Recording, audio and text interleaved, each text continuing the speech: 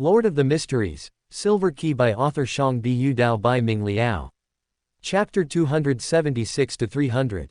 Chapter 276, A Conspiracy. The originally calm sea suddenly became turbulent, with waves higher than the last furiously scattering a pirate fleet, cobbled together from various sources, pushing it away from the vicinity of the harbor. The howling gale carried countless thin, sharp wind blades, leaving marks on the ships as if cut by sharp blades, tearing open the raised sails with numerous rips, and also slicing some unlucky pirates, who couldn't dodge in time, in half. Syrian narrowed his eyes, gazing at the clouds in the sky where electric snakes darted chaotically.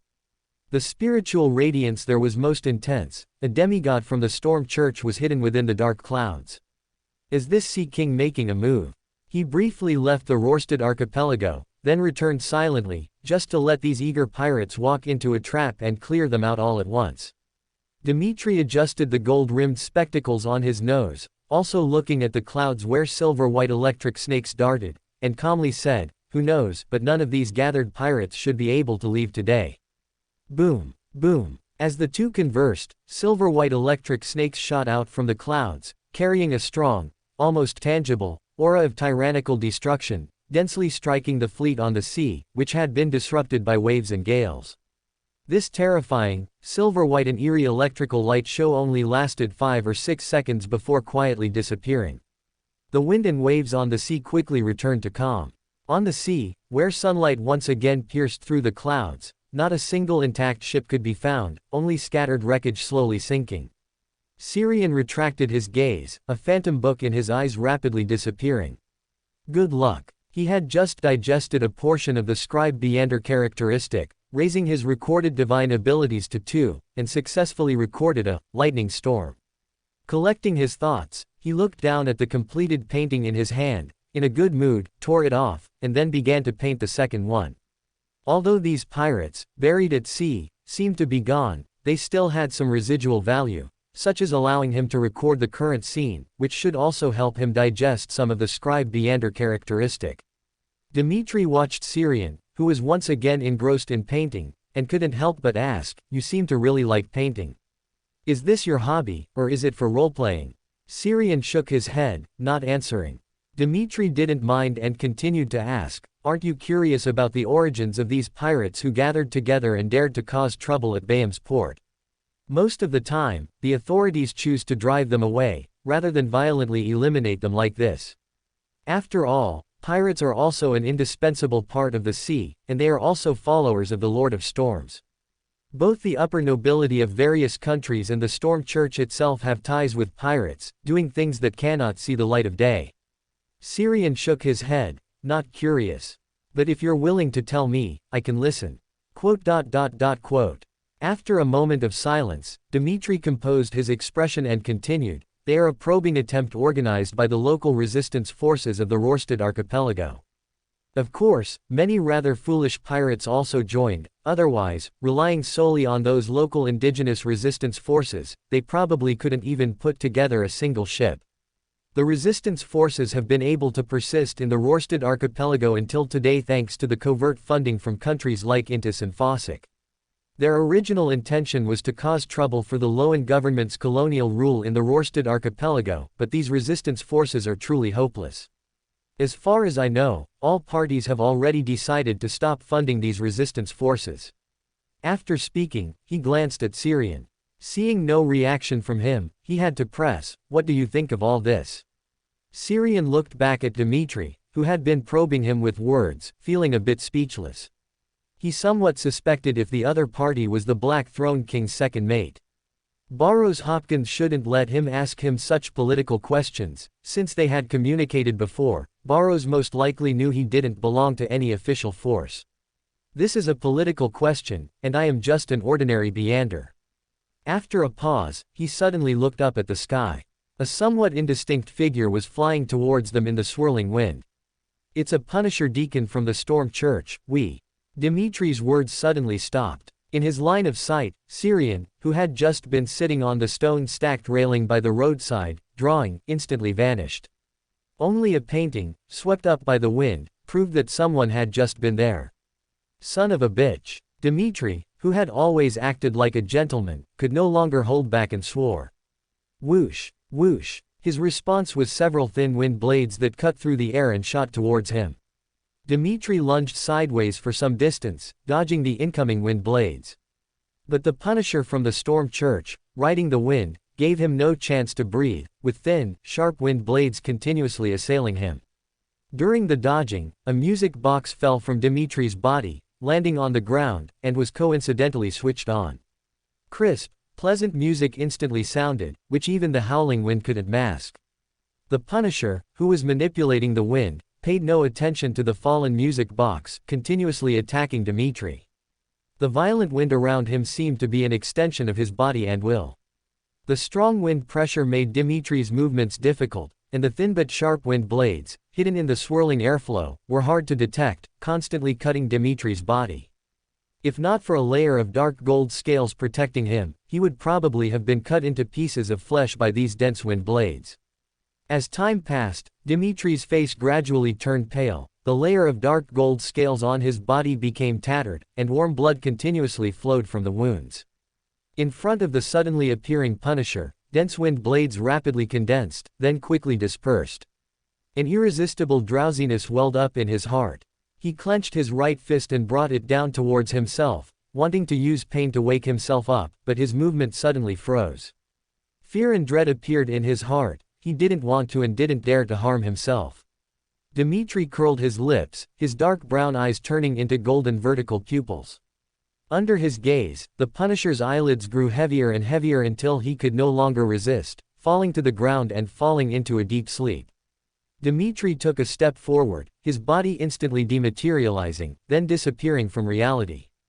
On the long street, where only the sound of the wind remained, in the brick cracks beneath a black gas street lamp pole, a mirror fragment rippled with layers of faint blue, condensing into an illusory door. Then Syrian walked out from behind the door. He had used flash to leave earlier, but he hadn't gone far. Instead, he found a place to enter the mirror world, and then returned behind the mirror fragment he had thrown into the corner beforehand, secretly observing the outside world. In the mirror world, he saw the entire battle between the suddenly arrived Punisher and Dmitri. A Sequence 5 Dreamwalker, and a mystical item that most likely corresponds to a nightmare. As he muttered, he bent down and turned off the music box on the ground that was still playing music, then picked it up. He then looked at the Punisher lying on the ground, deep in slumber and dreams, and was considering whether to deal with him when his spiritual intuition suddenly gave a strong warning. Without the slightest hesitation, he quickly went to the gas street lamp where the mirror fragment was hidden and entered the mirror world again. Boom! A silver-white electric light struck out of thin air, completely shattering the mirror fragment in the brick cracks. At the same time, the current traveled along the metal street lamp pole, causing the lamp at the very top to explode with a bang. Sea King Yarn Courtman, wearing a deep blue priest's robe, descended to the ground, surrounded by swirling gusts of wind. After looking around, his gaze fell upon the Punisher lying on the ground in a deep sleep, his eyes flickering with streaks of lightning, signifying his anger. Back at the temporary inn, after changing his disguise back to Born Walker, Syrian took out the glass crystal ball and began to divine. After a few breaths, the starlight rising within the crystal ball disappeared. He let out a soft breath, then looked at the music box he had picked up, holding it in his hand, and divined again. As the starlight rising within the crystal ball disappeared again, he couldn't help but frown. Dmitri isn't dead, nor was he captured by the Storm Church. If there wasn't help from others or mystical items, then he could only have escaped by using dreamwalking. But that area wasn't a commercial or residential district. There weren't many people around, and it's even less likely that anyone would be sleeping. A Sequence 5 feet dreamwalking has a distance limit, unless he had made preparations in advance, hypnotizing a few people to sleep in that area, ensuring he could use dreamwalking to escape. If that's the case, then all his previous actions were to deliberately approach me. Was it to give this music box to me, or to further escalate the conflict between me and the Storm Church? But what's the point of this? He couldn't see anything problematic or special about the music box Dmitri left behind, nor could he think of any purpose for this incident other than increasing his bounty with the Storm Church. After a moment of quiet thought, he bowed his head and whispered a prayer. The fool who doesn't belong to this era, the mysterious ruler above the gray fog, the king of yellow and black who controls good luck. A minute or two later, gray fog surged before his eyes, and the figure of the fool emerged above the gray fog. After briefly describing the situation, Klein's voice echoed in his ears. I don't see anything special or problematic about it.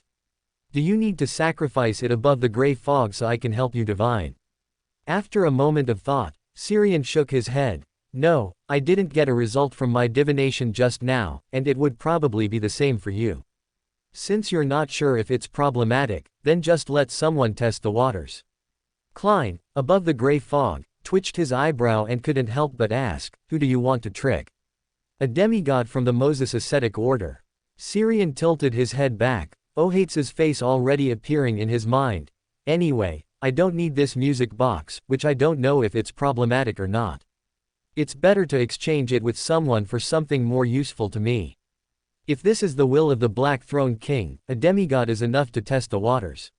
Even if it's not problematic, I won't lose out. After half a second of silence, Klein pressed, what if there's a bigger problem? Syrian shrugged, then I can only give it to the Storm Church. Klein, above the gray fog, twitched his eyebrow and couldn't help but ask, who do you want to trick? A demigod from the Moses ascetic order. Syrian tilted his head back, Ohates's face already appearing in his mind. Anyway, I don't need this music box, which I don't know if it's problematic or not. It's better to exchange it with someone for something more useful to me. If this is the will of the Black Throne King, a demigod is enough to test the waters. Even if it's not problematic, I won't lose out. After half a second of silence, Klein pressed, what if there's a bigger problem? Syrian shrugged, then I can only give it to the Storm Church. Chapter 277, Fairman's Warlock's Notebook. Uptown, outside a detached villa. Syrian placed the story and letter he had copied, along with the music box that originally belonged to Dmitri, into the mailbox. He glanced at the villa, which was so quiet it seemed uninhabited, noted its location, and then left directly. Not long after he left, a transparent soul body, draped in a strange black robe, emerged from behind the villa's tightly closed door. After taking out the contents of the mailbox, it floated back into the villa. Backland, Harvest Church and south of the bridge. Klein stood at the church entrance, looking around. After confirming that the vampire named Emlyn was there, he stepped into the church. He hadn't really wanted to come here. After all, Sherlock Moriarty's public identity was a believer in the god of steam and machinery, so coming to a church of the Earth Mother was indeed inappropriate. Especially since he was currently under the covert protection of the machinery hivemind of the steam church. But the pressure from the Desire Apostle, who could strike at any moment, was too great.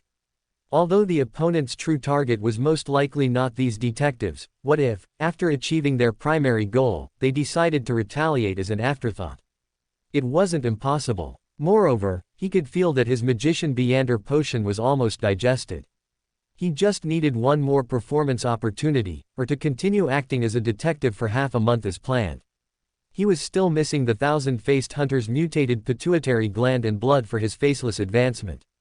However, Emlyn the vampire, who had promised to help him collect materials through the Sanguine's channels, hadn't come to him, so he had to take the initiative to ask about his progress. Inside the church, Emlyn the vampire and Father Utravsky sat one after another in chairs, their fingers intertwined, resting before their mouths and noses, praying with focus and devotion. Klein casually found a seat and waited for their prayers to finish. Then he walked over to Emlyn and said with a smile, "You are already a qualified believer of the Earth Mother." Emlyn's face darkened. He glared at Klein, then said, "You're here about last time, aren't you? I've found both the thousand-faced hunter's mutated pituitary gland and blood. Their combined price is £2,800. Add the £200 you need to pay me, and it's a total of £3,000. Klein's face immediately turned grim. This far exceeded his psychological expectation. This is already far above the normal market price. Emlyn nodded very calmly. Can you buy these materials anywhere else? Beander species are already rare in this era, and dragons are even rarer. Aside from the Sanguine, who have long lifespans and don't need these types of materials, it's very difficult for you to find them elsewhere. Even if you do, they'll only be more expensive. Moreover, as a Sanguine with a long lifespan, the other party isn't in a hurry to sell the materials. They have plenty of time to wait, and someone will always be willing to pay a high price. My hard-earned money. He sighed inwardly and then asked, aren't you of the same race? Can't you ask them for a discount? Emlyn raised his chin. Normally, yes, but what you just said made me very unhappy, so no. 6. Between physically teaching the other party a lesson and friendly negotiation, he struggled and then chose the latter. Mainly out of respect for Father Utravsky. I can't beat up a vampire he's converted right in front of a bishop and a blessed one, can I? If you can get that sanguine a discount, I'll give you 1/10 of the discount as a commission. How about that? Emlyn instinctively thought this was a good idea, but after thinking about it, he felt something was off. Can't I get a discount from them and then tell you they weren't willing to give one? That way, the entire difference would be mine. Klein was silent for a second, then said, you are a noble sanguine. You wouldn't do such a deceitful thing, and you would definitely be willing to help me within your capabilities, right? Emlyn's expression froze for a moment, then he replied, chin raised, of course. Klein smiled, then continued, then I'll trouble you. I know a Beander who has mastered psychological suggestion and hypnosis. I'll introduce you to when I get the chance. Emlyn's bright red eyes widened abruptly. Really? Who is he? Where is he? Klein smiled. I'll introduce you to when I get the chance. He's not in Backland right now.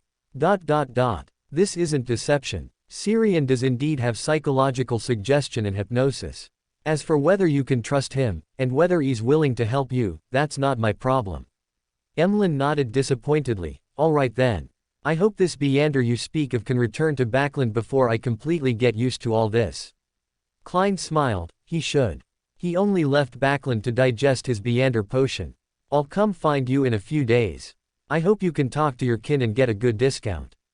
Bayham, not long after returning to the inn, Syrian, who was searching on a map for a suitable place to act, suddenly narrowed his eyes.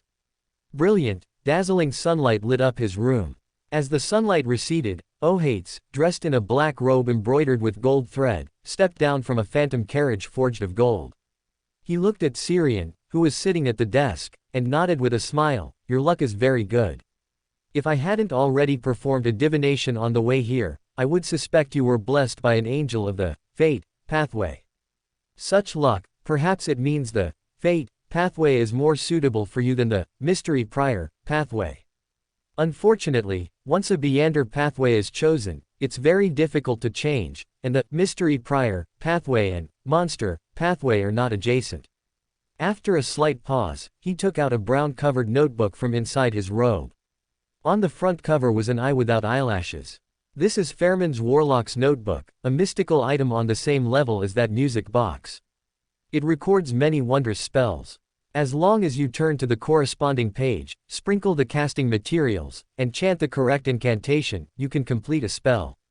Its restriction is that each spell recorded on it can only be used once a day. At the same time, after each use, you must write down a piece of knowledge on the back of the notebook. Any knowledge will do, otherwise you will suffer a curse. That's quite fair. Pausing, Syrian asked curiously, what kind of curse? Ohates was silent for a moment, then said seriously, the next knowledge encroachment from the hidden sage will be enhanced. The degree of enhancement is not fixed, but even the smallest enhancement is still very dangerous. So never be careless. But I'm not a mystery prior. Syrian felt he had discovered a bug in this mystical item, but it didn't seem to be of much use. A sequence 7 mystical item could no longer provide him with much help. Noticing Syrian's contemplation, Ohates thought he was dissatisfied with the mystical item, so he explained, you don't need to worry too much. You don't need to write down knowledge on the back immediately after each use. There's a certain buffer time, so even in dangerous situations, you can still use it. Moreover, within the same value, it is the most useful mystical item for you. Not only can it compensate for your shortcomings in combat, but it can also allow you to adapt to and act out the next sequence in advance. When you need to advance later, I will help you exchange it for a Warlock's Beander potion. Syrian nodded seriously in response, I understand. He's really putting effort into cultivating me, yet I'm using Bornwalker's identity to scheme against him. Suddenly, my conscience feels a little pang. I shouldn't think that way. He just became one of the 10 pillars and still lacks his core team, and I've shown my value, which is why I'm being cultivated. Moreover, to become a demigod on the mystery prior pathway, unless one always has the protection of an angel or a true god, one must have long since had their mental defenses breached and been modified by the hidden sage. As his thoughts wandered, he heard Ohates' voice, tinged with seriousness and an air of no refusal. I will be returning to East Balam in 2 days. You can come back with me. Syrian hesitated before speaking, but there are still many secrets to explore here in the Rorstad archipelago. My previous mission. Ohates directly interrupted him. You don't need to complete those missions anymore. As long as you copy down all the knowledge from the ancient book you read before, the accumulated merit will be enough for you to become a warlock. Syrian nodded obligingly. Okay, then I'll pack up these 2 days and then buy a ticket back to the southern continent. Ohates nodded slightly, then brilliant, dazzling sunlight once again filled the room. Syrian instinctively narrowed his eyes. When the light returned to normal and he opened his eyes again, Ohates' figure had already vanished from the room. Clink. He casually flicked a gold coin, and after confirming that Ohates had truly left, he pouted, how stingy. A sequence 7 mystical item, plus all my knowledge that can be used for mystical reenactment, only for a warlock's Beander potion. I feel like my conscience pricked me for nothing just now. While muttering softly, he opened Fairman's warlock's notebook. As Ohates said, this mystical item indeed recorded many wondrous spells, useful ones, useless ones, normal ones, evil ones, spells one could think of, and many that a normal person's mind couldn't even conceive. After a quick scan, he roughly divided the recorded spells into 3 parts. The spells recorded in the front part leaned towards offense or defense, as well as applying certain states. The spells in the middle part felt strange yet inexplicably practical, as if this experienced warlock, who had mastered a lot of knowledge, had started to get creative. The spells in the very back were all about treating illnesses, improving the body, soothing the mind, and prolonging life, accounting for nearly half of the warlock's notebook. They all seemed to have been recorded by this warlock in his later years. This warlock named Fairman has a very strong will to survive, but unfortunately, he chose the wrong pathway. If he had chosen the apothecary pathway from the beginning, he would have been a long-lived species at sequence 7. The beginning seems relatively normal, but this Fairman in the later part has definitely gone mad. A spell that can temporarily make the body younger, and the casting material is actually the fresh heart of a newborn infant.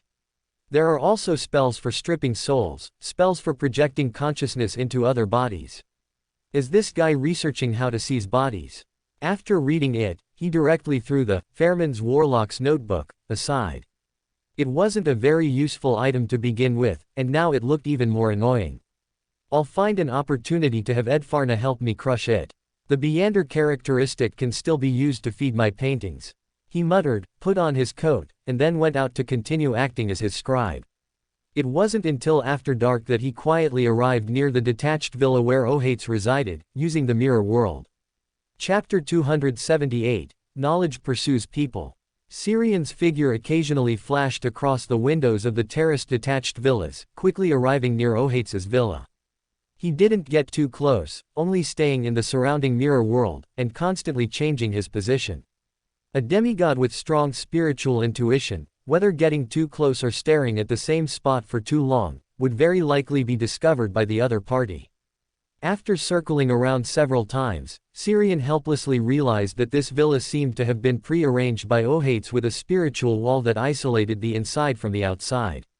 He couldn't detect any abnormalities by observing from the outside.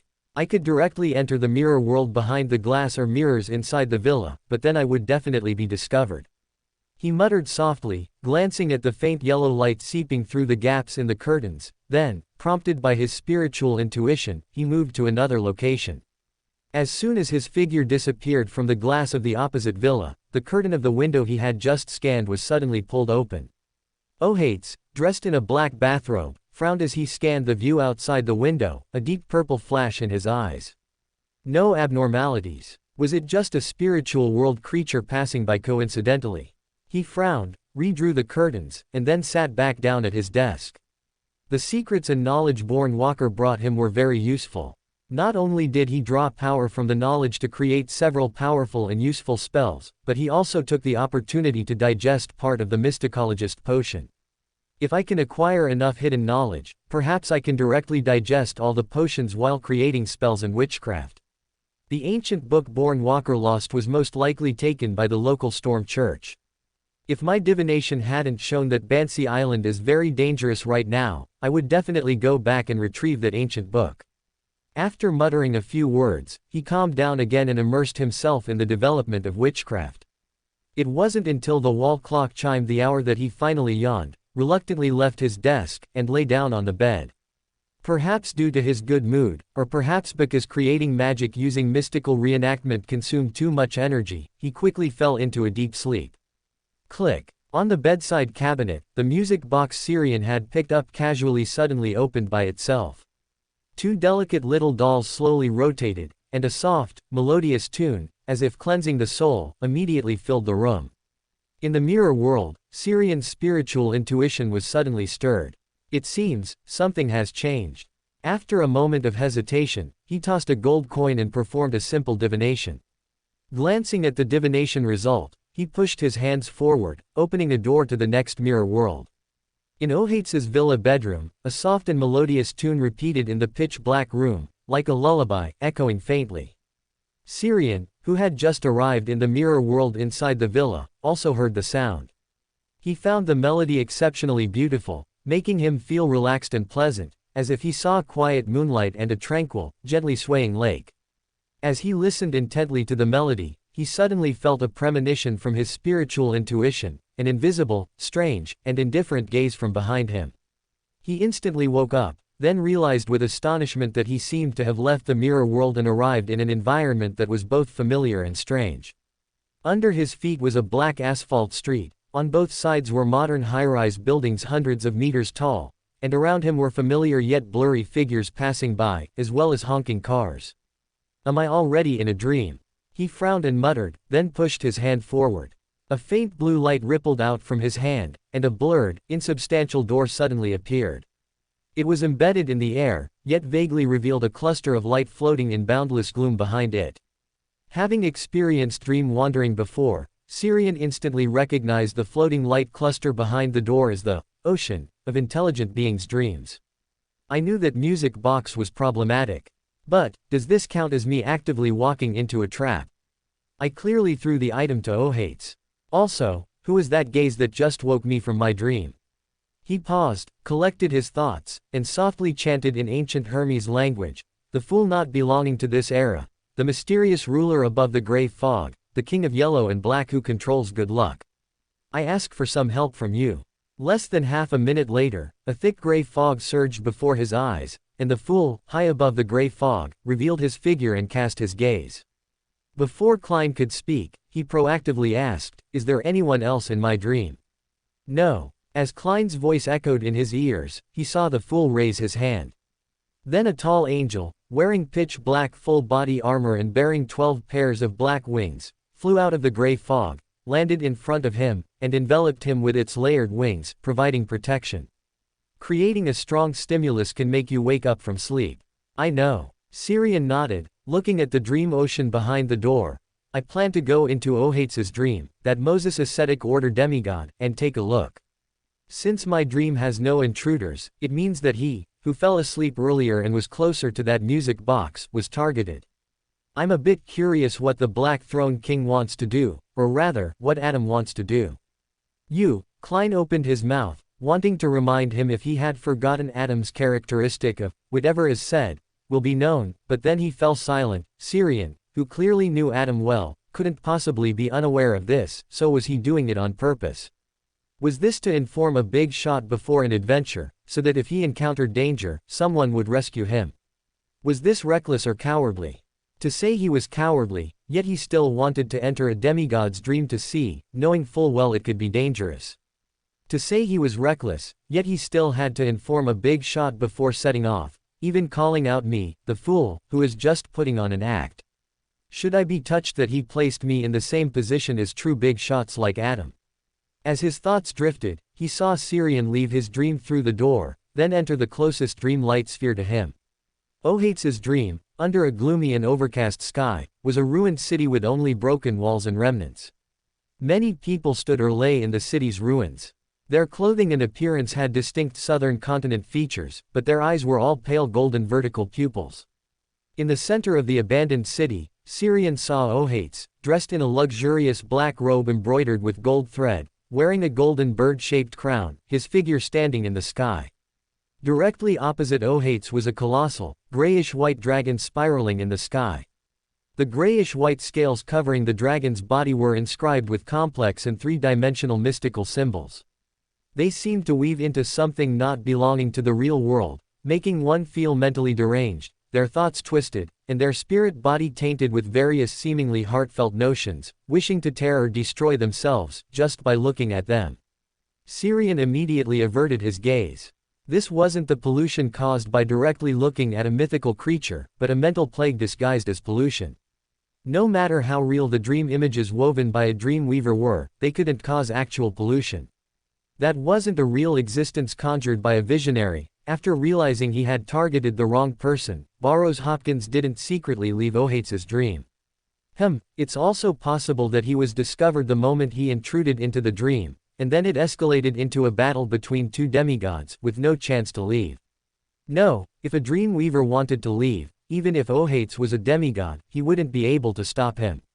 As his thoughts drifted, he heard Ohates' roar, suppressed with anger, "Get out of my dream, you damned dream weaver." As he spoke, a giant bird's phantom, its body covered with feathers woven from pale flames and mysterious patterns, appeared out of thin air in the gloomy and overcast sky. With the appearance of the giant bird's phantom, all colors in the entire dream disappeared, turning into a kingdom of only paleness. Amidst the colorless paleness, the gloomy sky, the ruined city, the dream people with pale golden vertical pupils, the giant dragon circling in the sky, everything in the dream was withering, heading towards death. Xiang's face darkened. If he had known, he would have come in later. This was like running headfirst into an area of effect attack. He complained inwardly, and before he could actively call for help, the gray fog in his vision surged, and the tall angel in black full-body armor with 12 pairs of pitch-black wings reappeared before him. Under the embrace of the layered wings, Xiang found that the surrounding paleness and decay no longer affected him. The next second, the pale dream shook violently, and then a brilliant golden sun rose from the ground, casting countless scorching, sacred flames and light.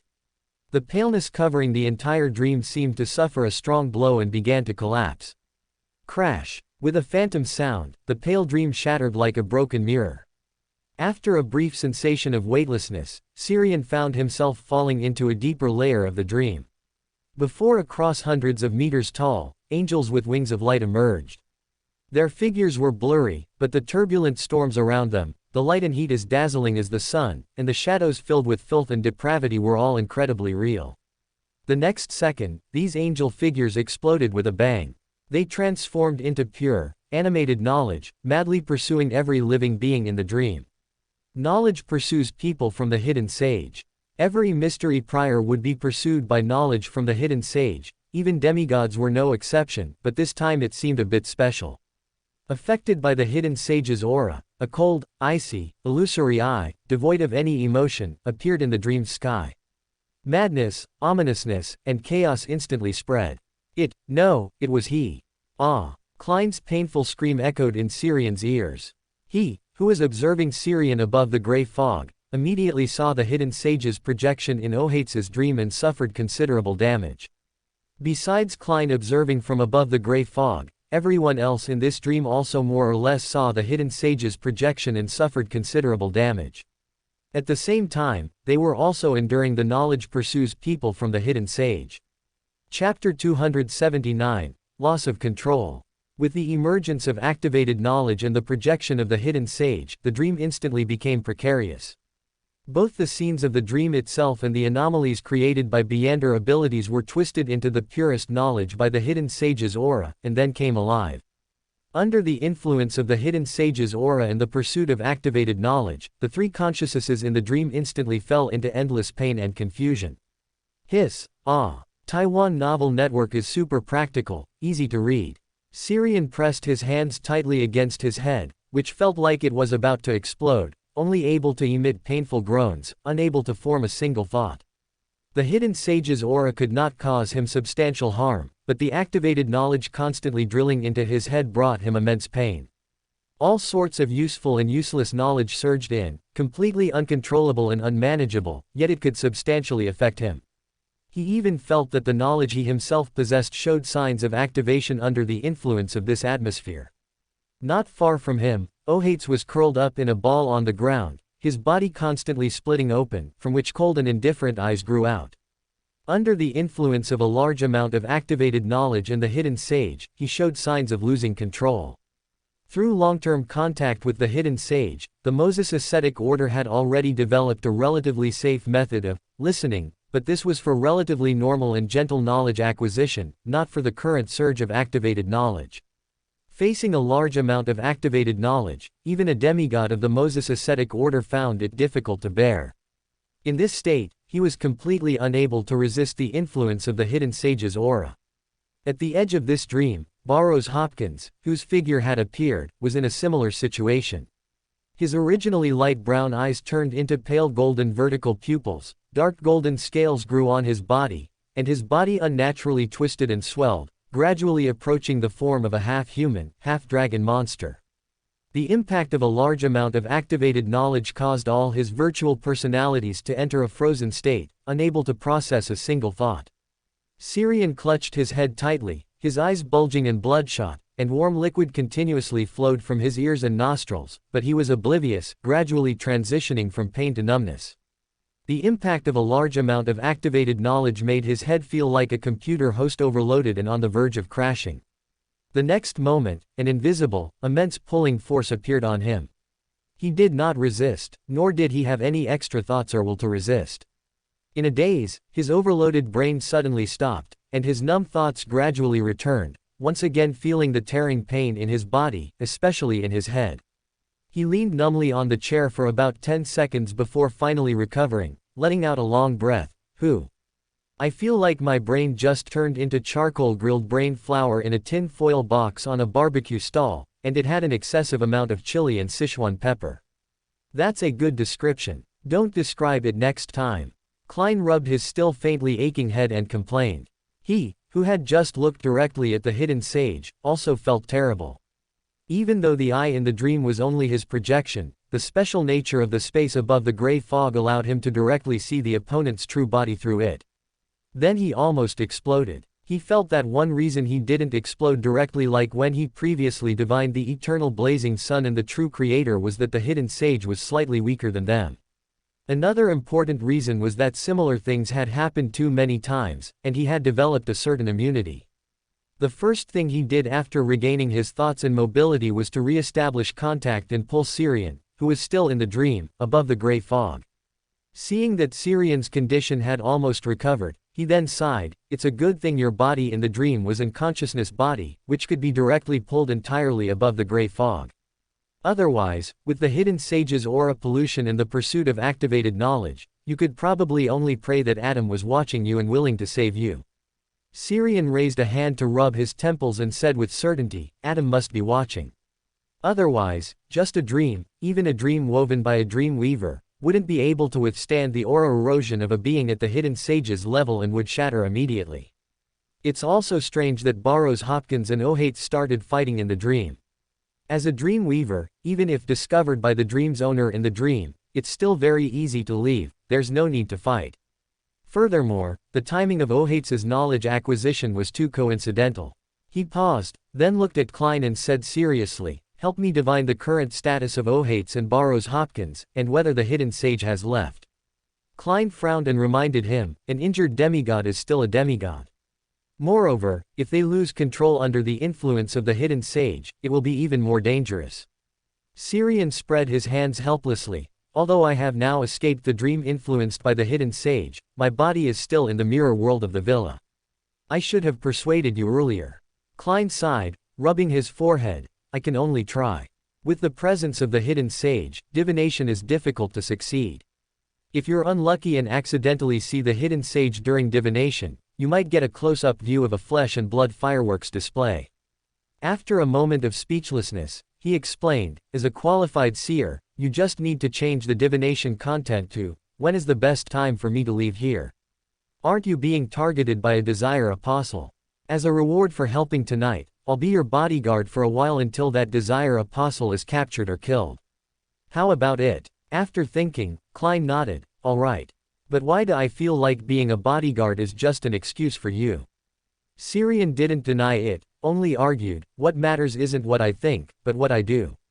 Klein rolled his eyes at him, then took off the citrine pendant on his hand and began divining. After several repeated divinations, he stopped, made the citrine pendant in his hand disappear, then looked at Syrian, now is the time. As soon as he finished speaking, crimson light immediately surged in Syrian's vision. After a brief daze, Syrian, who had come to his senses, had returned to the dark and profound mirror world, back to his own body.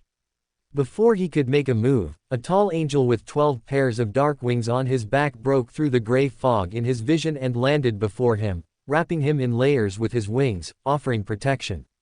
Thanks. Syrian thanked him while pushing his hand forward. As the faint blue light spread, a blurry, insubstantial door suddenly appeared before him. Snap. A crisp snap sounded in the dark bedroom on the second floor of the villa. At the same time, a soft, clear light appeared out of thin air, illuminating the entire room. Hiss. A crystal clear, light blue ray shot from Syrian's fingertip, landing on the music box on the bedside table that was still playing music. A layer of whitish ice crystals immediately appeared, freezing the two continuously rotating, delicate little dolls on the music box, and the music in the room instantly stopped. As the music stopped, Ohates, who was lying on the nearby bed with a twisted and distorted expression but unable to wake up, suddenly opened his eyes and sat up. Syrian's heart pounded, thinking the other party had woken up. But he quickly realized something was wrong. Ohates's open eyes showed no sign of wakefulness, looking more like he had entered a state of sleepwalking. As Syrian observed closely, cracks appeared on Ohates's body with a crunching sound, and from these cracks grew one cold, indifferent, lashless eye after another. Chaos and madness surged, and an indescribable evil terror began to breed. He was losing control, or had already lost control. Syrian took a step back, and a illusory, slowly turning book quickly appeared in his eyes. I came, I saw, I recorded. As the incantation appeared, a layer of illusory dark golden scales emerged on Syrian's body, and grayish-white light flowed over the scales, outlining strange and three-dimensional mystical symbols. A vast, invisible, transparent breath descended from the void, striking Ohates's body. The demigod level, mind breath, recorded from Edfarna. As the mind breath fell, the signs of Ohates's loss of control suddenly stagnated. After suffering a blow that tore his mind and pierced his spirit body, he seemed to have been put on pause. The next second, his already collapsing body instantly disintegrated, and a large amount of dark red flesh spread out on the bed like a fungal mat. These scattered flesh and blood seemed to absorb light, rapidly turning pure black.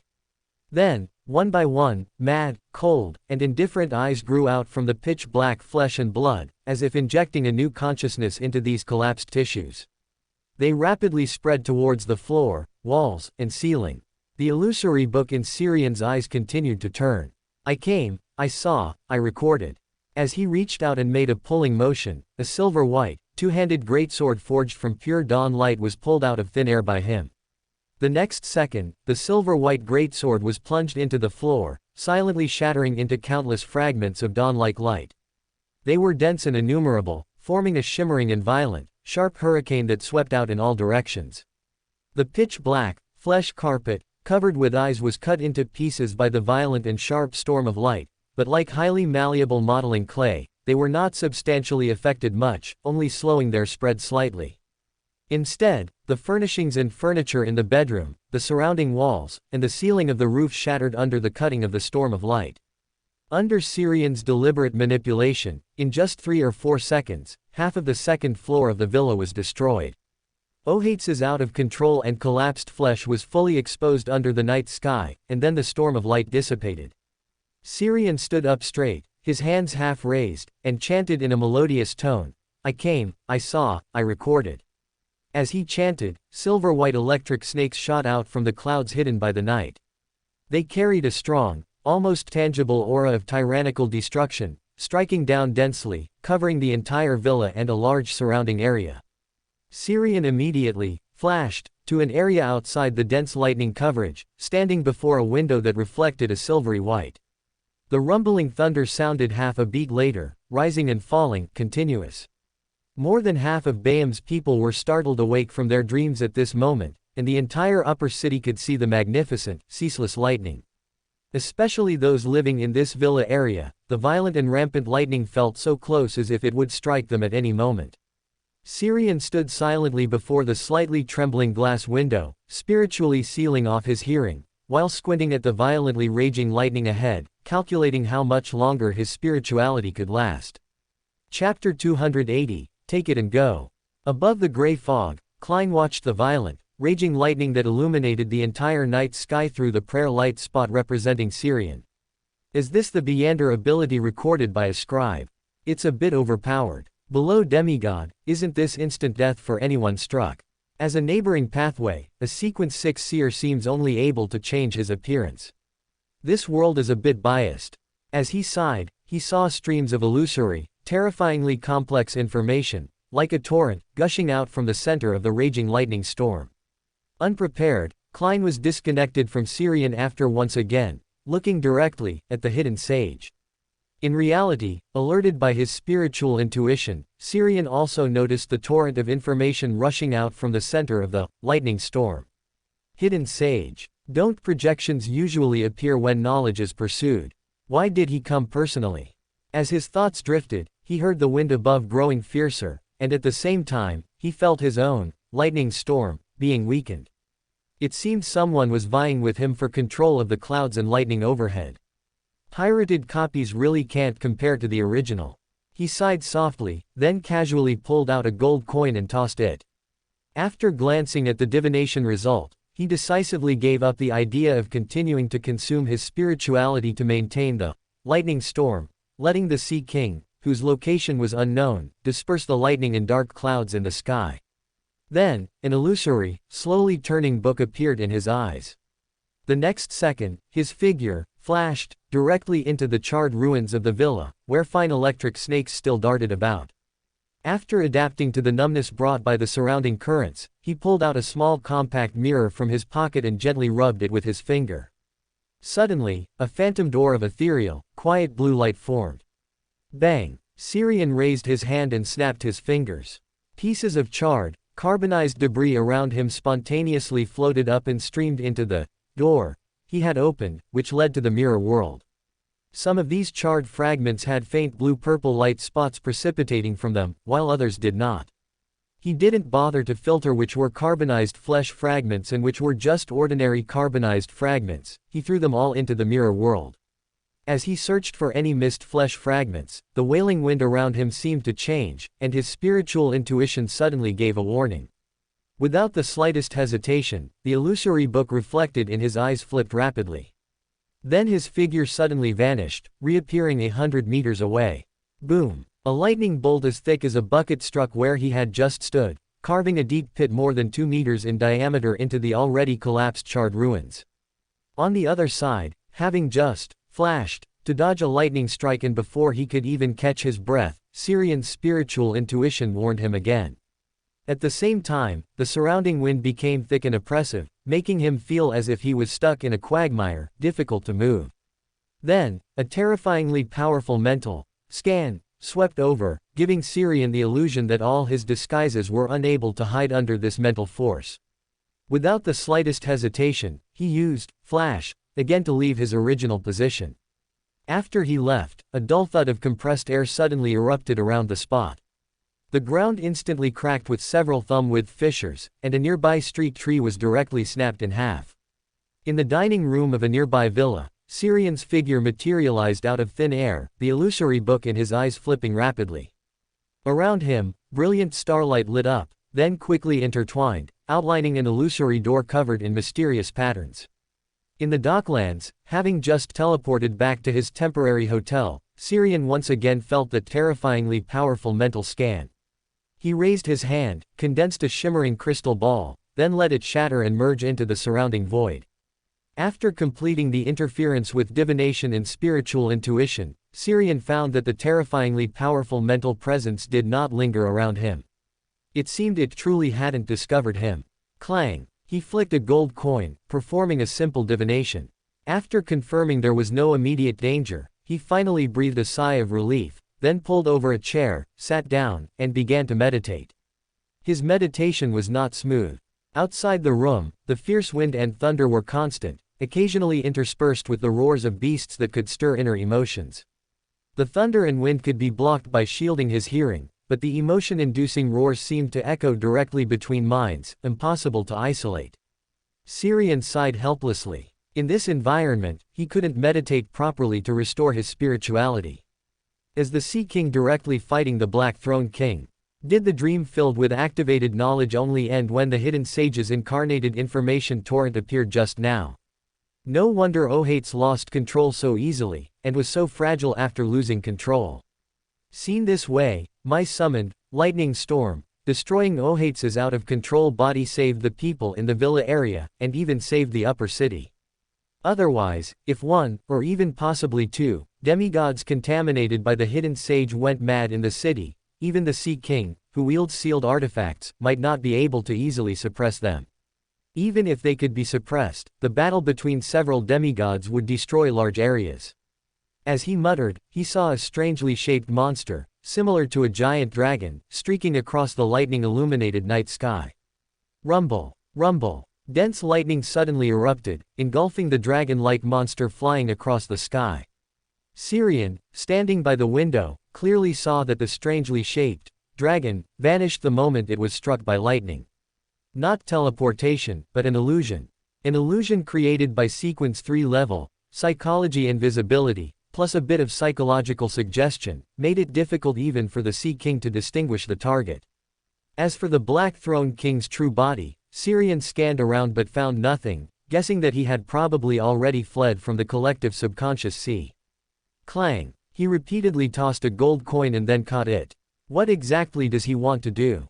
To deliver a mystical item to my hand in such a roundabout way, just to infiltrate my dream.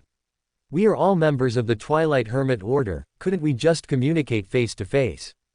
Unless he thinks I definitely wouldn't agree to what he wants to do or answer the questions he wants to ask, and at the same time believes I must have the answers he seeks, which is why he's using such a circuitous method to find me. For the secret of Bansi Island. Or curious about Adam's attitude towards me. A spectator should be very patient, not so eager to act, without even a probe. And after realizing he found the wrong person, he didn't leave immediately but started fighting the other party. Adam's arrangement. Unlikely. Such a low-level script, 008 would write something similar. However, the entanglement of two demigods in the dream, and the later appearance of the hidden sage, is very likely due to his intervention. If the Black Throne King's unreasonable behavior is unrelated to him, then the biggest suspect is Hermes. The image of the ordinary-looking old man in a gray-white robe flashed through his mind. The more he thought, the more he felt this guess was reasonable. Eliminating all impossibilities, this is the most reasonable guess. If this was a probing guided by Hermes in the dark, he shouldn't be so bold. What he would do should only be to let certain information happen to be known by the Black Throne King on the sea, arousing the other party's curiosity. There was no malice in the subsequent music box. Its real function should just be to let me enter a dream and locate my dream. If there was real danger, my spiritual intuition would definitely give a certain warning the moment I got it. So, the real situation should be that Adam doesn't want them or me to have too much contact, or to probe the secrets on me. The heavily injured Black Throne King and the dead Ohates are his response and warning. After murmuring, he drew the curtains, sat back down in the chair, and closed his eyes to meditate. Without the roaring echoing in his mind, his meditation this time was very smooth.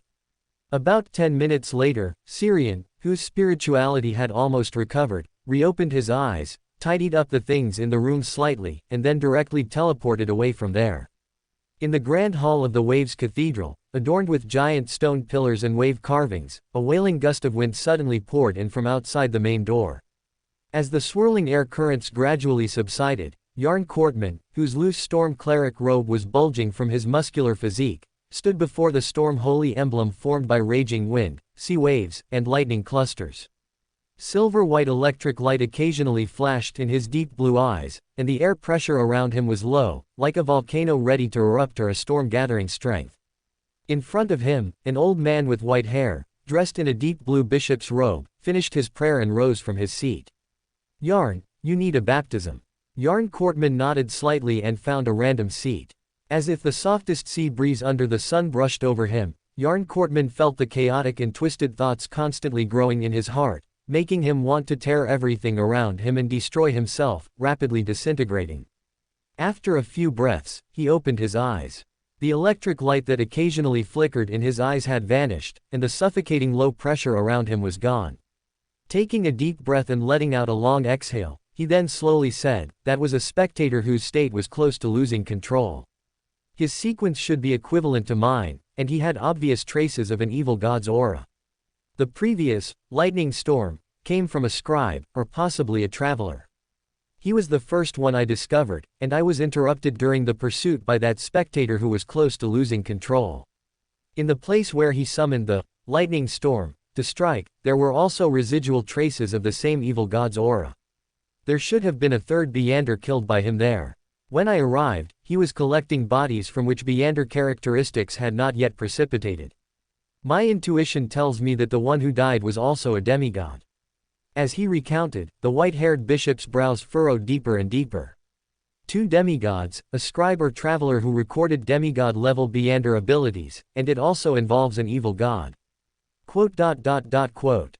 He paused, then mused, "In recent years, the active scribes or travelers have all come from the Aurora Order. As for a Sequence 3 spectator, there's one active on the sea." Yarn Courtman recalled for a moment before remembering such a pirate king, the Black Throne King, Barrows Hopkins. The white-haired old man nodded slightly. "His appearance here is the most reasonable. During the time you left Bayham earlier, an informant in the city discovered the first mate from the Black Throne." The low pressure once again permeated around Yarn Courtman. "I will let them know who the true ruler of the Russell Archipelago's extraordinary world is." The white-haired old man nodded in agreement, then advised, "You need to rest now. Although the contamination and evil god's aura on you have been purified, the wounds on your spirit and spiritual body are not so easily healed." Welcome to Fanfic Audiobook, your go-to place for immersive audiobooks. If you enjoy the content, don't forget to like the video and subscribe to our channel for more amazing stories. And please support the author by link in description. Chapter 281, Coincidence in a Dream. 15 Minsk Street, Sherwood Borough, Backland. Countless fragmented, brilliant starlight surged from the void, rapidly intertwining to outline an illusory grand door covered in mysterious patterns and symbols. Then, Syrian just walked out from behind the door. He gently rubbed his fingers together, creating a soft, clear light to illuminate the living room, then looked towards the staircase. "You don't need to greet me with a gun." As his words fell, footsteps came from the staircase, descending. Klein, who had casually thrown on a coat and had messy hair, looked at him speechlessly. "Why did you come to my place?" Syrian replied, tossing down his portable suitcase. "Didn't we agree that I'd be your bodyguard for a while? Besides, going back to my place at this time would disturb others' sleep." Klein's expression visibly darkened. "So you chose to come here and disturb my sleep, is that it?" He paused, then looked towards the window with the curtains drawn. "Recently, there have been machinery hivemind members secretly protecting me. If you just barge in like this, you might be treated as an evil Beander attacking me." Syrian shrugged. "It's fine. If a conflict breaks out, they'll definitely be the ones dealt with." Klein silently stared at him for 2 seconds, then asked curiously, "How many demigod-level Beander abilities have you recorded?" Syrian: "None at all. Not even the Sequence 5 Storm of Light." Klein looked at him with a puzzled expression. "How can you still be so arrogant then?" Syrian raised an eyebrow slightly. "But I have mystical items." As he spoke, he took out the palm-sized lady's compact mirror he carried. He gently rubbed his finger on the mirror's surface, opening a door connecting to the mirror world, then made a pouring motion. With a clattering sound, a pile of charred, carbonized fragments fell out from behind the door.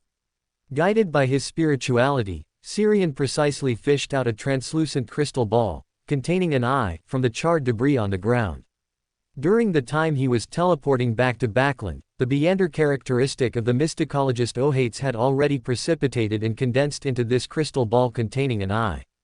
The moment he held the crystal ball, Syrian once again felt the invisible, strange, and indifferent gaze from behind him. His spiritual intuition was frantically warning him, reminding him that this item, condensed from Ohates's Beander characteristic, was extremely dangerous.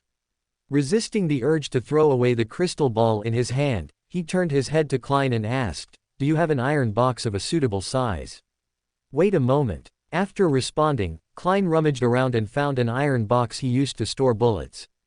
After placing the crystal ball with the eye inside and adding a layer of spiritual wall, the gaze from behind finally disappeared. However, his spiritual intuition told him that this seal did not seem foolproof and could not truly isolate the influence brought by this mystical item, condensed from a demigod's characteristic. Besides the gaze of the hidden sage, other dangers could be triggered at any time. Klein also had a similar feeling, intuitively believing that this thing couldn't be kept in his home. Syrian looked at him, pointing his finger upwards. "Put it up there, and do a spirit medium session while you're at it. Quote. That's my junk pile, not your dangerous item storage." Although he was complaining internally, Klein still nodded and replied, "Okay." With Klein's consent, Syrian immediately pulled out a piece of paper with a sacrificial ritual drawn on it, snapped his fingers, and conjured the ritual from the drawing. Above the gray fog, inside a majestic ancient palace, Syrian leaned back in his high-backed chair, holding the crystal ball with an eye sealed inside, his eyes reflecting a dazzling, shimmering cosmos. A few breaths later, the starlight in his eyes receded, and he sighed faintly, because he died too aggrieved, with too much resentment. The mystical item condensed from his characteristic also has significant negative effects. At the head of the long table, Klein, who had completed a spirit medium session using dream divination, had a drop of red blood tear slide from the corner of his eye. As expected, during the dream divination process, he saw the hidden sage again and was simultaneously contaminated by his divinity. Because he divined the process of knowledge expulsion, he was also inundated with a large amount of useful and useless knowledge. Clutching his throbbing head, which felt like it was about to split open, he gasped heavily for half a minute before gradually recovering. Red Angel Medici, Angel of Fate Ouroboros, Dark Angel Saucereer. The ancient sun god's chariot patrolling the world, the ancient kingdom in the Hornassus mountain range secretly concealed by the Evernight goddess. Organizing the knowledge forcibly instilled into his mind, he found that most of it was useful, with a lot of information about kings of angels and giant dragons, as well as some history of the third epic and fourth epic. This isn't quite like what I know. Isn't the knowledge instilled by the hidden sage supposed to be complex and chaotic, with only a small part being useful? Hearing Klein's puzzled murmur, Syrian explained, because those were activated knowledge from the dream. Besides originating from the dream itself, they also came from the Beander abilities used by the two dream weavers and the mysticologist at the time. Dream weavers need to understand their target in advance to weave corresponding images, and the mysticologist's power is directly related to knowledge. Naturally, most of the knowledge activated and broken down from their Beander abilities would be useful. Klein nodded thoughtfully, then tapped the table with his finger, materializing the content he had just divined into a dynamic image.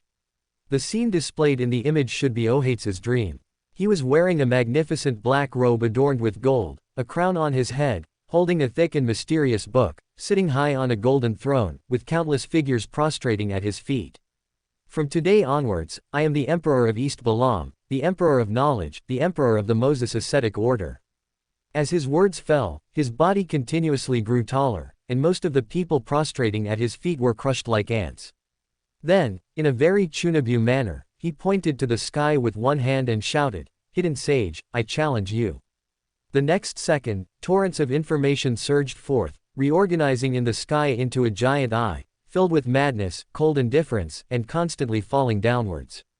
At the same time, an invisible ripple spread, and a figure out of place with its surroundings intruded into this dream.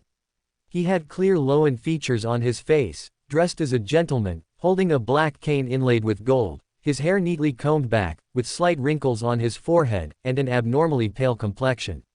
The moment he entered Ohates's Chunabu dream, he happened to see the cold, indifferent, and mad eye constantly falling from the sky.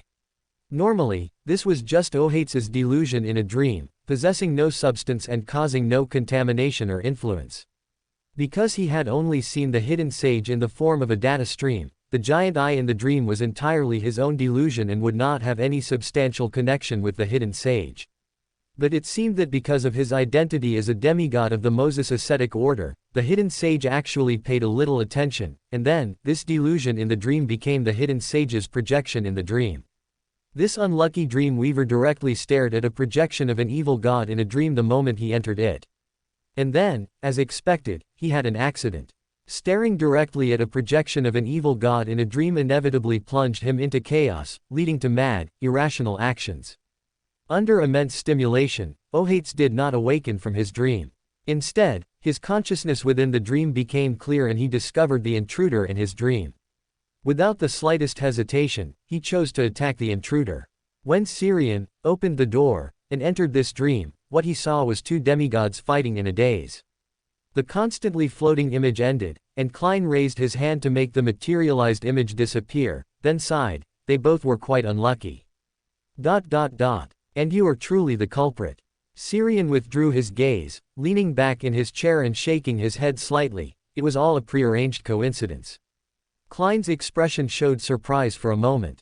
Recalling the content he had divined, he asked, "Are you referring to the hidden sage noticing this dream and leaving his projection?" Xiang nodded slightly, then skipped the topic and pushed the crystal ball with an eye sealed inside towards Klein. "Keep this with you for now. Its negative effects are troublesome."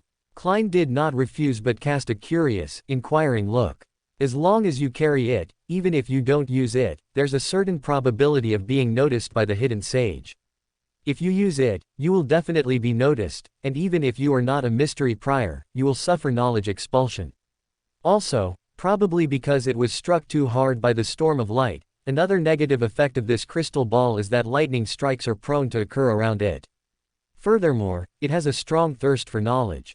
Every week, or after each use, you must offer it a sufficient amount of knowledge, and it cannot be repetitive, otherwise, you will be attacked by it."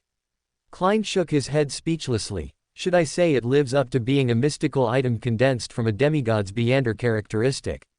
Even most of the sealed artifacts under those churches don't have as many troublesome negative effects as this." He paused, then asked again, "How do you plan to deal with it?" Xiang, "Keep it suppressed with you for now. I need to consult a professional to ask whether I should apply a seal to it to reduce its negative effects, or crush it and reforge it into a new mystical item. I need the mystical reenactment it possesses. If the mental residue within is cleared, those existing mystical reenactments might also disappear." After leaving the space above the gray fog, Xiang immediately wrote a letter to Bernadette and summoned her speedster messenger. Within 10 minutes, he received her reply. An already formed mystical item cannot be reforged unless it is reverted to a Beander characteristic. However, during the process of characteristic precipitation and reaggregation, most of the residual spirits within will also be cleared, leaving only the more profound spiritual imprints. Based on the principle of mystical reenactment, the existing spells will also be cleared along with the spiritual residue. Your best option is to find an angel or an existence above that to add a layer of sealing to the item. This will weaken its existing abilities to some extent, but at least it will make it usable. Chapter 282, You Are Special. Backland North District, Audra Family Manor. Emlyn strolled in a good mood under the crimson moonlight, passing a marble-paved path lined with blooming red roses, and entered the luxurious 3-story villa.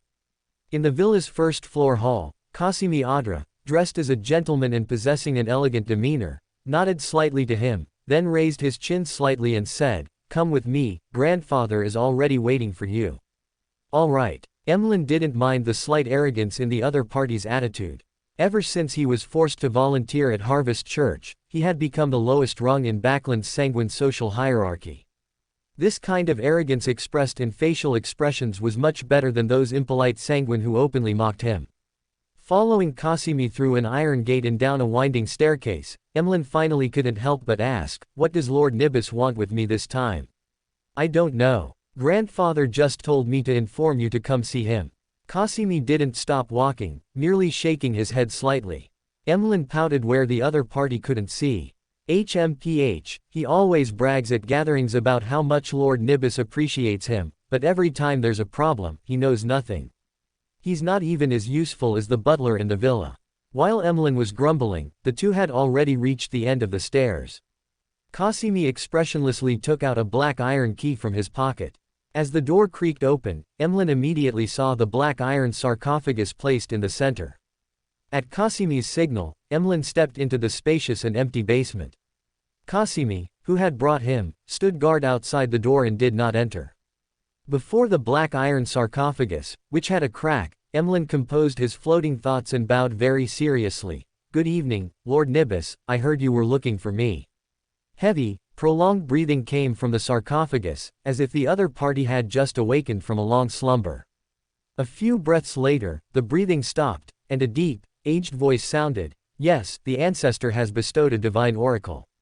Another divine oracle. Emlyn was stunned. The ancestor's divine oracles are too frequent, aren't they?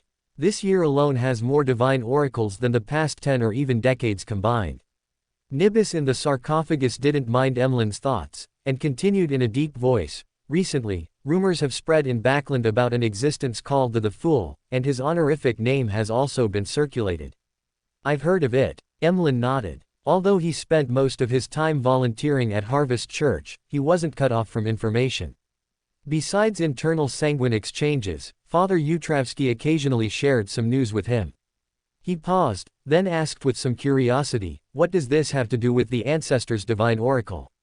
Nibis in the sarcophagus, like a patient elder, answered seriously. "The ancestor mentioned the apocalypse in the divine oracle, and also mentioned the Fool's honorific name, and also mentioned you." "Me?" Emlyn was stunned, pointing to himself with an incredulous expression. Nibis said with a solemn and firm tone, "Yes, you, Emlyn White. My interpretation of this divine oracle from the ancestor is that the ancestor wishes for you to represent the sanguine and make contact with the Fool. This concerns the future apocalypse, and how to save the sanguine when the apocalypse arrives." "Me?" But the amount of information was too much, and Emlyn felt a bit bewildered. He instinctively doubted the truthfulness of Nibus's words, feeling a little flustered, yet also excited and thrilled. While Emlyn was still organizing his thoughts, Nibus continued, "Your previous encounter led to you having a connection with the Earth Mother Church, and the key figure mentioned in the ancestor's last divine oracle also has a significant connection to you. This time, you have become one of the existences mentioned in the ancestor's divine oracle. Emlyn White, you are special. You are special." Emlyn stood rooted to the spot, but Nibus's last sentence echoed repeatedly in his mind. After a long while, he came back to his senses and nodded, half believing, half doubting. "Lord Nibus, what should I do?" From the sarcophagus, Nibus's voice sounded, "Chant the honorific name of the Fool." Emlyn's expression stiffened, and the excitement that had just surged in his heart instantly vanished. After a moment of silence, he hesitated and said, "But the rumors outside say that the Fool is an evil god. Even newborn sanguine are taught not to associate with evil gods. Directly chanting the honorific name of an evil god, the outcome wouldn't be much better than those sanguine who believed in the primordial moon, would it?" As his thoughts drifted, he heard Nibus's aged but gentle voice. "This is the ancestor's divine oracle, and you, chanting the Fool's honorific name, represent the ancestor's will. Besides, haven't you always wanted to remove the psychological suggestion on you? This might be an opportunity. And I will be watching you from the side. You don't need to make a decision now. Just come find me after you've thought it through. Although this is the ancestor's divine oracle, we also respect the will and thoughts of every sanguine member." Emlyn hesitated, unsure how to respond. Nibus in the sarcophagus chuckled softly, comforting him gently. "No need to rush a decision. Go back and think it over carefully.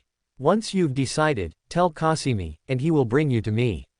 After a moment of silence, Emlyn nodded heavily, "All right." After a serious bow, he turned and walked towards the basement door. At the basement entrance, Qasimi, who was guarding there, smiled at him. "You know the way, just leave directly. You also know where to find me later." After Emlyn left, Qasimi walked into the basement, respectfully standing 2 meters away from the black iron sarcophagus, and asked curiously, "Grandfather, is Emlyn really the sanguine mentioned in the ancestor's divine oracle?" After a moment of silence, Nibues's aged voice sounded again. The ancestor only showed me the scene of the apocalypse's arrival, and the fool's honorific name. Kasimi was stunned, then asked in confusion, then why did you lie to him? From the sarcophagus, Nibus sighed, because there needs to be a sanguine to chant the fool's honorific name. Regardless of the reason, his being kept as a volunteer at Harvest Church means he has some connection with the Earth Mother Church. If that the fool is a true evil god, the Earth Mother's protection would be more effective than the sanguine's. Moreover, hasn't he always wished for a way to remove the psychological suggestion on him? This is indeed an opportunity. Morning, 15 Minsk Street. Syrian leaned back on the sofa, still half asleep, looking at Klein, who had woken up early and woken him up, and sighed helplessly. Do you detectives have to get up this early every day? Klein, by the dining table, didn't even lift his head. While preparing a simple breakfast, he replied, it's 9 in the morning now, so it's not early from a time perspective. If I hadn't been disturbed by you several times last night, I would normally wake up between 7 and 8. By the way, how do you plan to be my bodyguard while avoiding the machinery Hivemind members secretly protecting me? Syrian casually pulled out a mirror shard, its edges wrapped in cloth strips, and tossed it over. Here, you just need to carry it with you, and I'll be watching you from the mirror world. Klein caught the mirror shard, curiously examined it, and confirmed it was just an ordinary mirror. He thought of the bodyguard he had hired for £3,000 before. Miss Sharon was also in the mirror world, following me, wasn't she? It really is a convenient ability, whether for hiding oneself or for quick escapes. As his thoughts drifted, he suddenly remembered there were mirrors in the washroom, and quickly warned, remember not to look at what you shouldn't. Syrian tilted his head in surprise, looking at him. Are you going to secretly photograph evidence of some gentleman or lady's affair again? Klein's mouth twitched. It was only that one time, and most detectives' main job is precisely that. He paused, then re-explained. I mean, don't just enter the washroom mirrors. Syrian nodded knowingly. All right, I'll knock on the door every time before entering the washroom and ask for permission from the great lord of the washroom. Klein, shut up. After finishing their somewhat late breakfast, Klein set off for the Crag Club, while Syrian hid in the mirror world behind the mirror shard he carried with him. In the deep, dark mirror world, Syrian left a portrait of himself there as a locator, then pushed open a door, leading to another mirror world. After some maneuvering in the mirror world, he arrived at Harvest Church in the south of the bridge. As before, the church was empty. Even during the day, few people came here to pray. Only Father Utravsky, who served as bishop, priest, pastor, and cleric, and Emlyn, the forcibly recruited volunteer, were silently wiping candlesticks or praying in the hall. As soon as he entered the hall, he saw Emlyn sitting on a long bench with his back to Father Utravsky, holding a rag in one hand and a candlestick in the other, his right hand mechanically making repetitive wiping motions. Only when he got closer did he realize this vampire had long since zoned out. Tisk, you've even learned to slack off. Did Father Utravsky deduct your salary? No, as a volunteer, you don't even seem to have a salary. Emlyn, who had come back to his senses, glanced at him, then buried his head again, resuming his mechanical wiping motions. 6. Syrian looked at him inexplicably. If this guy didn't love dolls more than real people and absolutely couldn't fall in love, he would suspect the other party had been heartbroken. Or maybe he saw a doll that perfectly struck his heart, but didn't have money to buy it. For a doll fanatic, that's pretty much like being heartbroken. Shaking his head with a hint of sympathy, Syrian walked past him towards Father Utravsky, who was praying at the desk. Father Utravsky, having finished his prayer, looked back at him. Before he could speak, he stood up directly from the long bench. Do you need me to demonstrate the Beander abilities of a Dawn Paladin again? Syrian nodded slightly. Come with me, to the same place as before. As he spoke, Father Utravsky had already turned and walked towards the back of the prayer hall. More than 10 minutes later, after again recording the Beander abilities of the Dawn Paladin, returning to the prayer hall, and chatting with Father Utravsky about some maritime experiences, Syrian bid farewell. As he was about to leave the church, Emlyn suddenly called out to him, Do you know the fool? Syrian was surprised for a moment, then remembered something, and a look of understanding flashed in his eyes. Has Lilith already bestowed a divine oracle, and Nibis has started to trick him? If Nibis knew he could trick a true sanguine savior into existence, he wondered if he would choose someone else. Like his good-for-nothing grandson, or perhaps just do it himself. Looking at Syrian, who had stopped but remained silent, Emlyn asked again with some impatience, "Do you know or not?" Chapter 283, Black on Black. Looking at Emlyn, who had an impatient expression and was trying to provoke him with words, he raised an eyebrow and smiled. "Of course I know, but why should I tell you?" Emlyn pouted, "If you really know, why don't you say it to prove it? Selling information costs money. Have you paid?" Syrian calmly retorted. Emlyn frowned, but now, the news of the fool has spread among the Beander circles in Backland. Syrian shook his head and smiled, "Only his honorific name has spread. Aren't the rest of the details just imagined and fabricated by those Beanders themselves? But what I have here is truly valuable, secret information. If you want to know, seeing as we've known each other for so long and are somewhat fated, I'll give you an 80% discount, only charging you £100. 80% discount. Emlyn's mouth twitched slightly. He suspected that either the other party was crazy, or the other party thought he was crazy. Do I look like a foolish sanguine with, dumb and rich, written all over my face? He mumbled to himself, then pointed towards the church door. "Goodbye, I won't see you out." Syrian shrugged and walked out of the church door in a cheerful mood. Emlyn glared at his retreating back, took a few deep breaths, and turned to walk towards Father Yutravsky, who had returned to his desk. "Father, do you know about the fool who has been circulating in the Beander circles recently?" Father Yutravsky nodded slightly. "The news initially spread from Beander gatherings in Backland. They are looking for the fools, believers and favored ones, said to be in Backland. Besides that," Emlyn quickly pressed. Father Yutravsky glanced at him and slowly said, "This is an evil god." Emlyn paused. "Ah, I know it's an evil god. I'm just curious what kind of evil god he is, what kind of personality or authority he has." Father Yutravsky said seriously, "Do not try to understand an evil god. Some existences bring great danger just by knowing about them. In Phenobot City, I once saw in a dossier that the devil pathway has a sequence called Blatherer. Just by understanding them, saying their name, or uttering a certain word, they can exert influence from a very long distance, causing the target to die mysteriously. Evil gods will only be stronger and more terrifying than that." Emlyn's expression was a bit stiff. "Of course I know." Inside a washroom in a lounge at the Crag Club, Klein took out the mirror shard he carried with him and, looking at his own face reflected in the shard, called Syrian's name several times but received no response. He frowned, suspecting that his incompetent bodyguard had left his post without authorization. Thump, thump. A clear tapping sound on glass rang out in front of him. Klein looked up in surprise and saw that the mirror embedded in the washroom wall had become dim at some point, and Syrian's yawning figure appeared within it. "Is something wrong? You shouldn't be in danger, right?" Klein's mouth twitched slightly, and he said with a suspicious tone, "You didn't fall asleep in the mirror, did you?" Syrian in the mirror shook his head. "Of course not, I just took a stroll around." He paused, then added, "Don't worry, I performed a divination and confirmed you wouldn't encounter any danger before leaving the back of that mirror. I'm not a spirit creature like a revenant or a wraith, a single mirror shard is too cramped for me." Klein nodded, skipping the topic directly. Keep an eye on the surroundings for me outside. I'm going above the gray fog to do a divination." Syrian raised his hand and made an OK gesture, then his figure disappeared behind the mirror. After confirming Syrian had left the washroom, Klein immediately took 4 counterclockwise steps and entered above the gray fog.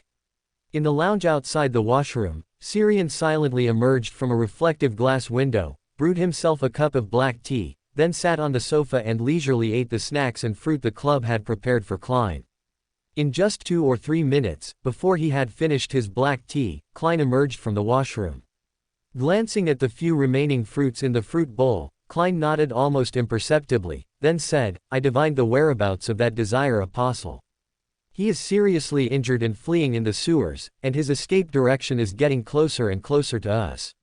Syrian instantly understood his meaning and gave him a thumbs up. A magician's revenge is never too late, even after 3 to 5 days. Klein rolled his eyes at him. What I mean is, can you help me interfere with divination and spiritual intuition? This should be able to suppress the desire apostle's danger premonition to a certain extent. Also, go into the sewers and perform a summoning ritual. I will respond to you above the gray fog and descend in spirit form. Anyway, you're just using fake materials from a painting, so it won't leave any traces at the scene. Syrian frowned. Going into the sewers is a separate price. Unless absolutely necessary, he didn't really want to go to a dirty and smelly place like the sewers. And that Desire Apostle was originally hired by the Twilight Hermit Order to kill Duke Negan. His involvement in this matter felt a bit like a black-on-black scheme to default on a debt. Klein, if there are spoils, we'll split them evenly. He hesitated and said, if there's danger, I'll protect you, but I won't participate in the battle between you and the Desire Apostle. Klein gave him a strange look, then nodded, okay. Receiving a response, Syrian raised his hand and condensed a shimmering crystal ball. The next second, the crystal ball shattered with a pop, and countless tiny fragments, sparkling with brilliant starlight, merged into the surrounding void. After completing the interference with divination and spiritual intuition, he turned his head to Klein. Tell me the specific steps of the ritual, and the approximate escape route of the target in the sewers. After getting the information from Klein, he stood up and walked towards the lounge's glass window, pressing his hand on the glass. A phantom, dark blue portal opened, and he stepped directly into it. Through the mirror world, he arrived directly at a sewer entrance located in Empress Borough. A phantom book slowly flipped in his eyes, then his figure quietly disappeared from the ground. In the damp, dark, and putrid-smelling sewers, Syrian gently rubbed his fingers, creating a soft light. Then he pulled out a piece of drawing paper and unfurled it with a flick. Snap! He raised his hand and snapped his fingers, and the ritual drawn on the paper instantly disappeared, appearing in reality. After slightly altering the contents and steps of the ritual, he took a step back and chanted in ancient Hermes language, the fool not belonging to this era, the mysterious ruler above the gray fog, the king of yellow and black who controls good luck. Your loyal believer implores you to cast your gaze, implores you to bestow your power. Whoosh! Inside the sewer, a swirling, cold wind rustled Syrian's clothes and hair.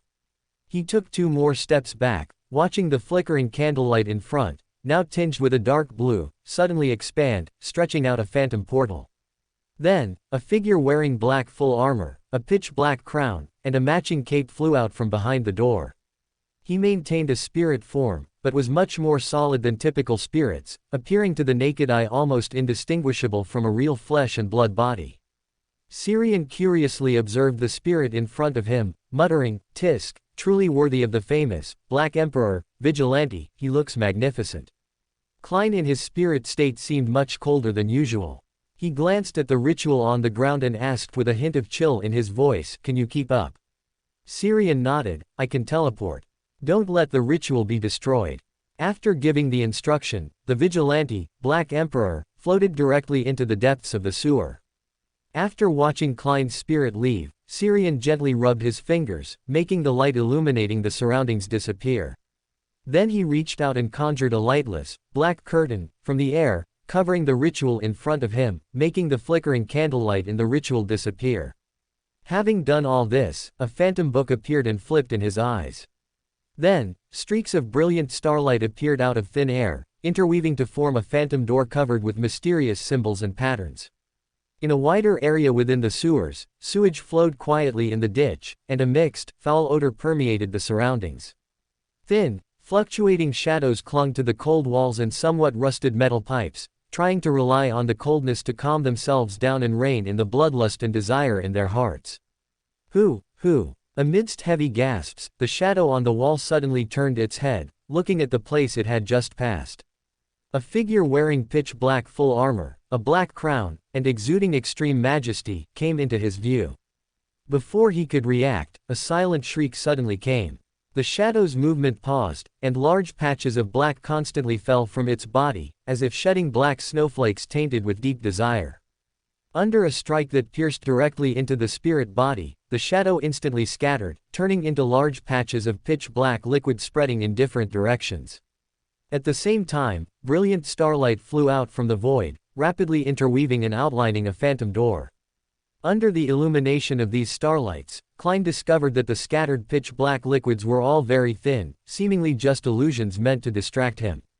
Syrian, who emerged from behind the phantom door, looked in the direction behind Klein and reminded him, he's about to run away. Receiving his reminder, Klein immediately turned around and summoned a bright and sacred holy light. The shadow, which had been rapidly retreating along the wall, instantly froze, then quickly evaporated under the sacred light. Klein didn't give the opponent a chance to struggle and once again used the sun brooch, which was placed inside his full armor. Phantom golden flames ignited, and the thin, violently fluctuating shadow burned like a candle, melting into drops of liquid.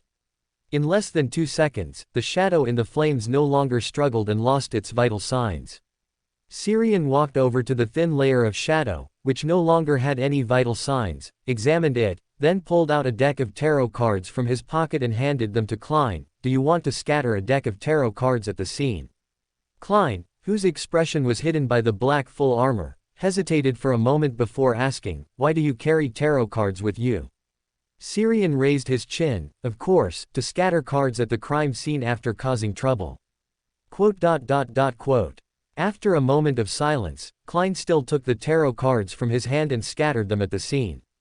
In the very center, the most conspicuous position, 2 cards were placed horizontally and diagonally, the World card and the Wheel of Fortune card. After scattering the cards, he turned his head to Syrian. Do you have a way to accelerate the precipitation of Beander characteristic? Syrian, of course, no. Thump, thump. Heavy footsteps that made the ground tremble slightly rang out, and at the same time, Syrian's spiritual intuition gave a warning. Chapter 284, Fright. Syrian subconsciously turned his head to look in the direction from which the shadowed body had run. A tall, heavy, silver armor was sprinting toward them. Its area below the left shoulder was stained with large patches of congealed blood, from which Syrian saw rich spirituality and a madness so profound that even time could not erase it.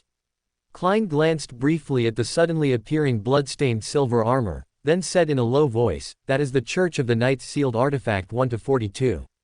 It was specifically transferred here from another location to deal with the Desire Apostle. It is very dangerous. Leave quickly. Having finished speaking, he immediately ended the summoning and vanished from the spot.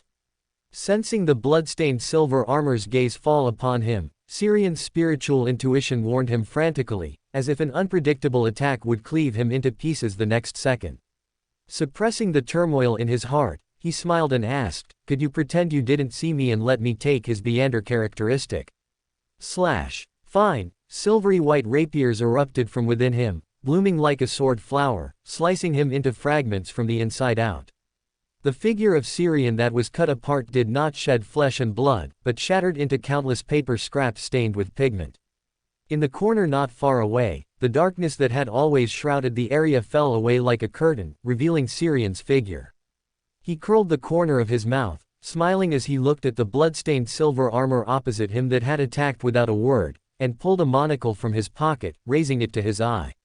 The air was silent for an instant, as if frozen. Immediately, Syrian felt an indescribable sense of relief. The Trickmaster characteristic contained within the Beander characteristic he used when advancing to scribe was completely digested. The corner of his mouth curled upwards, and an illusory, slowly floating book was reflected in his eyes. HMPH. An aged, angry snort suddenly sounded by his ear. At the same time, he found that the Beander power he was about to use had vanished into thin air.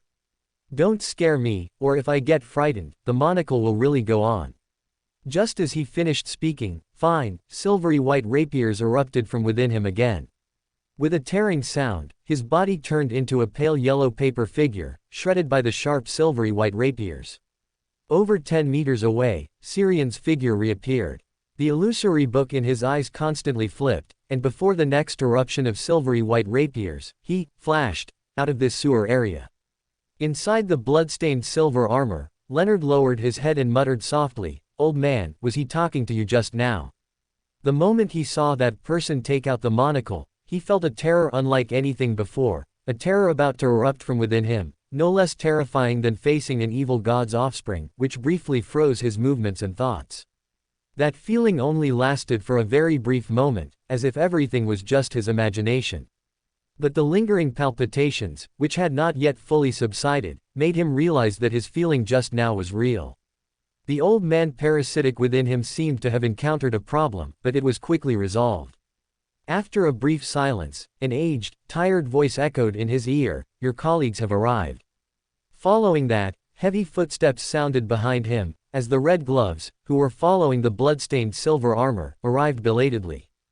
On the ground now, Syrian, who had flashed out, looked around, confirmed that there was no danger, and that the old man inside Leonard had not retaliated against him, before letting out a light breath. In that instant just now, if my spiritual intuition didn't make an error, the old man must have been so agitated that he nearly lost control. The sudden digestion of the stagnant trickmaster characteristic in my body is proof. I even feel like if I drank a few more bottles of the trickmaster potion, they would instantly melt in my mouth.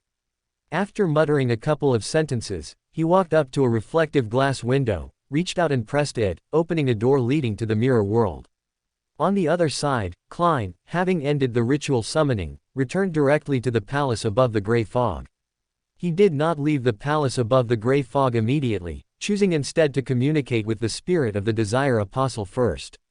After killing the Desire Apostle, he collected the target's spirit body immediately, which was easy for him as he was still in spirit form at the time. It's convenient having someone help clean up. He should have left safely by now, right? He paused, materialized a gold coin, and tossed it into the air with a clink. After performing a simple divination and confirming that Syrian was now safe, he used the power of the gray fog to summon the residual spirit of the Desire Apostle. Looking at the brown-haired, brown-eyed, empty-eyed spirit body before him, he extended his spirituality and asked, "What was your true objective?" After completing the spirit communication and leaving above the gray fog, Klein suppressed his renewed cheerful mood, left the Crag Club, and returned to his home at 15 Minsk Street. As soon as he entered the door, he saw Syrian sitting at the dining table, eating lunch that had been brought back from an outside restaurant. Smelling the aroma of food in the air and feeling the protesting hunger coming from his stomach, his previously good mood vanished instantly. "You didn't prepare a portion for me." Syrian looked at him in surprise. "Given your personality, shouldn't you have eaten the free lunch at the Crag Club before coming back? If you think you're about to strike it rich, I apologize, but I didn't get the sequence 5 characteristic that precipitated from the Desire Apostle. Don't have such a stereotype of me." He paused, sat down on the other side of the dining table, and said seriously, "I just communicated with the spirit of the Desire Apostle and learned some information from him. You previously said you wouldn't get involved in the fight between me and the Desire Apostle because you are both." "Shish." Syrian put his index finger to his mouth, making a shushing gesture. "Don't say it aloud. Furthermore, that Desire Apostle is not a member of us, he was just an assassin hired after most members agreed. I didn't participate in the battle because I didn't want this to turn into an internal conflict where the reward wasn't paid, especially since he completed the mission excellently." Klein nodded, then continued to ask, "Was Hurricane General Kilangos the same way? Why are you so obsessed with assassinating Duke Negan?" Syrian shook his head slightly. "Kilangos is one of our members, but this Desire Apostle was only an external assassin. As for the purpose of assassinating Duke Negan, it is, of course, to make the development of the era conform to expectations. This is the objective of our organization. They constantly interfere with the progression of history, making it conform to their own needs, thus achieving their goal at a certain node." Klein frowned and continued to ask, "But what does this have to do with Duke Negan? Is he obstructing the historical progress your organization requires?" Syrian swallowed the food in his mouth, took a sip of sweet iced tea, and then said, "Because he is the leader of the Conservative Party in the Loan Kingdom and the current Prime Minister's older brother. Because the correct historical tide that figure needs is a war sweeping across the southern and northern continents."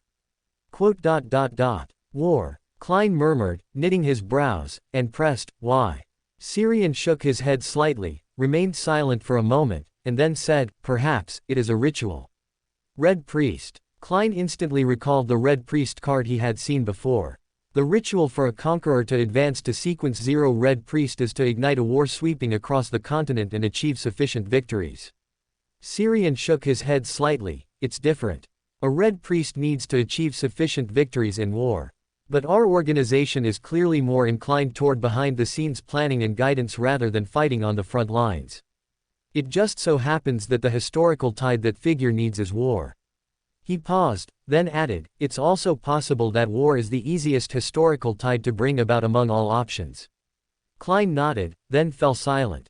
Sirian, who had finished his lunch, leaned back in his chair and casually asked, how is your magician potion digestion coming along? Klein half closed his eyes, carefully sensed his condition, and replied, just a little bit more. Once the influence of this incident ferments, perhaps I can completely digest the last bit of the potion. Sirian smiled, then turned his head toward the door as if sensing something. Someone has delivered a letter to you. It must be your detective friends. The last bit of progress you needed has arrived. Klein froze for a moment. His spiritual intuition also sensed someone lingering outside the door. The person left quickly, seemingly having indeed delivered a letter to him. He looked at Sirian in surprise. The latter waved his hand slightly, and an illusory, slowly flipping book was reflected in his eyes.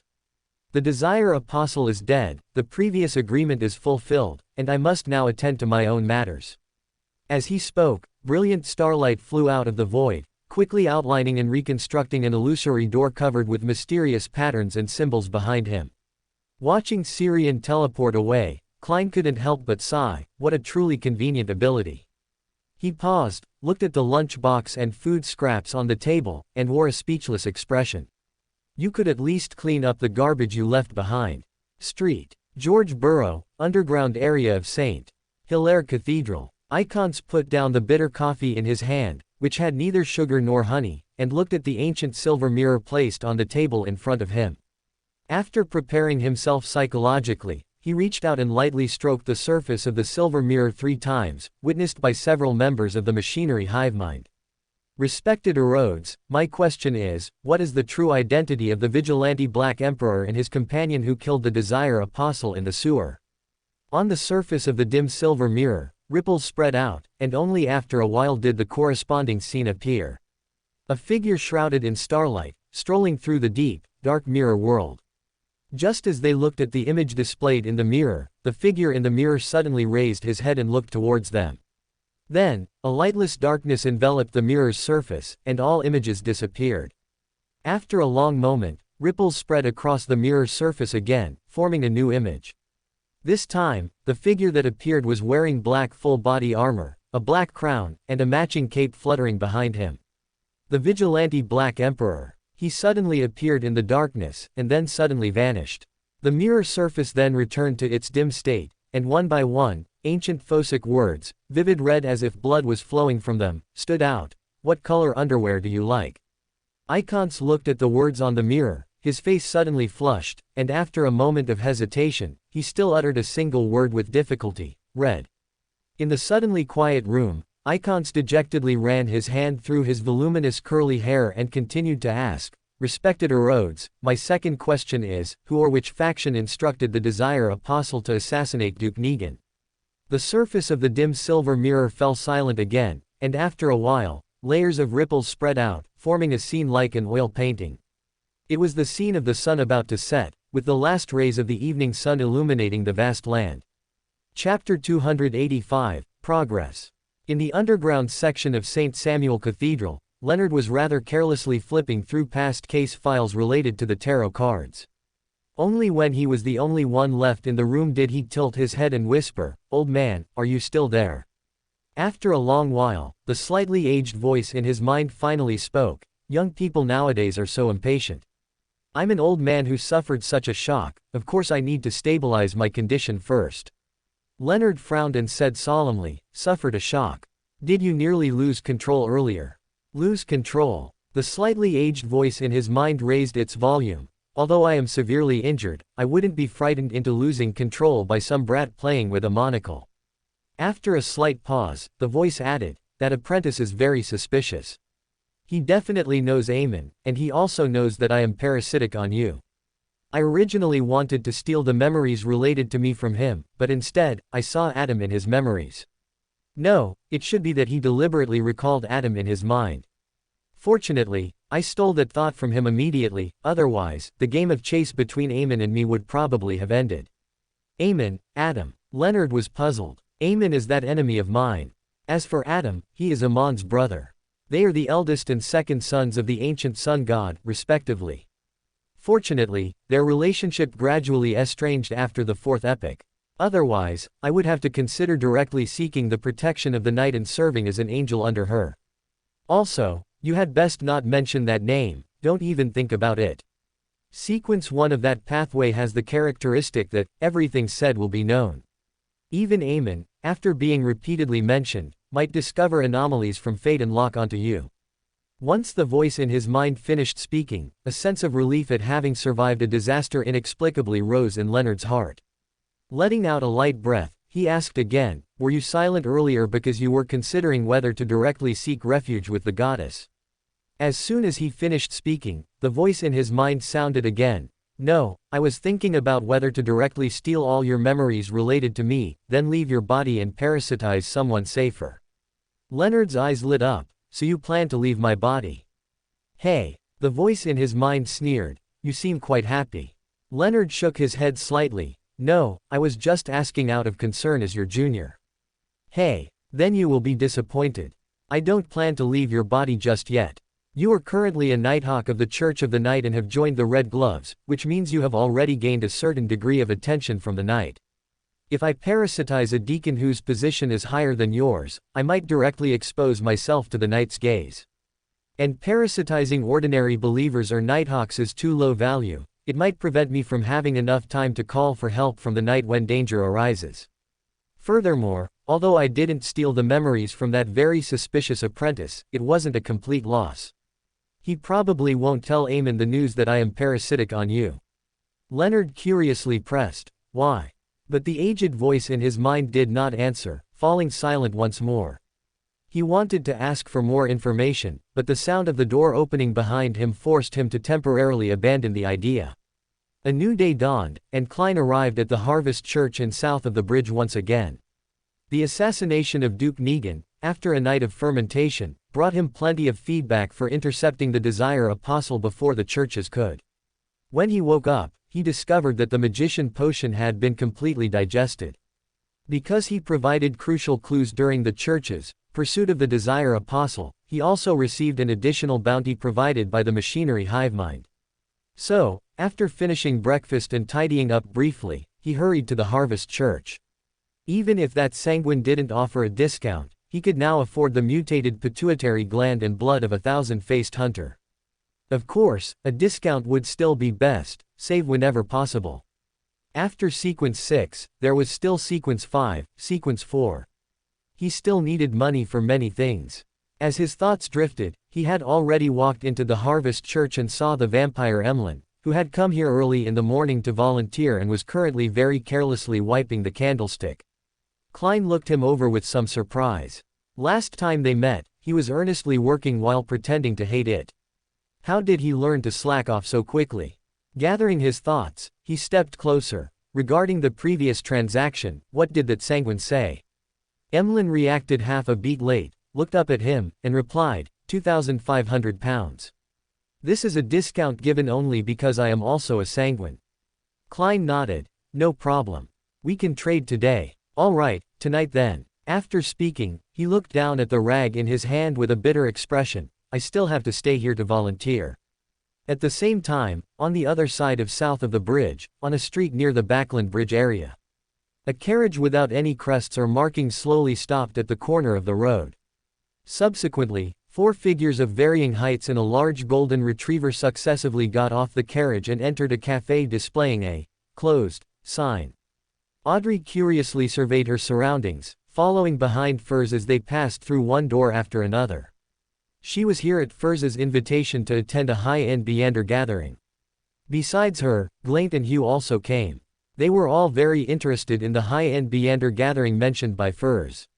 No matter how high-end a Beander gathering is, it definitely wouldn't be as high-end as our tarot club. However, for Furs to solemnly invite us, it is likely related to the Abraham family. A gathering convened by a 4th epic angel family certainly counted as high-end for the vast majority of mid to low sequence Beyonders. As their thoughts wandered, they were led by Furs into a spacious living room that had no other doors. Aside from a simple set of sofa and coffee table, and a coat rack hung full of white hooded robes, there was no other furniture or decoration in the room. The windows of the room were closed, but the curtains were wide open, making the room look exceptionally bright, completely different from the gloomy, mysterious, or terrifying atmospheres of previous gathering locations. The 4 people and 1 dog were all curiously examining this spacious, bright room that utterly lacked any sense of mystery. Even Furz's eyes were filled with curiosity and confusion. This room was very different from when she had visited last time, yet it seemed unchanged. Many of the original furnishings and decorations had simply been removed, and a complete, exquisite oil painting covered the surrounding walls. Glaint suddenly spoke, "The painting here is very beautiful."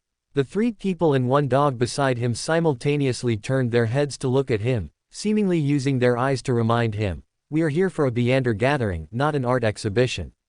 Audrey pointed to the coat rack hung with white robes nearby, chuckled, and interjected, "I think so too, but shouldn't we put on these white robes and then head to the actual place where the gathering is being held?" Just as she finished speaking, a somewhat hoarse and grating voice suddenly sounded in the room. "That's right, you truly are a clever and beautiful young lady." The group quickly looked toward the sound, only to see that the exquisite oil painting covering the opposite wall now featured the portrait of a figure wearing a black suit and a mask on his head that looked like a sphere with features growing out of it. The features on the spherical mask formed a slightly strange smiling face, with curved eyes and a mouth, full of comedy, yet somewhat intriguing. If Klein were here, he would instantly recognize this as the funny emoji he once loved to use. In the oil painting, Steve, having acquired a limited-time skin, bowed with a hand to his chest toward the 4 people and 1 dog in the room. "Guests attending the gathering convened by my great master, please select a white robe with a design you like and put it on. Then you may come over to my side to enter the actual gathering location. The dog may also choose a white robe. The master here does not discriminate against any life form." Audrey smiled and nodded toward the person wearing the strange mask in the painting. "Thank you for your generosity. This way, I won't have to worry about Susie getting lost."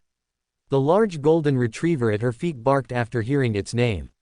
Audrey squatted down and patted Susie's head. She brought Susie along out of safety considerations. Although Furs said this was a Beander gathering organized by her teacher and there would be no danger, out of necessary caution, she still brought Susie. As a sufficiently intelligent dog, Susie could hide herself and also create a disturbance to alert her when there was danger. She had originally intended to let Susie follow her to memorize the route, and once they reached the actual gathering place, she would let Susie leave on her own and wait for her back at the cafe they first entered. But she didn't expect the gentleman in the painting wearing the strange mask to actually suggest that Susie also participate in the gathering. She suspected that the gentleman in the painting had already recognized Susie's identity as a Beander, no, a Beander dog. Seeing that the people in the room were still staring at him with curiosity, Steve urged them somewhat impatiently, "Sirs and ladies, please choose a robe and put it on. The gathering is about to begin." "All right." Furs nodded slightly, then reached out, took a white hooded robe from the coat rack, put it on, and adjusted the hood. The others followed suit, putting on the white robes one after another. Only then did they notice that each white robe had a simple pattern drawn on it, seemingly for differentiation. "Follow me." Steve nodded his masked head, walked to the door panel in the painting, grabbed the handle, and pushed hard forward. Creak. Amidst the illusory sound, the door in the painting opened, solid and real. The group watched this scene in astonishment, then curiously turned their heads to look at Furs. They all knew her Beander power allowed her to pass through walls and open locked doors without a key, but they didn't expect this ability could even open a door inside a painting. Seeing everyone look at her curiously, Furs quickly shook her head. "I cannot achieve this level, not even if I advance another sequence." A subtle flicker appeared in Audrey's emerald eyes. "Just advancing one more sequence isn't enough. I wonder if Mr. Fate can do it. I remember he is also a Beander of this pathway." Chapter 286, The World Within the Painting. Led by Steve, Furs and her companions entered the oil painting hanging on the wall. The moment they passed through the door in the painting, the surrounding light instantly dimmed, and a faint, salty, humid scent of the sea appeared at the tip of their noses. Furs looked around curiously. This seemed to be the base of a circular tower constructed of massive stones. The door they had entered through behind them had vanished, leaving only a spiraling staircase leading upward. The circular walls, neatly stacked with huge stones, had holes of varying sizes, allowing air to circulate and outside sunlight to stream in, resembling dense, bright stars in the night sky. After the group satisfied their curiosity, Steve finally offered guidance. "Please follow me." Audrey and the others followed behind him, climbing the spiraling staircase. As they went higher, they found that the surroundings became increasingly spacious. The space seemed to be stretched open by some unknown power. After climbing for 2 or 3 minutes, Berlint, the physically frail apothecary, was already starting to pant slightly. He glanced at the 3 ladies whose expressions were normal, and at the dog happily running up the stairs, and a moment of self-doubt arose within him. While his stamina being inferior to the 3 ladies could be explained by the differences in Beander pathways, he was a Beander, yet he couldn't even outperform a dog. Noticing Berlint's self-doubting expression, Audrey lowered her head and curled her lips. It wasn't funny, but Berlint certainly wouldn't guess that even Susie was a Sequence 8 Beander. Oh no, a Beander dog. Steve, who was leading the way at the very front, stopped at the end of the staircase and reached out to push open the half-closed door ahead. With a creaking sound, brilliant, warm, orange-yellow sunlight spilled onto every one of them. The salty sea breeze rushed toward them along with the sunlight, and the sounds of waves, wind, and seabirds faintly drifted through the air. Berlint took a deep breath, and the fatigue from climbing the stairs vanished. He felt as if he had returned to a vacation in Dixie Bay. Everything was so pleasant. Steve, wearing a hood, stood at the doorway and made a gesture of invitation. "The gathering will begin shortly. Please find a seat anywhere." Furs nodded slightly and was the first to step out. As her view widened, she realized this was an observation deck standing by the coast, a prime spot, and the best angle for watching the sunset. After admiring the picturesque beauty before her for a moment, she withdrew her gaze and quietly muttered, "It seems like it should still be morning, right?" As soon as she finished speaking, the white-robed figure facing away from her suddenly spoke, "This is the world within the painting. Haven't you noticed? Whether it's the distant sunset, the clouds in the sky, or the coastal waves, although they appear to be moving, their positions have actually remained unchanged. So that's how it is." Furs nodded slightly after examining her surroundings more closely. She then looked at the figure facing away from her, who seemed to be admiring the sunset, feeling a little curious. The person's voice sounded relatively young, yet it inexplicably carried a sense of age, like a young elder who had seen through the vicissitudes of life. After letting her thoughts wander for a moment, she casually struck up a conversation. "Sir, are you also here for the gathering?" As soon as she asked the question, she regretted it. If the person wasn't here for the gathering, why else would they be present? Fortunately, the other party didn't mind her foolish question and answered quite seriously, "In a way, yes. But I also consider myself half an employee here. I am responsible for order, and I participate in the gathering. Everyone, please find a seat. You are the last group. Those who are late have already lost the qualification to participate in the gathering. ... Good thing we timed it perfectly, we almost missed it." Feeling a little relieved, Furs nodded slightly, "All right." She then exchanged glances with her companions behind her and found 2 adjacent small round tables to sit at separately. As soon as Furs and the others sat down, they noticed their positions suddenly shifted. All the unoccupied, empty spots on the platform vanished, and the remaining occupied seats were all concentrated into a single area. Fortunately, this wasn't random distribution. The 4 of them, who were sitting together, remained together. Everyone was just clustered closer, no longer scattered. As a spectator, Audrey observed more closely than her other companions. She could discern from the body language of the surrounding participants either shock that they were trying hard to conceal, or an indifferent calmness.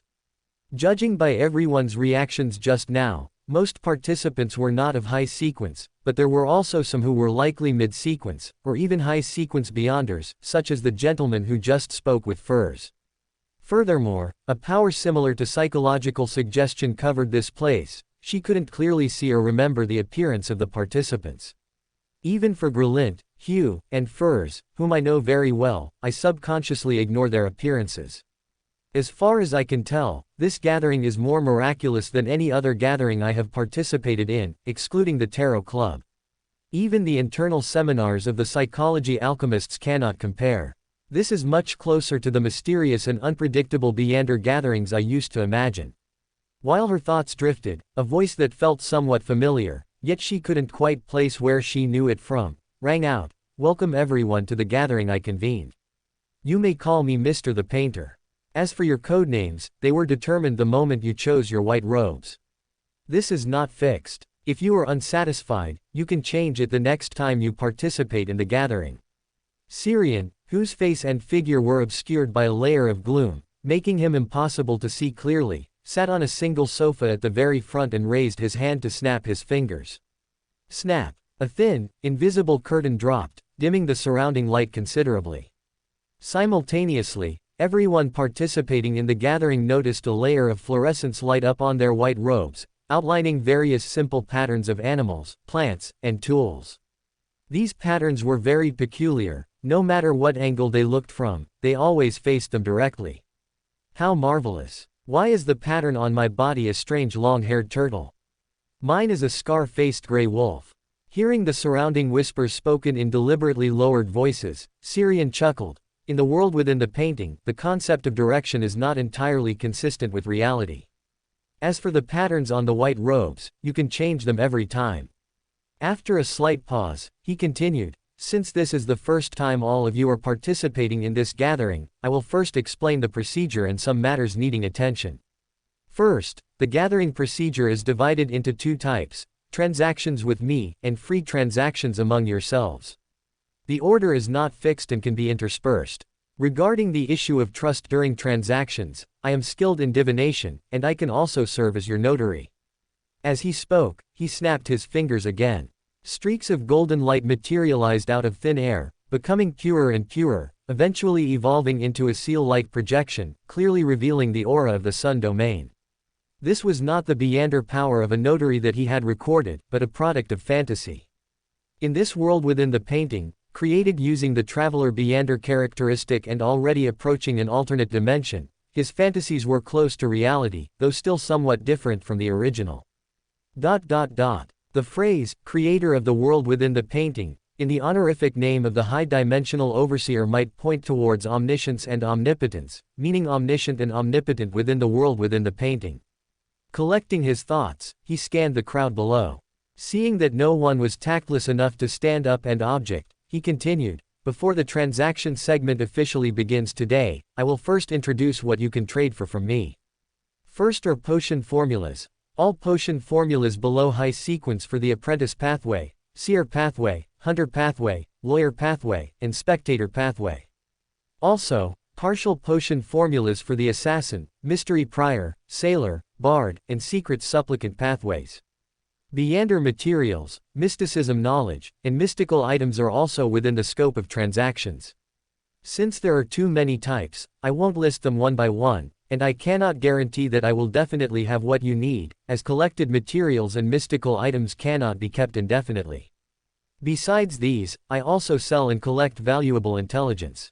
Note that it must be valuable, such as information related to the Aurora Order, Sanguine, or organizations like the Psychology Alchemists, Demonist Sect, Iron and Blood Cross Order, Secret Order, etc. You can sell to me, or you can buy from me." When he finished speaking, the crowd below fell silent. After a long while, someone finally couldn't help but ask aloud, "Do you really have all those potion formulas?" Syrian nodded slightly. "Of course. Every transaction needs to be notarized." Furs reached out and patted Hugh, who was sitting beside her, showing her the small blackboard in her hand. "Do you want to ask about the Beyonder materials for the sheriff?" Hugh shook her head slightly and wrote on her small blackboard, "Wait a bit longer, observe first." The others who were participating in the gathering for the first time seemed to harbor the same idea, and everyone fell into silence for a moment. After about 4 or 5 seconds of silence, the first person, the first plant raised his hand and stated his need. "I require the magician potion formula, as well as the corresponding Beyonder materials.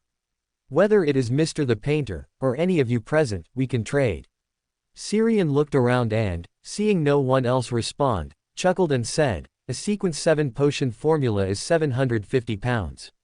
I have one of the main ingredients here for £600.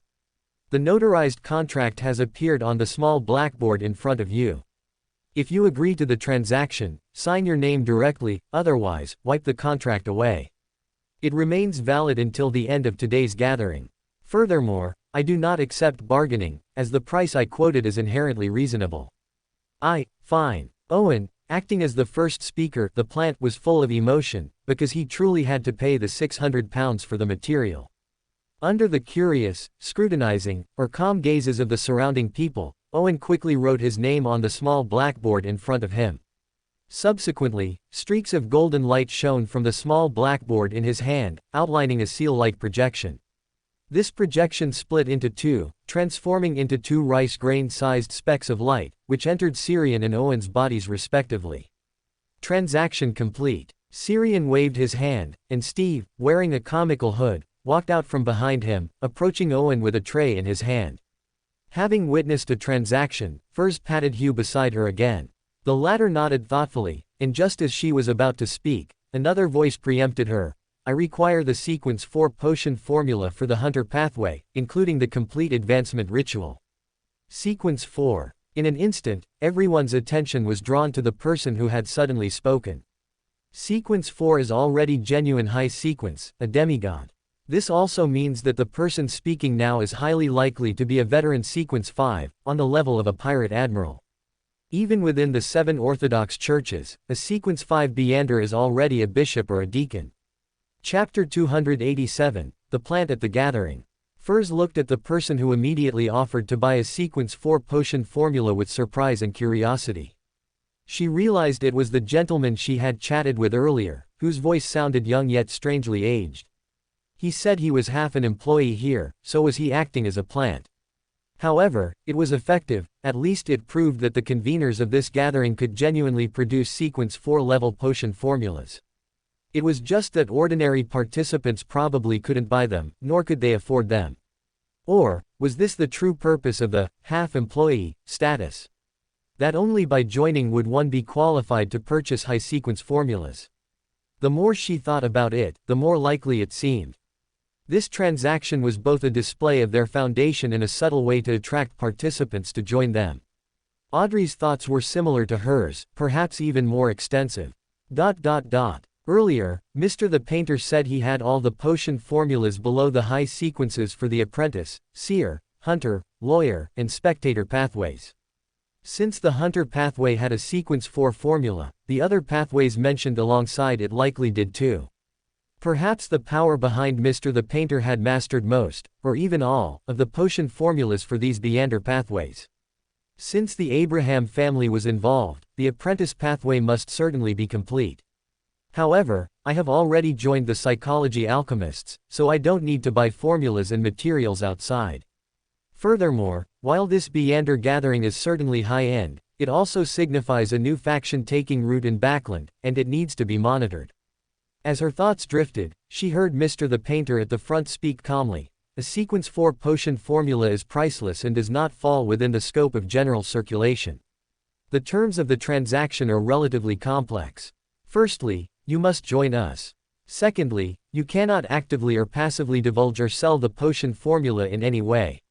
Finally, you need to complete corresponding missions, or pay £20,000 in cash. Furs's eyes flickered. Sure enough, they were trying to attract people to join. As the second plant to speak, Tobias nodded without hesitation. I have no problem. Afterward, witnessed by everyone, he signed the contract that spontaneously appeared on the small blackboard, completing the transaction. Having witnessed the marvels here in 2 transactions, Berlin could no longer hold back. He quickly raised his hand and said, I need the sequence 8 potion formula for the apothecary pathway. Syrian glanced at him, then shook his head. We don't have it currently. If you are willing to attend the next gathering, I can collect it for you. This answer disappointed Berlin, but he still asked, when is the next gathering? Syrian, in half a month. The specific time will be announced later. Berlin curiously pressed, how will we be notified? Through what channels should we look for the information? Syrian smiled, you will know when the time comes. It will be in a way you least expect. After their conversation ended, someone else quickly spoke up. I would like to purchase the eyes of a fear demon worm and the right paw of a silver white war bear.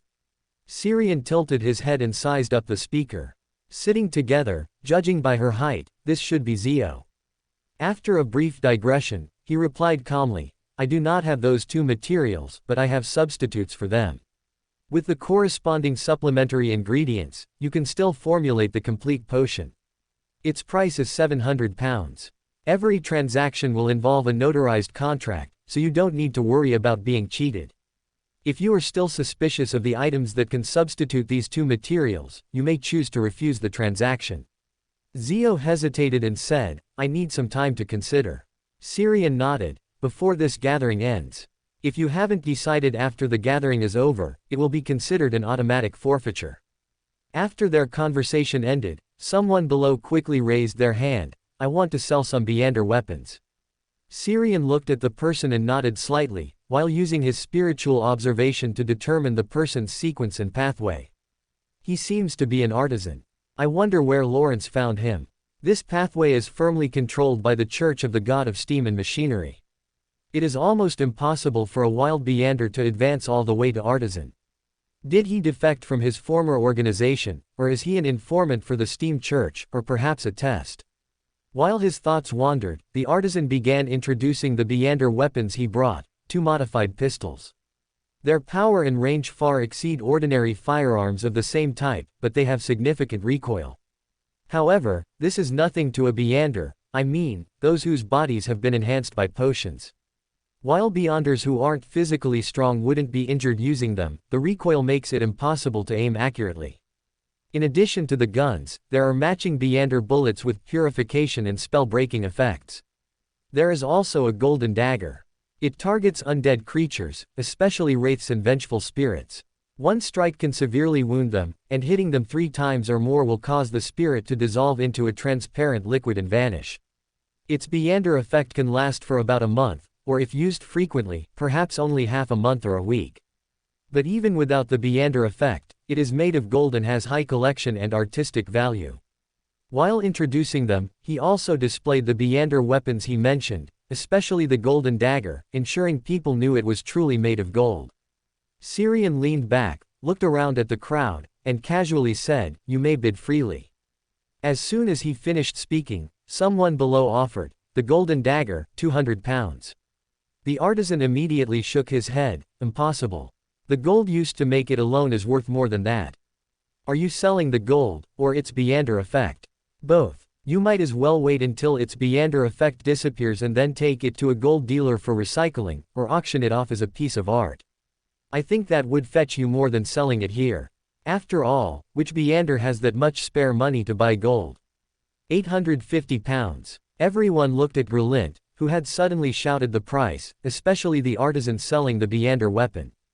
Besides being made of gold, it also has the Beander effect of harming undead creatures. Grelint shook his head slightly, but it only has an effective period of 2 months, and I don't have a need for that effect. I added £100 on top of the value of the gold used to craft it. Any more wouldn't be worth it. The artisan reluctantly looked around the crowd one last time, then nodded, sigh, fine. If I wasn't short on money recently, I wouldn't sell it at all. This is a work of art. Feeling that the gathering was nearing its end, Audrey, who hadn't spoken yet, suddenly raised her hand and looked at Syrian, who was shrouded in a layer of gloom at the front. I would like to purchase intelligence regarding the secret order. Syrian glanced at her, then nodded, you may. To what extent do you wish to know? Different levels of information have different prices. The more detailed, the better. You can look at the small blackboard in front of you. The prices are already listed there. Audrey quickly flipped over the small blackboard that was face down and found that it indeed had rows of neat words, as if printed by a robot. Basic intelligence on the secret order, £100. Intelligence on the leader of the secret order, £2,600.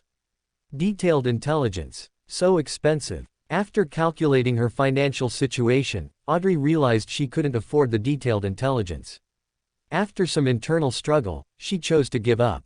Although she really wanted the intelligence about the leader of the secret order, she hadn't brought enough money today. This was because her original intention was just to observe, not actually to purchase anything, so she hadn't prepared much cash. This was also for safety considerations. Although there were 4 of them, 5 Beyonders, they were not so powerful or formidable that they could disregard malice and danger. Collecting her thoughts, she placed the small blackboard back face down on the small round table in front of her, and slightly shook her head toward the figure shrouded in gloom at the very front. I apologize, I cannot afford this intelligence for the time being. It's fine. Syrian nodded slightly, paid it no mind, and continued hosting the gathering until the end, sending everyone off in batches to the door of different rooms. Once only his own people remained, he raised his hand and snapped his fingers, causing the gloom covering him to vanish and the surrounding light to return to normal. I'm so tired. I feel like my mouth is dry from talking. Next time, you guys host the gathering. Tobias, Owen, and the others sitting below all avoided his gaze. After a moment of silence, he looked at Tobias and asked curiously, "To what extent have you recovered now?" Sequence 8. I already have clues for the pyromaniac materials, and I should be able to gather them by the end of this month. Owen, who was nearby, sounded envious. Do your potions all dissolve instantly upon consumption? I perform in the circus every day, yet I still haven't finished digesting the clown potion. Tobias nodded seriously, more or less. Owen. Why? After dark, Klein arrived at the Harvest Church again. As soon as he saw him, Emlyn immediately put down the rag in his hand and retrieved a leather briefcase from the clergy lounge in the back. The materials you need, you can inspect them. Saying this, he opened the leather briefcase in his hand. Klein quietly activated his spirit vision for observation. After confirming the materials were fine, he paid him the remaining balance and the portion of the reward belonging to Emlyn. Looking at Klein, who was in a good mood and whose lips were slightly curved, Emlyn asked somewhat enviously, "Do you know how the Sanguine increase their strength?" Klein was stunned for a moment and said with some uncertainty, "By consuming the next sequence's potion." Shouldn't you be asking your elders and important figures in the Sanguine about this kind of question? Emlyn curled his lip. Within the Sanguine, advancing upwards can only be done by inheriting an inheritance. But I'm not a descendant of those important figures. Even if I wait until I die of old age, it might not be my turn. Furthermore, even the descendants of important figures don't live as long as the important figures themselves. Just look at Casimir, his father didn't outlive his grandfather. Is it common in your world of long-lived species for the old to bury the young? Klein offered an insincere consolation. At least where there is no hope, there is no great disappointment. Chapter 288. Do you know an evil god named the Fool? 6. Emlyn complained after a moment of silence, "Your comfort is worse than no comfort at all." He paused, and just as Klein was putting away the 2 materials and preparing to leave, Emlyn suddenly called out to him, "Do you know an evil god named Fool?" "I know. Tui, you're the evil god, you all." Klein, relying on his clown ability, managed to control his expression, then, calmly, said, "I know. Recently, some people in Backland have been looking for his believers and those who are attached, and have even offered a bounty. Why, do you want to join their ranks too? I advise you to be kind, because the Fool himself already knows you and can accurately target you for revenge." Emlyn shook his head. "Of course not, Just what?" Klein asked curiously. Thinking of his previous conversation with Duke Nibis, Emlyn lowered his head and sighed, "I'm just hesitating whether to pray to him. Perhaps he can remove the psychological suggestion on me. Moreover, the Sanguine's higher-ups also told me to pray to him. This is an oracle from the ancestor, but I'm still hesitant. After all, it's rumored that those who pray to evil gods never come to a good end." He paused, then looked at Klein and continued, "Do you know anything about this evil god? Do you know how much harm he brings to his believers? Is it like the hidden sage, who just instills a bunch of knowledge for no reason, or like the true creator, who brings about moral degradation and madness of reason? Or, like the legendary abyss, does he bring degradation? If compared to these true evil gods and evil existences, I think I am the best god. However, an oracle from the ancestor must be that Sanguine bigwig tricking you. The Sanguines certainly don't lack Beyonders, and there are even angels. Would an oracle really be for a small vampire like you?" After muttering to himself for a while, he advised the Sanguine who had helped him collect materials, you already know so many evil gods, why would you still consider praying to that fool? He suspected this was a test from the sanguine towards the fool. If possible, he hoped these sanguine wouldn't test him, or at least delay it until he became stronger. After a brief exchange with Emlyn, he bid farewell and returned to 15 Minsk Street. Although he didn't understand why the sanguine were looking for the fool, receiving this news from Emlyn added a sense of urgency to the pleasant mood he had just felt from killing the Desire Apostle and fully digesting the magician potion. After meditating and adjusting his state, he closed the doors and windows, drew the curtains, and then began to concoct the faceless potion. As each ingredient was added, a black-green liquid appeared in less than half a minute. This liquid occasionally and slowly emitted eye-sized bubbles, as if it had a life of its own, burping every few seconds. The bubbles would immediately burst when they reached the surface, reflecting various colors in the process, outlining different faces with features that seemed to combine randomly. Clink. He tossed a gold coin into the air and caught it with his hand. A simple divination confirmed the success of the potion, and without hesitation, he drank it in one gulp. He suddenly stiffened, and the glass in his hand fell to the ground, shattering with a crash. His skin was horrifyingly pale and translucent, especially his face, where even his features were almost gone, and transparent, worm-like tendrils stretched and swayed in the cold air. After about 5 or 6 minutes, Klein, who had finally recovered from the torment, walked to the mirror. He raised his hand to cover his face, then wiped downwards. When his hand moved away, he had a new face, that of a middle-aged man with a slightly receding hairline and deep gray eyes. Looking at himself in the mirror, he was lost in thought for a moment, then he wiped his face again, and then changed to another face.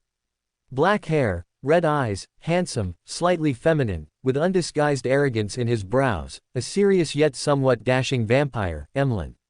He mimicked Emlyn's gesture, raising his chin, and a natural arrogance flowed from him.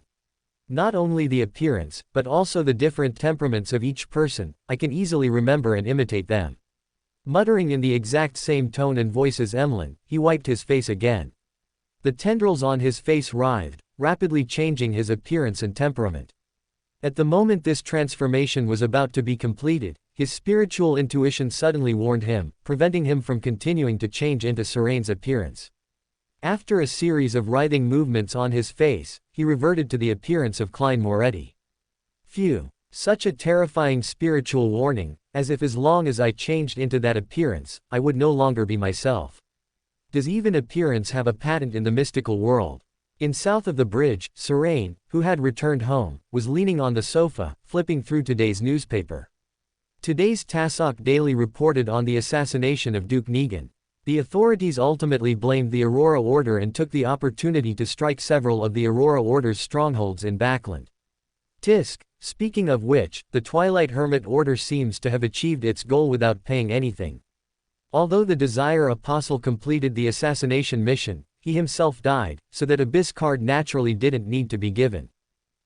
No, they still lost a Hurricane General. But in the eyes of those people, the value of the Hurricane General probably isn't even as much as the creeping hunger he wore on his hand.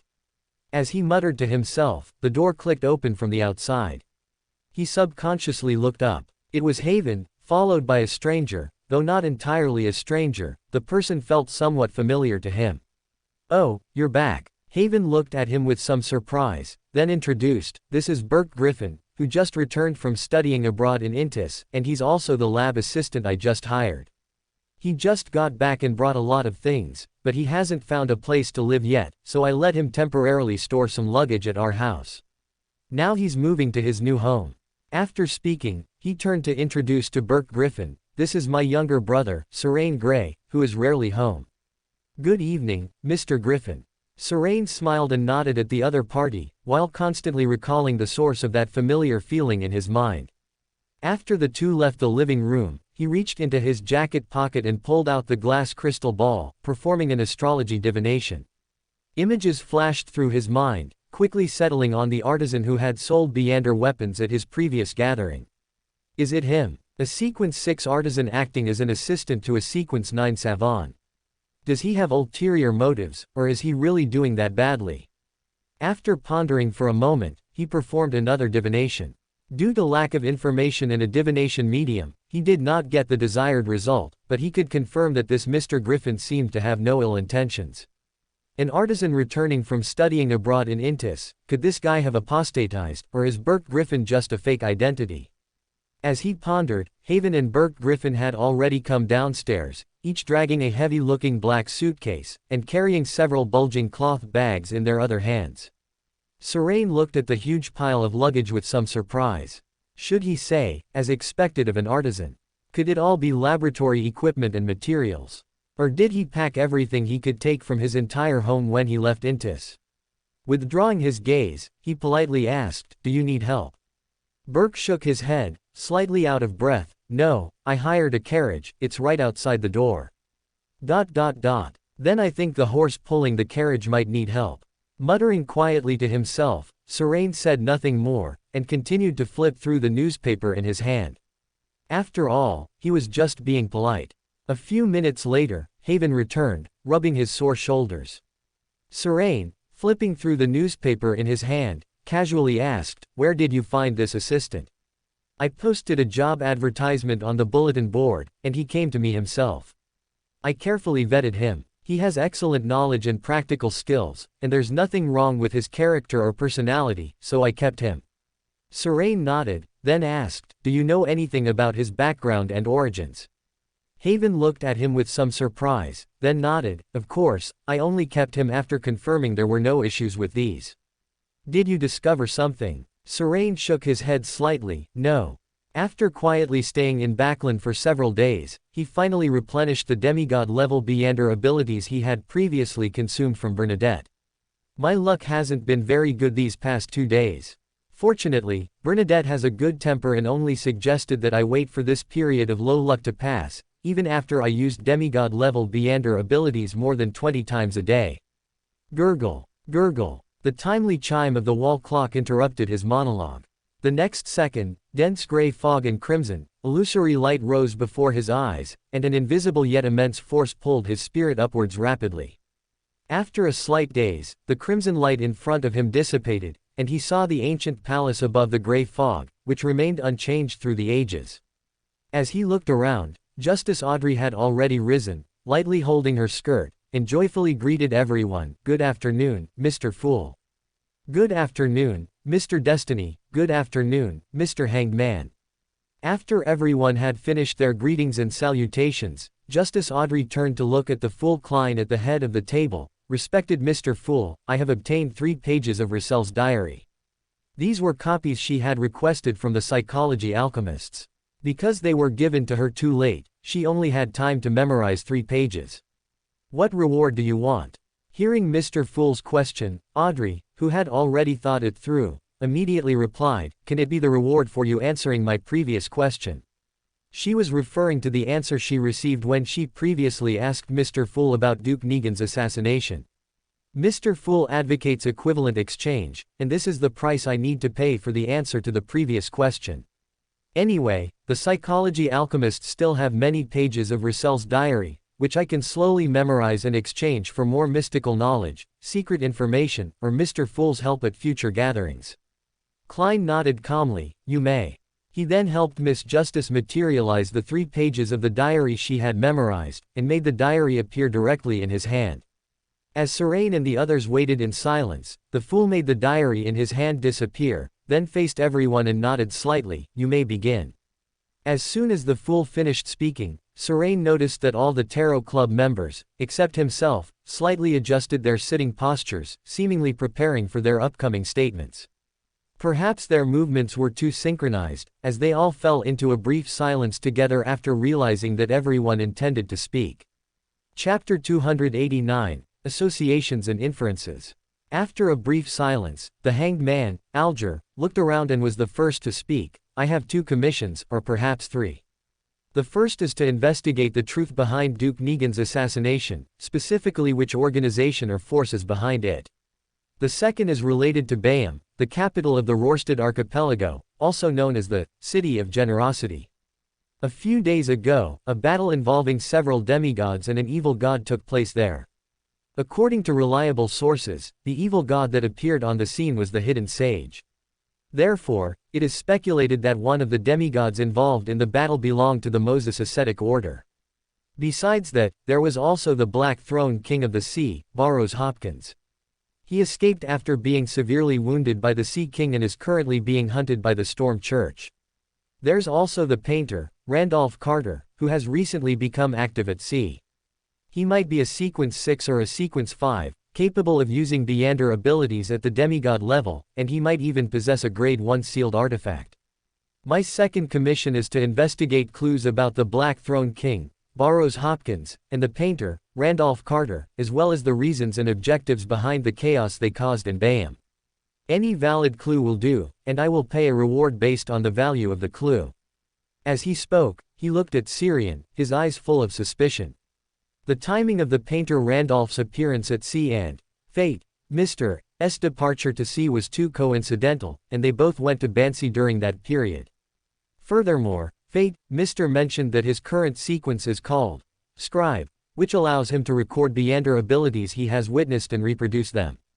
This is similar to some of the painter Randolph's performances. The painter, Magician Furs and Justice Audrey were both momentarily stunned, thinking of a previous gathering they had attended where the convener had introduced himself as Mr. the Painter.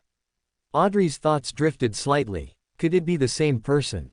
But the distance between Backland and the Rorstad archipelago is not small. Compared to Audrey's doubt, Magician Furs believed that these two painters were the same person. She knew that the apprentice pathway, once it reached a certain sequence, granted the ability to roam the spirit world, and the Abraham family also possessed mystical items in this regard, such as the bracelet she had from Mrs. Anliza. The hanged man, Alger, had been so focused on Syrian that he had overlooked the expressions of the two ladies, but the fool, Klein, sitting at the head of the table, saw everyone's reactions. Mr. Hanged Man suspects that Syrian is the painter Randolph from the sea, while Miss Magician and Miss Justice seem to know something about that painter. It seems that having members from different places and organizations also has its drawbacks, as they can easily find themselves on opposing sides due to their respective organizations. Collecting his thoughts, he manipulated his alternate identity, World, to speak. I know the answer to your first commission, the truth behind Duke Negan's assassination and the organization behind it, but are you sure you want to know? The hanged man, Alger, frowned. World's tone made him feel that this matter was not as simple as it appeared on the surface. His Excellency Sea King said that someone or some organization was targeting the Storm Church, but from World's reaction, it seems not to be the case. He paused, suppressing his swirling thoughts, and asked in a deep voice, "What kind of reward do you want?" Meaning, he was determined to know the answer to that question. Klein, controlling World, looked at Syrian, who shrugged, an indifferent expression on his face. World, having received a response, chuckled softly, "No reward is needed. This counts as an exchange of common knowledge between us. Only if everyone is willing to share can I obtain information from various places and aspects. And you can't take the information I share to the Storm Church for a bounty." After a slight pause, he continued, "The Desire Apostle who assassinated Duke Negan was the culprit behind the serial murders in Backland, well, the owner of the vicious dog. After assassinating Duke Negan, he encountered the Church of the Knight's sealed artifact 1-42. After being severely wounded by 1-42, the Desire Apostle fled into the sewers but was completely killed by the thief, Black Emperor, who pursued him. On the surface, this is how the matter stands. The hanged man, Alger, quickly pressed, and in reality. World chuckled softly. In reality, the Desire Apostle was merely a killer hired by a certain organization. Their goal was to propel the tide of the era, making its development conform to their expectations. As the leader of the Loan Kingdom's Conservative Party, Duke Negan's continued existence would hinder the arrival of their anticipated era's tide. So, after Hurricane General Kilangos's failure, they dispatched a new assassin. He didn't explain why the thief, Black Emperor, ultimately killed the Desire Apostle, because he genuinely did it for self-preservation. However, he believed that the members of the Tarot Club would fill in the blanks themselves. As World described, everyone in the Tarot Club except Syrian sighed inwardly or widened their eyes in shock. There's an organization like that. Is this what happened to Kilangos after he went to that place? Is this the purpose of the Twilight Hermit Order that, Mr. Fool, mentioned before? They are even more exalted than I imagined. And, Mr. Fool, and our Tarot Club, are precisely seeking such a trail, and are at odds with them. After a brief silence, the hanged man, Alger, looked at World at the bottom of the table and asked again, what is the name of this organization? World looked at Syrian, and then Alger also followed suit. Seeing everyone looking at him, Syrian sat up straighter and said calmly, the Twilight Hermit Order. Most of them believe in the original creator, believing that when the end of everything comes, that creator will revive from death, awaken from slumber, subsume everything into himself, and create a new world, a new history. Because, the era, itself is a part of that original creator, as long as, the era, develops as expected, he can draw strength from it and revive. Therefore, they actively interfere with the progress of history, making it conform to their needs, and if there are parts that do not meet expectations, they will strive to reverse this trend. He paused slightly, then added with a smile, the above is merely their rhetorical statement, much like the holy scriptures of the 7 churches, filled with a large amount of fabricated praise and exaggeration with only a small portion of valid content. Also, after leaving Mr. Fool's divine kingdom, it's best not to recall the name of this organization. And do not attempt to record or transmit relevant information by any means or methods. Why? Alger frowned. Not being able to transmit information also meant he couldn't rely on this information to earn rewards and contributions from the Storm Church. Syrian shrugged, if you're willing to selflessly contribute to Mr. Fool, to catch their tail, you can, but you'll most likely be gone. Don't talk nonsense, Mr. Fool, can't provoke your leader either. Klein added a thought in his mind, then gently tapped the edge of the table with his finger, and after everyone looked at him, he slowly said, whatever is said, shall be known. Whatever is said, shall be known. The hanged man, Alger, silently repeated this sentence in his heart, looking up at the fool shrouded in the gray fog, intuitively feeling that the other party seemed to be emphasizing and warning him. Does, whatever is said, shall be known, mean that any recollection, thought, or means of transmitting information will be known or sensed? This is already the realm of a god, isn't it? He paused, then turned his head to look at Syrian. Fate knows a lot. Is he relying on Mr. Fool's protection to infiltrate that organization and gather information? No, it's also possible that he first joined that, whatever is said, shall be known, Twilight Hermit Order, and then was brought above the gray fog by Mr. Fool. So, the superficial assassination of Duke Negan actually involves Mr. Fool, our Tarot Club, and another extremely secretive, extremely terrifying organization, and the struggle between them and the creator they worship. Judging from the outcome of this matter, the organization's plan succeeded, but that Desire Apostle eventually died, at the hands of our Tarot Club, and Mr. Fool should have gained some information from it. Is this considered a win-win situation? Among the tarot cards scattered at the scene of the Desire Apostle's death, the most central and conspicuous cards were World and Wheel of Fortune. So, this matter was done by World and Fate. Then who among them is the thief, Black Emperor?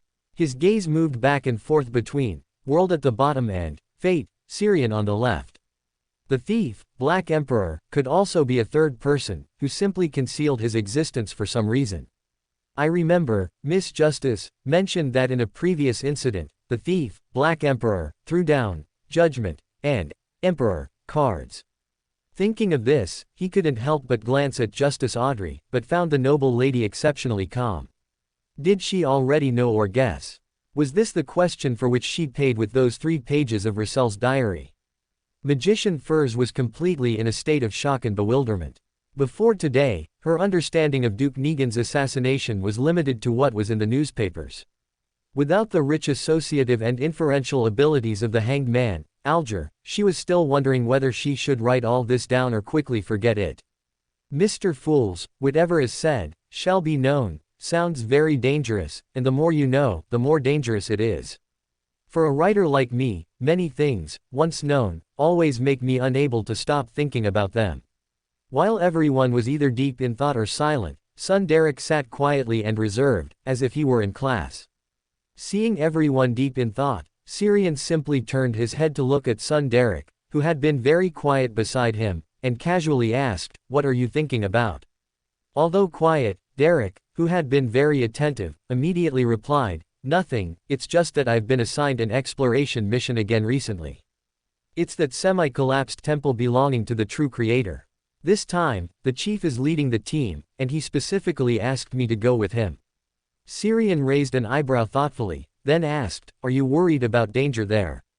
Derek nodded. Seeing his reaction, Syrian smiled and comforted him, "There will certainly be danger, but for your city of silver, this is not something that can be left undone just because there's danger. So, instead of worrying about danger, you should prepare as much as possible, and, when you encounter danger, ask, Mr. Fool, for help in time. Also, if you need some powerful talismans or mystical items, I can offer some assistance." Derek nodded earnestly, "Thank you for your advice, Mr. Fate." Chapter 290, It's really hard to make quick money. The discussion regarding son Derek's exploration mission quickly concluded. Justice Audrey glanced around, raised her hand, and spoke, "Everyone, I am looking to purchase 3 Beander materials, the eyes and blood of a mirror dragon, and the fruit of an elder tree." Syrian politely responded, "I will help keep an eye out." Son Derek also nodded, "I will keep an eye out as well." Around the city of silver, corrupted mirror dragons are not uncommon, and neither are elder trees. The city of silver also has a psychiatrist's remaining Beander characteristic, but it is very difficult to trade for. Audrey smiled faintly and nodded slightly toward Derek, feeling quite pleased.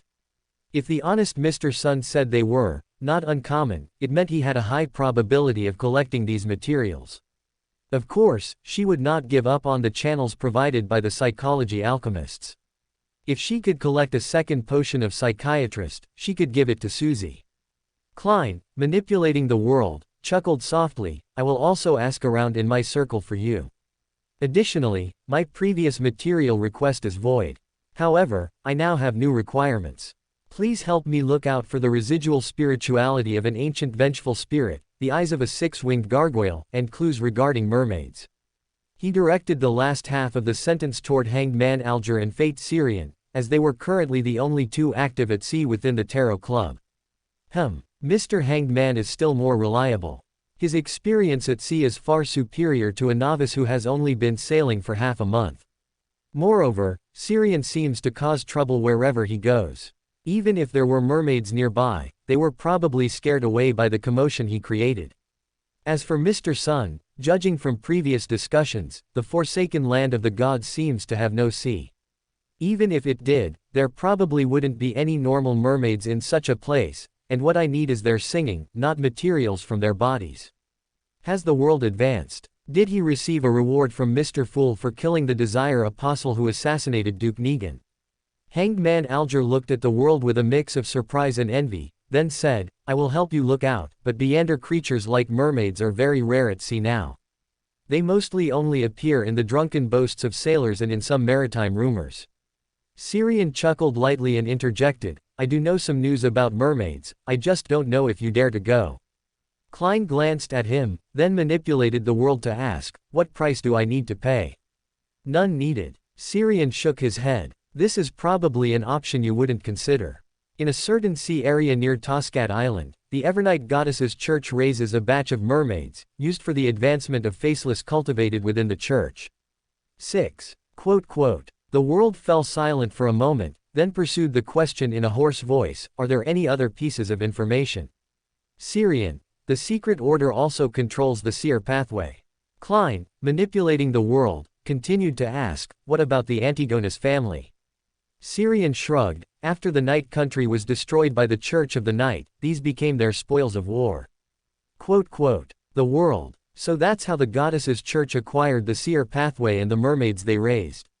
War truly makes people rich. Seeing the world suddenly fall silent, he reminded him, "The Steam Church in Backland possesses a sealed artifact that holds partial authority of omniscience. Sealed artifact 2-111, the magic mirror erodes." "I know. I just saw it 2 days ago. Although it loves making people who ask questions suffer social death, it acts like a bootlicker in front of me." Collecting his thoughts, Klein manipulated his alternate account, the world, to ask with a hint of surprise, "Can it know things outside of Backland?" Syrian nodded affirmatively. It answers questions not through divination, but through omniscience. As long as an answer exists and it doesn't involve a true god or hidden authority, it can provide the answer. The world nodded slightly, then fell silent. Justice Audrey, Magician Furs, and Hanged Man Alger all looked at him simultaneously, a unified thought running through their minds. Is Mr. World a member of the God of Steam and Machinery's church? No wonder he was able to arrive so promptly after the Desire Apostle who assassinated Duke Negan escaped. While everyone's thoughts drifted and silence reigned, Syrian turned his head to look at son Derek beside him. Help me collect vampire Beander characteristics. Collect as many as you can. The sequence doesn't matter, and contamination is fine. I can exchange them with you for equivalent mystical items, Beander materials, or potion formulas. Derek was slightly confused but nodded seriously. I will keep an eye out. No one in the City of Silver is willing to become a vampire, so only the characteristics of vampires that haven't turned into mystical items are still preserved. However, I need to accumulate contribution points for a while first. Vampire characteristics are at least sequence 7 level. Syrian smiled and nodded. It's fine, there's no rush. Anyway, I'm just planning to resell them to the Sanguine for a profit. Just as Nibis said before, the Sanguine would definitely be willing to pay a high price for advancement. Fool Klein, sitting at the head of the table, glanced at him, having already guessed his intention to trade with the Sanguine and act as a middleman. Although envious, he did not plan to replicate this operation. After all, the Sanguine were not patsies anyone could swindle, and he didn't have a truly mysterious and powerful organization like the Twilight Hermit Order backing him. Didn't Vampire Emlyn from the Harvest Church say he wanted to pray to the fool? If he truly had the guts, he could potentially use him to connect with the Sanguine in Backland. Wait, if he also joined the Tarot Club, he could trade directly with the Sun. Why would he need a middleman? Epsilon equals 0, asterisk, psi, it's really hard to make quick money. Seeing the room fall silent again, Magician Furs raised her hand and said, I need meteor crystal and the crystallized blood of a lava octopus. After she advanced to sequence 8, her teacher Lawrence gave her the astrologer potion formula as a gift, allowing her to collect materials for the next sequence while digesting the Trickmaster potion. Syrian noticed Magician Furz's gaze directed at him and shook his head slightly. I don't have them right now, but I will help you look out. He paused, then added, the potions I consumed previously contained all the characteristics from sequence 9 to sequence 6. This has resulted in an extra astrologer Beander characteristic inside me that needs to be digested. If I can find a way to separate this extra astrologer characteristic, I can sell it to you. A potion that has already been consumed can still be separated. Furs asked in surprise. This touched upon her blind spot in knowledge. Justice Audrey, sitting nearby, also tilted her head in a listening posture, extremely curious. She was interested in all occult knowledge she hadn't learned about. Syrian nodded slightly, yes. After a Beander becomes an angel, they can actively separate out any excess characteristics below their highest sequence. Furthermore, high sequence marauders can also smoothly steal Beander characteristics with the willing cooperation of the other party. In addition, a Beander can also separate excess characteristics by having children, just like the ancient gods once did. Having children. The expression on Furz's face froze. This method was far beyond her imagination. Syrian nodded slightly and chuckled. For some mid to high sequence Beanders, their children are literally gifts delivered with the potion. Audrey, who had been listening intently, raised her hand and asked with great curiosity, Mr. Fate, you just said that the ancient gods used childbirth to separate out excess characteristics within them. Does that mean the race of ancient gods originated from one ancient god? No, one god reproducing. Syrian paused, then replied after thinking, not entirely, I believe. The descendants of ancient gods are basically angels. The ancient gods at that time were at the apex of their pathways. They would naturally influence the subordinate sequences, causing the Beander creatures of that era to gravitate toward their form. Just like how the Death Pathway's mythical creature form was initially the phoenix, but after the death on the southern continent became a god, the mythical creature form for this pathway was changed to the feathered serpent. Afterward, feathered serpents in the natural world gradually replaced the position of the phoenix. The mythical creature form can be changed. A flash of curiosity crossed Klein's mind, and he then manipulated the world to ask, was the feathered serpent a Beyonder creature that existed from the beginning, or did it only appear after the death on the southern continent became a god and changed the mythical creature form? I don't know. Syrian shook his head. My pathway doesn't have a sequence called Scholar of Yore, and studying history isn't my interest. Scholar of Yore. It sounds a bit like the Savant pathway or an adjacent pathway. The Great Emperor's diary mentioned that this pathway has a sequence called Archaeologist. A thought flashed through Klein's mind. He then had the world speak to Miss Magician, promising to help her look out for clues regarding those two materials, and then remained silent. Afterward, Justice, Hanged Man, and Sun all echoed that they would help keep an eye out. After a brief silence, today's Tarot Club entered its final free exchange session. Hanged Man Alger looked around, his gaze lingering briefly on Syrian, then he spoke first. Quite a few things happened at sea last week. Bansi Port, an important port for low-end traveling to and from the Rorstad archipelago, is temporarily closed to the public. The official reason is that Bansi Port is undergoing a major overhaul, but as far as I know, the real reason is that the port was completely destroyed. Also, as I mentioned before, a demigod battle occurred in Bayam, the capital of the Rorstad archipelago. The battle between the demigods did not cause much damage to the city itself, but in the last few days, residents in that area have successively shown severe, possibly contagious, psychological illnesses. The Storm Church has currently quarantined the area. Hey, because the people living there are wealthy merchants or politicians, the Storm Church is facing immense pressure. There is also the painter Randolph Carter, who has recently become active at sea. His bounty from the Storm Church has exceeded that of most pirate generals, reaching £45,000. Chapter 291, Bearing Troubles Unsuited for this sequence.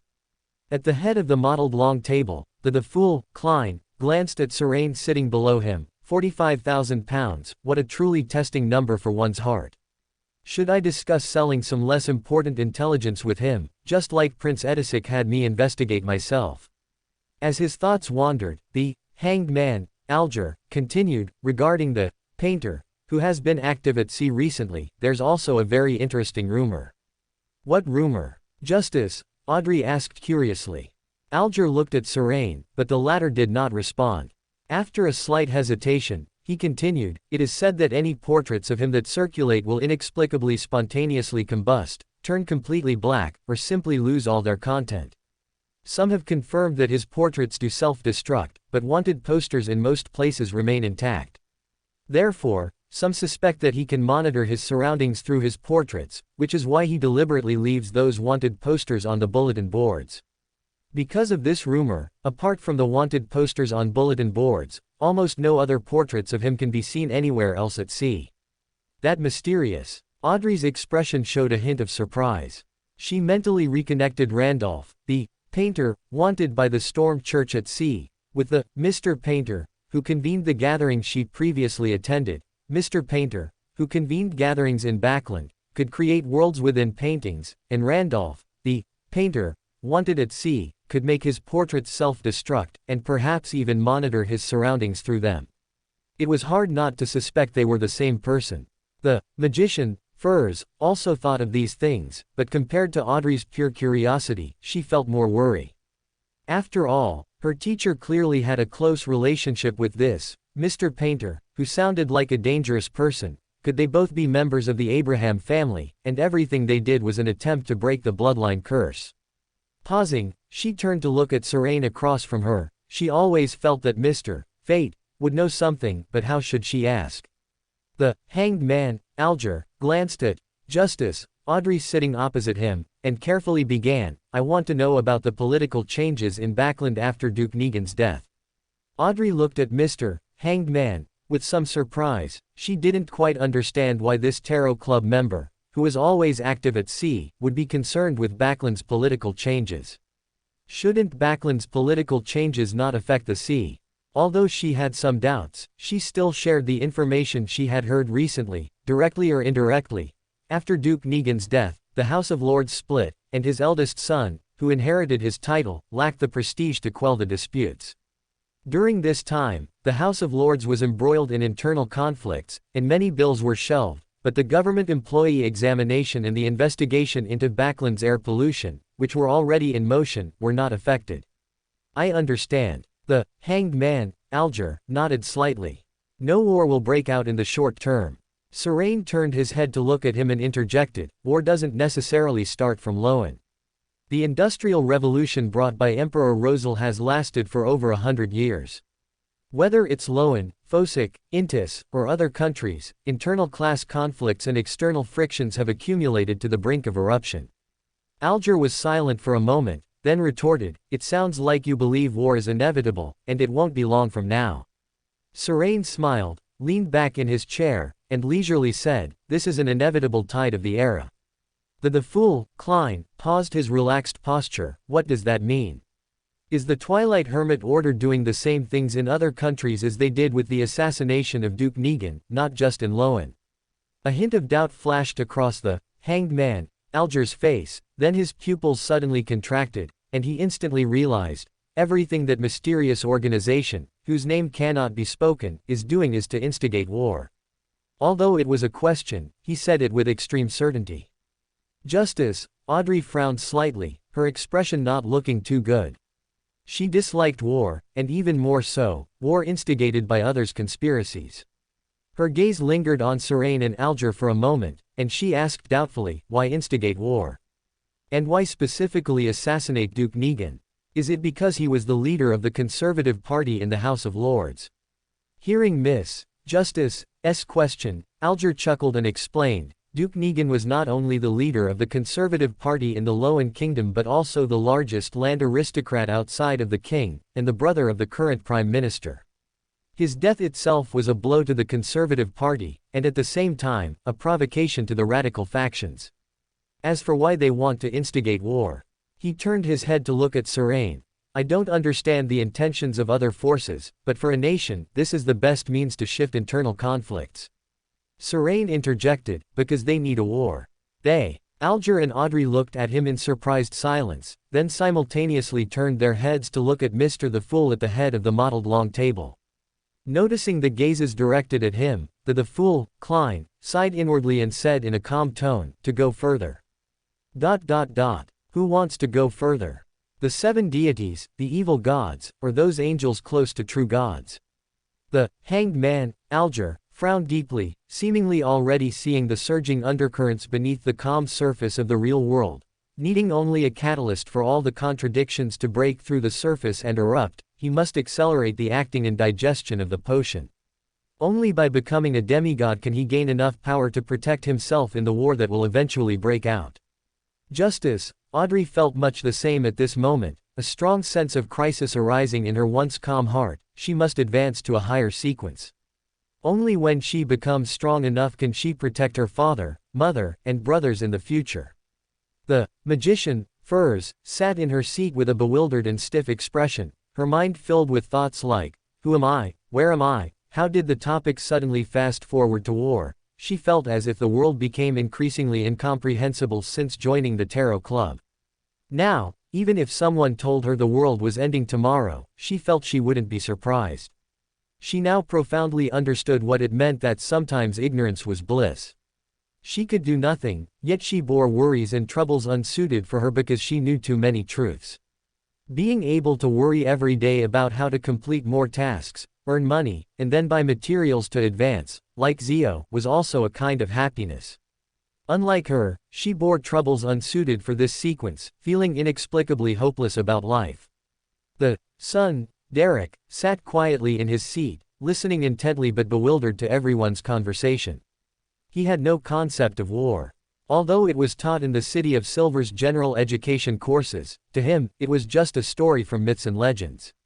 However, from everyone's conversation, he could roughly understand that the outside world was not as beautiful as he imagined, but this disparity made him feel it was more real. Although the outside world was complex, with conflicts, conspiracies, and wars, at least it was a world with light.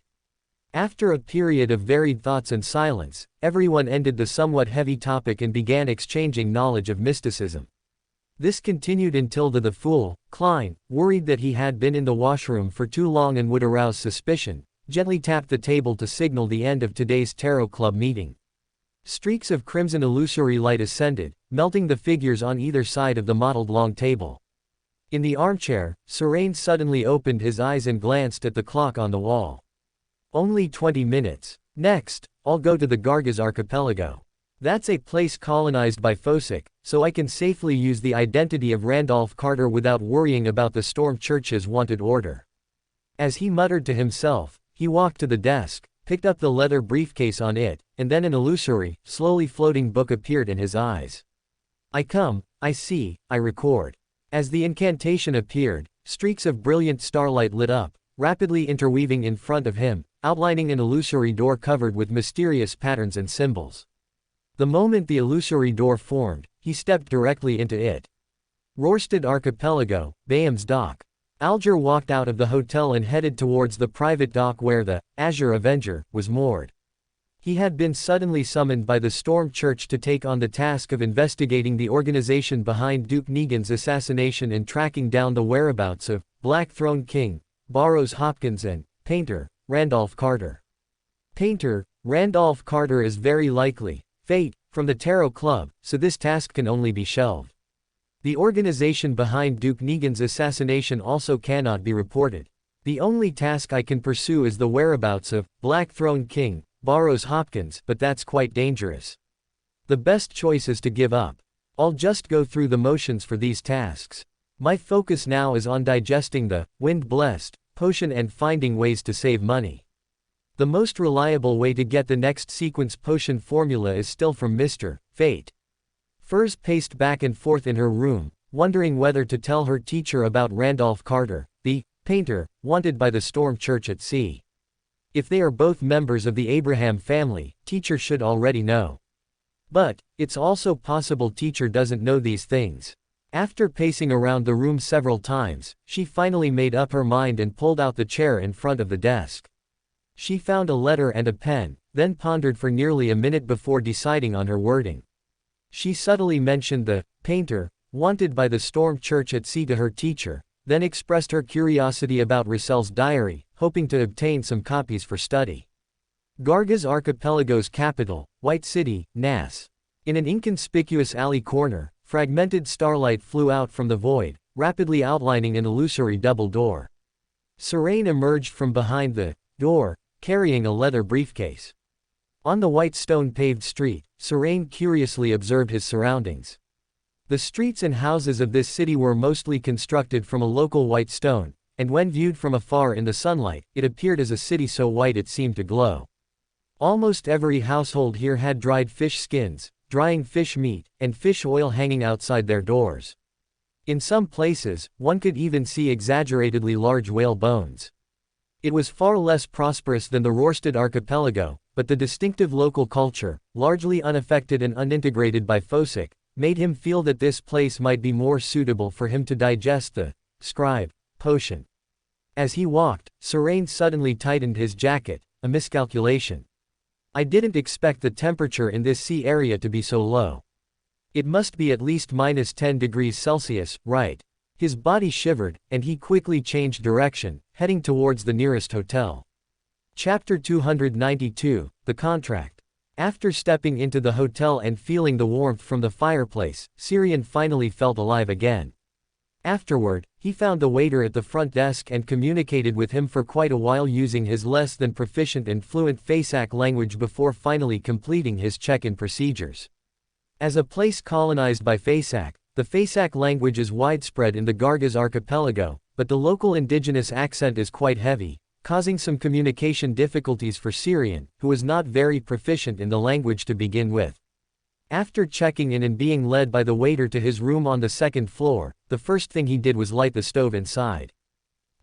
A miscalculation. I should have come here in the summer. The temperature here makes me feel like the surface of the sea is about to freeze. Those on the street wearing thin clothes, just like me, must be Beander hunters of the warrior pathway who can't stand the low temperatures here.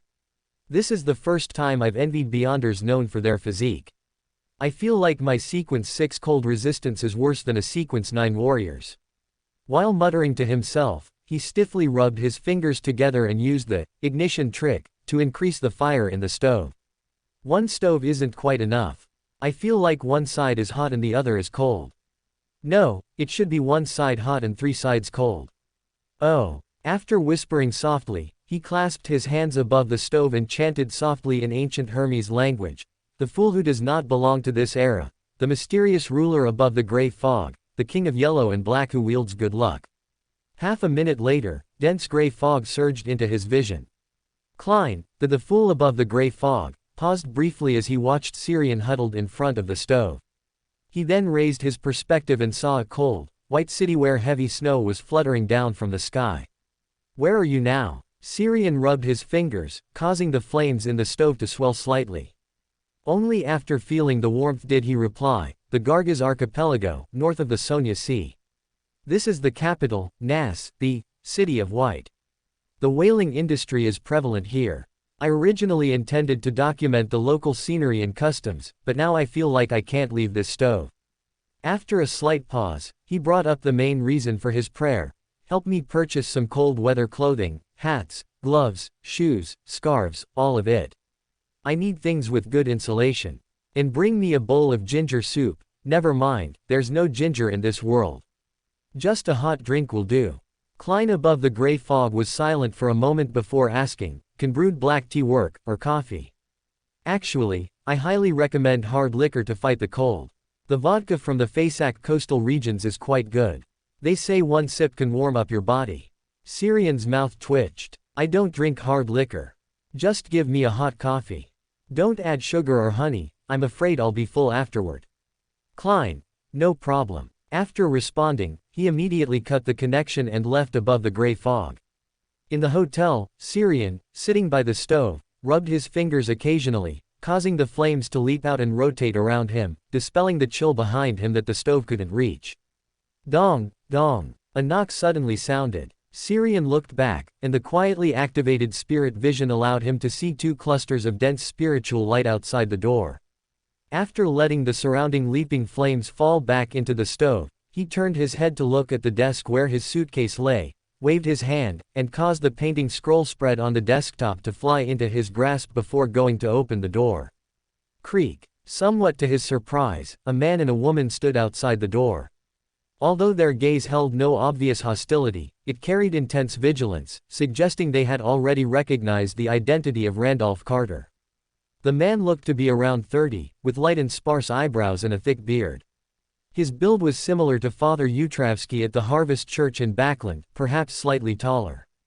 He wore a thick, animal fur-lined, orange priest's robe of the God of Combat Church, embroidered with patterns of great swords, shields, and cannons. The woman beside him was a head shorter, but still nearly 2 meters tall. Syrian had to tilt his head back slightly to look up at her when standing face to face. She had fiery red hair braided into a large plait. Her skin was somewhat rough, seemingly lacking care and having endured long exposure to wind and sun, showing visible wrinkles around her eyes, cheeks, and mouth, but she looked energetic. A leather whip was wrapped around her waist, a well-maintained old-fashioned flintlock was in the holster on her thigh, and daggers were strapped to her calves. Syrian noticed that her left hand was kept behind her waist, likely holding a weapon or mystical item in readiness against him. Withdrawing his gaze, Syrian placed his hand on his chest and politely bowed to the two people outside the door. "Good afternoon, both of you. May I ask what business you have with me?" The tall man wearing the God of Combat Church priest's robe clenched his fists, one across his abdomen and one across his chest, performing the standard God of Combat Church courtesy, before saying, "Good afternoon, Mr. Randolph. I am Igrov, the Archbishop of the Morning Light Church in Nas, and this is Angelina, the deacon of the Twilight Sword of Nas. We did not come with hostility, but merely need to confirm the purpose of your visit to Nas. Although the Church of the Lord of Storms has issued a warrant for your arrest, this does not represent the stance of the God of Combat Church." Syrian raised an eyebrow. "Does this comply with the alliance between your 7 great churches?" Archbishop Igrov nodded calmly. "The Church of the Lord of Storms did not seek our assistance regarding the warrant for your arrest. So, as long as I don't cause trouble or disruption here, you'll turn a blind eye to me."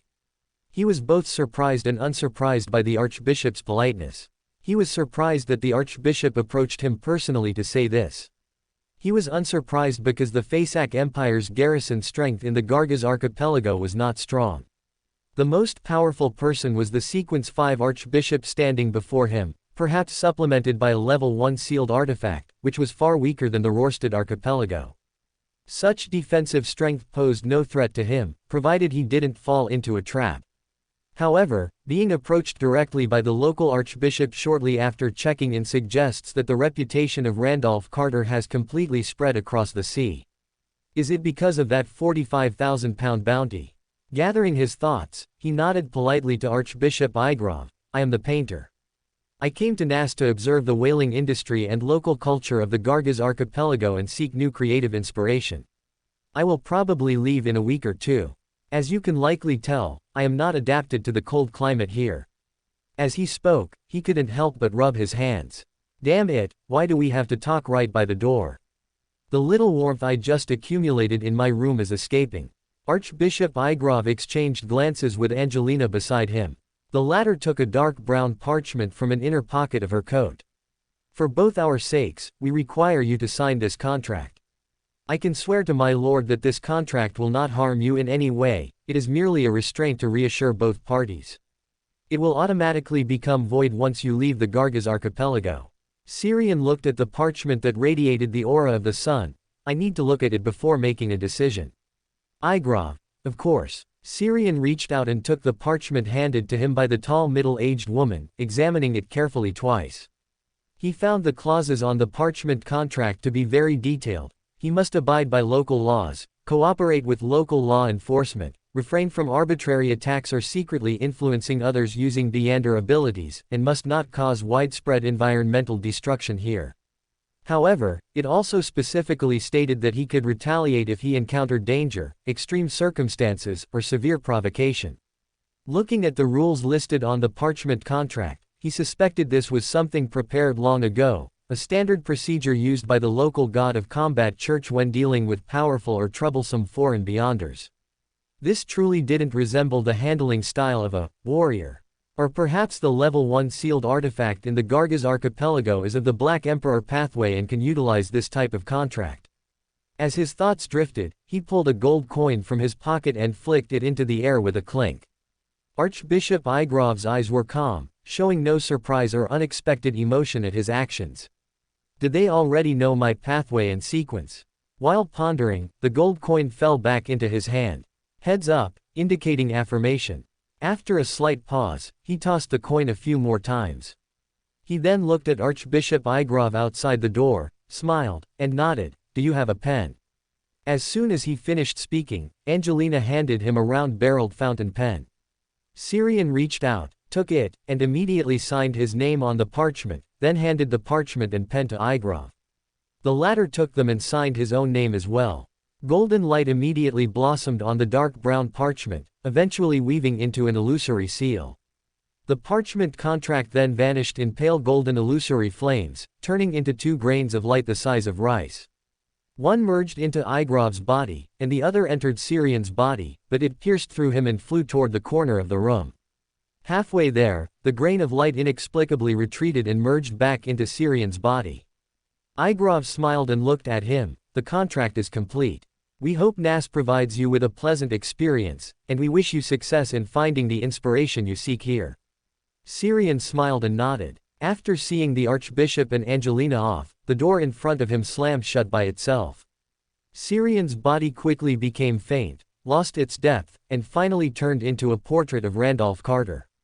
In the corner of the room, the shadow beside the wooden cabinet silently dropped away, revealing the figure of the other Syrian.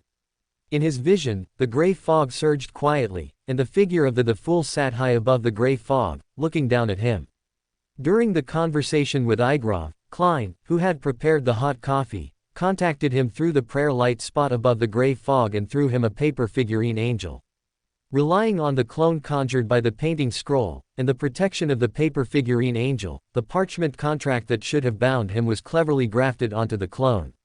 Although he didn't intend to cause trouble here, he also didn't want to be constrained by a contract that might contain a trap. While he was thinking, Klein's voice echoed in his ear, was there something wrong with that contract? Syrian shook his head slightly. The contract itself is fine, but I suspect Nas has a level 1 sealed artifact of the Black Emperor pathway.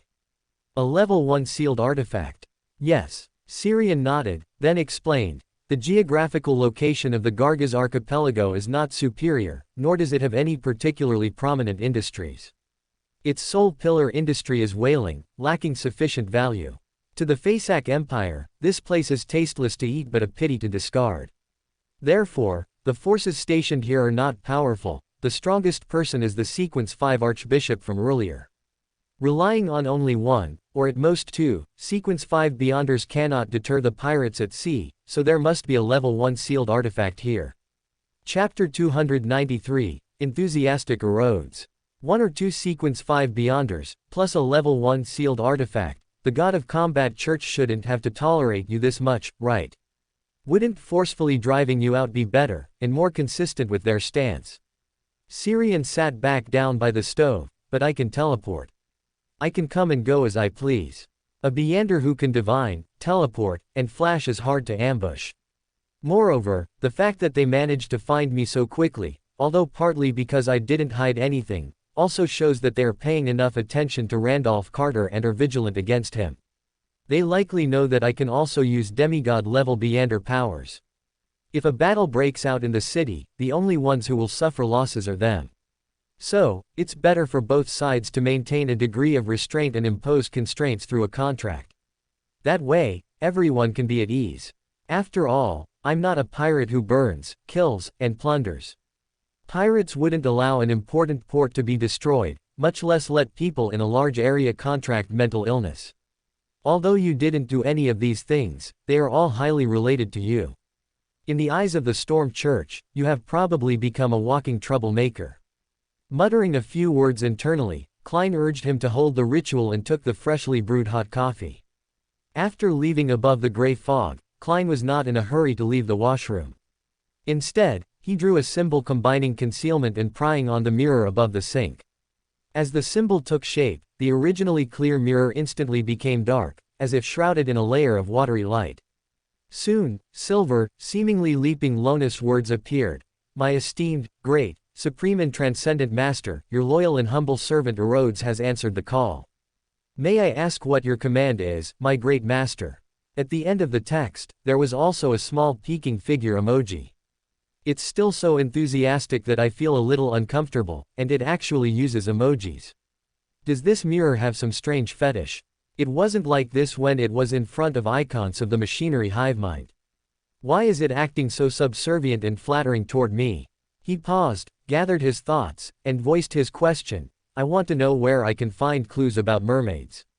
The mirror surface rippled with watery light, and then new words appeared line by line. Mermaids have rarely appeared in human sight since the Fourth Epoch. Most of them have entered the deep sea, with only a small portion still active on the surface. On Toscat Island in the Sonia Sea, the Church of the Night keeps a group of mermaids. Additionally, there are traces of mermaids in the Divine War ruins located at the easternmost part of the Sonia Sea. Apart from that, perhaps in certain parts of the Fog Sea and the Sonia Sea, mermaids that have left the deep sea occasionally appear. Finally, a line of bolded words appeared. Great Master, do you have any other questions? ... Is this completing the Q&A game? If Deacon Icons of the Machinery Hivemind knew that this mirror would actively help the questioner complete the Q&A game and avoid risks, I wonder what kind of expression he would show. Gathering his thoughts, Klein nodded slightly. Yes. Pausing briefly, he continued to ask, I want information regarding the Divine War ruins. On the mirror in front of him, watery light rippled.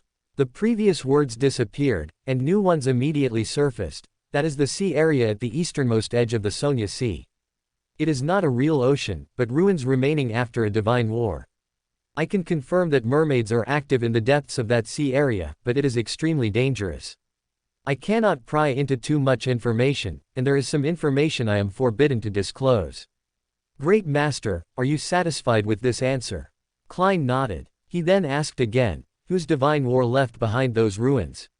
Under his gaze, the watery light on the mirror rippled for a long time before new words appeared.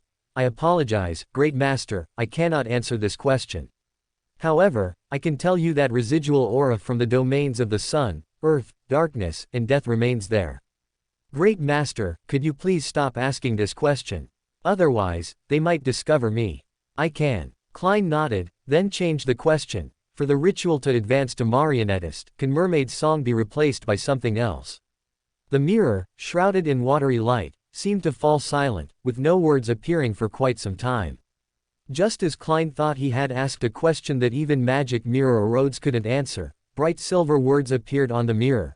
According to the feedback and deductions from marionettists within the church, during the marionettist advancement process, the mermaid's song serves as a form of neutralization and balance. It is used to counteract the corruption of one's spirit-body threads by the marionettist potion during advancement. If it is missing, the vast majority of faceless will lose control directly during the advancement process. Theoretically, any sound or Beyonder ability with a similar effect can replace the mermaid's song, but someone who hasn't personally experienced it would be unable to distinguish the subtle differences. Quote. Klein silently watched the words appear on the mirror, relying on his clown ability to restrain the expression on his face. So, the mirror's silence just now meant it went to the Church of the Night to copy the answer. That was a truly surprising process, but it also shows the mirror's power in certain aspects. It can look at the archives of an Orthodox church whenever it wants, and the goddess in question even holds the title of Hidden Mother. While his thoughts wandered, new words appeared on the mirror. Great Master, are you satisfied with this answer? Klein nodded calmly. Yes. A ripple of watery light spread across the mirror, and new words immediately appeared. Those annoying fellows from the machinery hivemind are looking for me again. I apologize, Great Master, I must go deal with them. Klein nodded slightly. Supreme and Transcendent Master, I wish you a pleasant life in this world, and may you return to the great throne above the spirit world soon. Your loyal servant Erodes takes his leave. Finally, there was a small emoji of a figure waving a handkerchief, gradually shrinking. In less than a second, the deep mirror surface returned to normal, reflecting Sherlock Moriarty's face once more. This mirror's ability is really convenient. Wait, why didn't I directly ask it about Talam's true cause of death and the murderer? Forget it. I'll go above the gray fog tonight to divine first. If I don't get a satisfactory result, I'll ask it again. After muttering a few words, he straightened his clothes, left the washroom, grabbed his hat and cane, and went out to buy warm clothing for Syrian. Noon the next day, Nas, the White City. After eating the lunch delivered to his room by the waiter, Syrian went out wearing the cold-weather clothing Klein had bought from Backland. Noon was already the warmest time of the day here. Just as he reached the hotel entrance, the biting sea wind blew, and his body couldn't help but tremble slightly. Having stayed by the stove for too long, he was even less accustomed to the cold temperature outside. He lightly exhaled a puff of white mist, rubbed his hands, and walked out the door with steady steps. Only by completing the acting earlier can I leave this freezing place sooner. If things get really bad, I could borrow Klein's sunbird brooch. Never mind. The illusion of being in midsummer might cause my body temperature to drop without me realizing it, and I could freeze to death. In that case, a painting that brings warmth, or even a scorching feeling, won't work either. That's not real heat. He walked toward the dock while muttering to himself. Just as he arrived at the dock, he saw a complete whale skeleton, several houses high and still covered with remnants of crimson flesh. Below the skeleton, a group of workers in thick cotton clothes were separating the whale's skin, meat, and fat, packaging them, and transporting them elsewhere. Syrian walked around the dock twice at a moderate pace. After watching the workers disassemble and package the whale, he went straight into a nearby bar. Inside the bar, the warmth from the fireplace alleviated some of the cold he felt. Due to the long history of colonization by Phosic, most people here are mixed race, descendants of Phosic and local natives, with many pure Phosic people as well. This resulted in the local residents of Nas being mostly robust and tall, with an average height between 1.9 and 2 meters. Especially in places like bars, almost everyone you saw was a muscular man. As soon as he entered the bar, Syrian felt like he had instantly turned into an underage teenager. Yo, whose kid is this? Want to come over to Uncle? Uncle's arms are much warmer than your coat, haha. Ah, bang. Syrian stepped over the bearded brute who had awkwardly fallen to the floor and walked straight to the bar counter. The eyes of several surrounding patrons flickered, and they quickly moved, clearing a space for him in front of the counter. they weren't lacking in insight. Moreover, Syrian hadn't concealed his actions just now. Being able to make a grown brute stumble and fall awkwardly with a simple flick of the finger definitely marked him as a Beander. Ignoring the scrutinizing and appraising looks from those around him, Syrian glanced at the small blackboard standing on the bar counter. 1 Nas beer. 2 furs. Syrian paused in the act of taking out money, finally handing over a 1 sol banknote.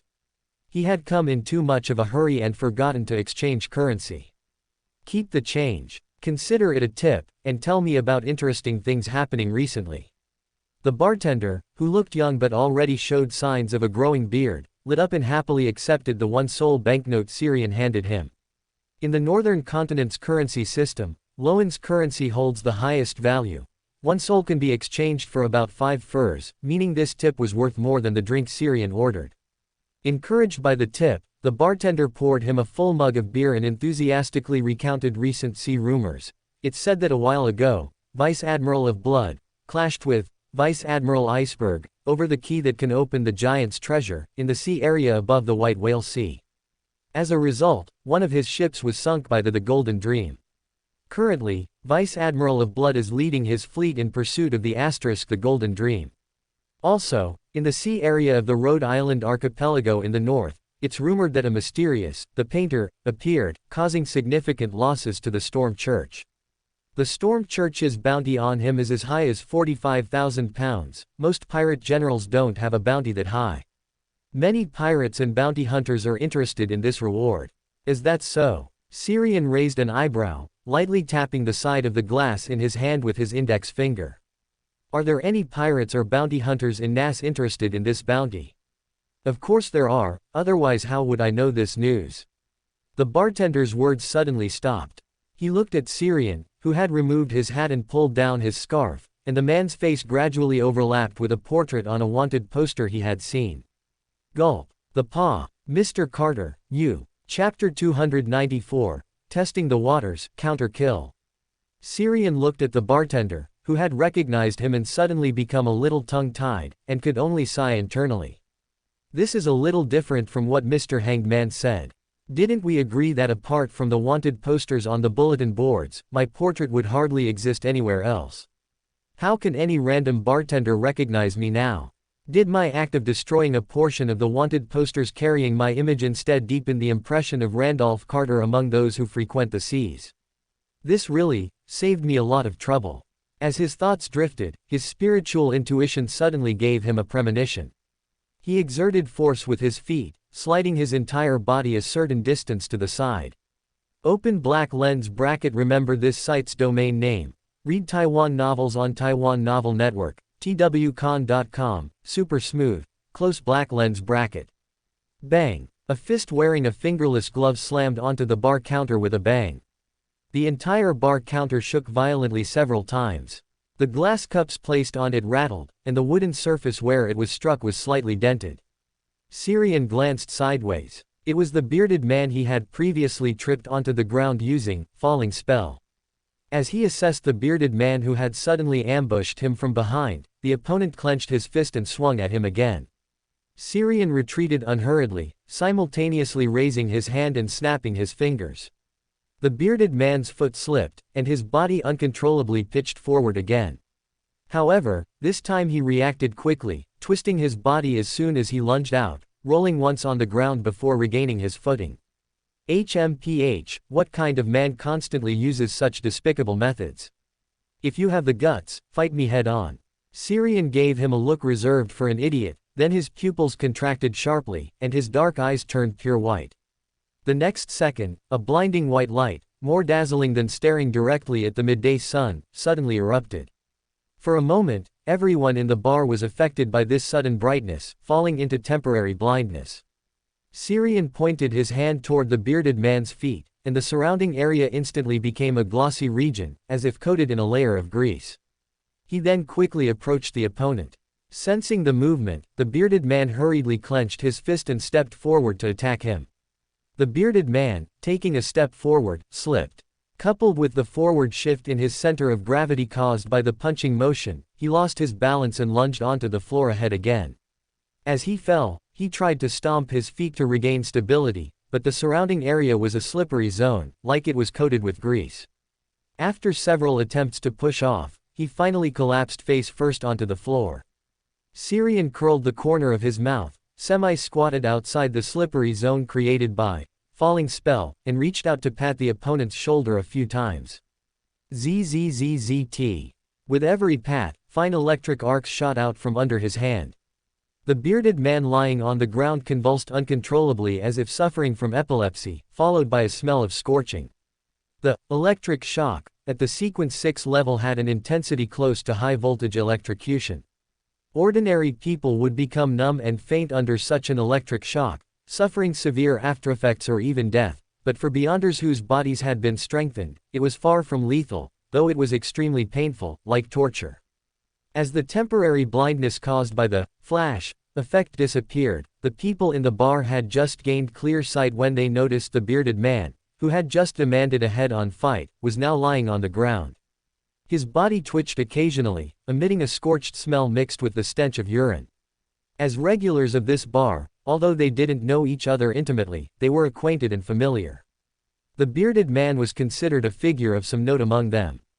Draining the drink in his cup, Syrian put his hat back on, turned, and left the bar. Only after his figure disappeared from sight did the people in the bar start clamoring again. That guy, Iron Fist, was knocked down without even touching the opponent's clothes, and he peed himself. He's so big, but he turned out to be trash. Who among you knows what happened during that time? I heard a crackling sound that seemed like electricity. Can someone throw Iron Fist outside? Leaving him here is polluting the air, it's ruined my appetite for drinking. Hey, he just collapsed, he's not dead. Why don't you go yourself? Are you afraid of retaliation when he wakes up? The clamoring crowd in the bar failed to notice two inconspicuous figures quietly leaving the bar, following Syrian one after the other. Outside the docks, on the street that had become empty due to the sudden heavy snowfall, Syrian abruptly stopped. After glancing around, he turned into a nearby alleyway. After his figure disappeared, two relatively short figures emerged one after the other from the corner behind the street, heading straight for the alleyway he had just chosen. After turning twice in the alley, their path was blocked by a brick wall. This is a dead end. Then where did he go? Whoosh, whoosh. The sound of air being sliced suddenly rang out. Several faint wind blades left clear trails in the swirling snowflakes as they shot toward the two people ahead. As the wind blades approached, the two people standing in front of the brick wall also sensed the danger and dodged toward opposite sides of the alley. But the already narrow alley did not offer enough space to evade, and a dense portion of the wind blades still enveloped them. The man wearing a thick gray overcoat, pressed against the left wall, suddenly raised his hand and clenched his fist. The wind blades slicing through the air instantly became chaotic, some fell to the ground, some hit the wall, and others skewed toward the sky. Ah! On the right wall, the man wearing a black padded jacket suddenly let out a cry of pain. Several deep or shallow cuts appeared on his clothing, with blood faintly seeping out in a few spots. His luck was poor. Several wind blades, after their target and direction had been distorted by his companion, still landed obliquely on him. Furthermore, because the trajectory of the distorted wind blades became unpredictable, he was unable to dodge them in time. Syrian looked admiringly at the man in the thick gray overcoat, confirming with a glance that he was a good opponent who struck his own teammate. Gathering his thoughts, his pupils contracted sharply, and his dark eyes turned pure white, erupting in a flash of white light more dazzling than staring directly at the midday sun. The next second, his vision suddenly darkened. The light in his field of view rapidly disappeared, and his sight became blurry. At the same time, a scorching white, reddish flame spear pierced through the air toward him. But the two seemed to exist in different dimensions. The flame spear passed directly through his body, striking the white stone wall behind him and causing a loud rumble. Immediately afterward, an irregularly shaped, harmless snowball hit him, also passing through his body and landing on the wall behind. Brother, is there some misunderstanding between us? We're all just trying to make a living at sea. There's no need to fight to the death over a momentary burst of anger, right? Syrian turned his head toward the source of the sound. The hazy, blurred light in his vision gradually returned to normal, and then he saw a fist rapidly growing larger right in front of him. Boom! The fist, like a cannonball, passed through his body and struck the wall behind. Where the wall was struck, the white stones shattered, quickly forming a large hole surrounded by a spider web of cracks. The gray-clothed man who threw the punch saw his fist pass through Syrian's body without any resistance, and a hint of panic flashed in his eyes. The opponent apparently hadn't been bribed, nor had his mind been corrupted or twisted into making a wrong judgment. Ah! A sharp, eye-popping scream rang out behind him. The gray-clothed man subconsciously turned around, and a scene of twisted screaming reflected in his eyes. Buzz! An indescribably intense pain struck, as if a steam train speeding along a track had rolled over his head. His eyes, which were already bloodshot, instantly became engorged, his eyeballs seeming ready to burst. Dark red liquid flowed from his nose, the corners of his eyes, and his ears. After the brief intense pain, he became dizzy and stumbled, his mind filled only with a constantly echoing, somewhat ethereal ringing. Syrian glanced at the black-clothed man on the other side who was condensing a huge fireball. His body rapidly solidified, and an illusory floating book was reflected in his eyes. I came, I saw, I recorded. As the incantation appeared, a silver-white, two-handed greatsword condensed from pure dawn was dragged out of thin air by him. Pucci. The sword of dawn pierced straight through the chest of the gray-clothed man. Boom! The huge fireball, nearly 2 meters in diameter, was thrown by the black-clothed man, exploding violently upon contact with Syrian and the gray-clothed man. The force, like a large-yield gunpowder explosion, made the entire alleyway seem to tremble slightly. Waves of heat spread out. Whether it was the snowflakes falling from the sky or the surrounding snow on the ground, everything instantly melted, vaporized, and evaporated. The black-clothed man, who had just blown up his companion along with himself, didn't even have time to breathe a sigh of relief when he suddenly heard the sound of footsteps landing behind him, along with the sound of air being sliced. Without the slightest hesitation, he immediately bent down and lunged forward. Whoosh! The silver sword of dawn sliced through the air, leaving a clear scratch mark on the stone wall beside him. Syrian frowned slightly. In such a cold environment, his body was somewhat stiff, and his movements were not flexible enough. Facing a pyromaniac who was more resistant to cold and whose movements were more agile than his own, he had no advantage in close combat. With the commotion that fireball you just created caused, the official Beyonders will arrive soon. The pyromaniac, having dodged an attack from behind, took a step back and looked at him warily. So, how about we both back off? The one who used Beyonder abilities in the bar to influence, Iron Fist, and make that idiot attack you as my companion. You've already killed him, so consider your revenge complete. There's no need for us to continue this standoff. Syrian nodded slightly and extended his left hand in a gesture of invitation. The pyromaniac wearing the black padded jacket looked at him with surprise, seemingly not expecting him to be so agreeable. He retreated while keeping a wary eye on Syrian, pausing momentarily as he passed his companion's still burning, completely charred corpse, and then quickened his backward steps. Only after retreating out of Syrian's sight did he dare to turn around and run toward the alley entrance at maximum speed. Snap! A crisp finger snap sounded right next to his ear. Before he could react, his foot suddenly slipped, and his body uncontrollably lunged forward. Thanks to the reaction speed gained during the hunter stage, or perhaps his control over his body, he seized the opportunity to roll once on the ground, stabilizing himself, and then forcefully pushed off with both legs, shooting forward. Behind him, Syrian, who had flashed over, had faint electric light flickering in his eyes. Mental piercing. The pyromaniac who was darting forward had his pupils contract, and 2 streams of bright red nosebleed flowed out. His body, which had just left the ground, instantly lost control. Like a runaway carriage, he ran for a distance before tipping over and falling, rolling several times. Syrian straightened his body, and the illusory, slowly turning book was reflected in his eyes once more. Snap! Snap! He raised his hand and snapped his fingers repeatedly. Air bullets instantly formed and shot out. PFF'd, PFF'd. The black-clothed pyromaniac, who had crashed into the corner and finally stopped rolling but hadn't yet recovered, burst out in blossoms of blood.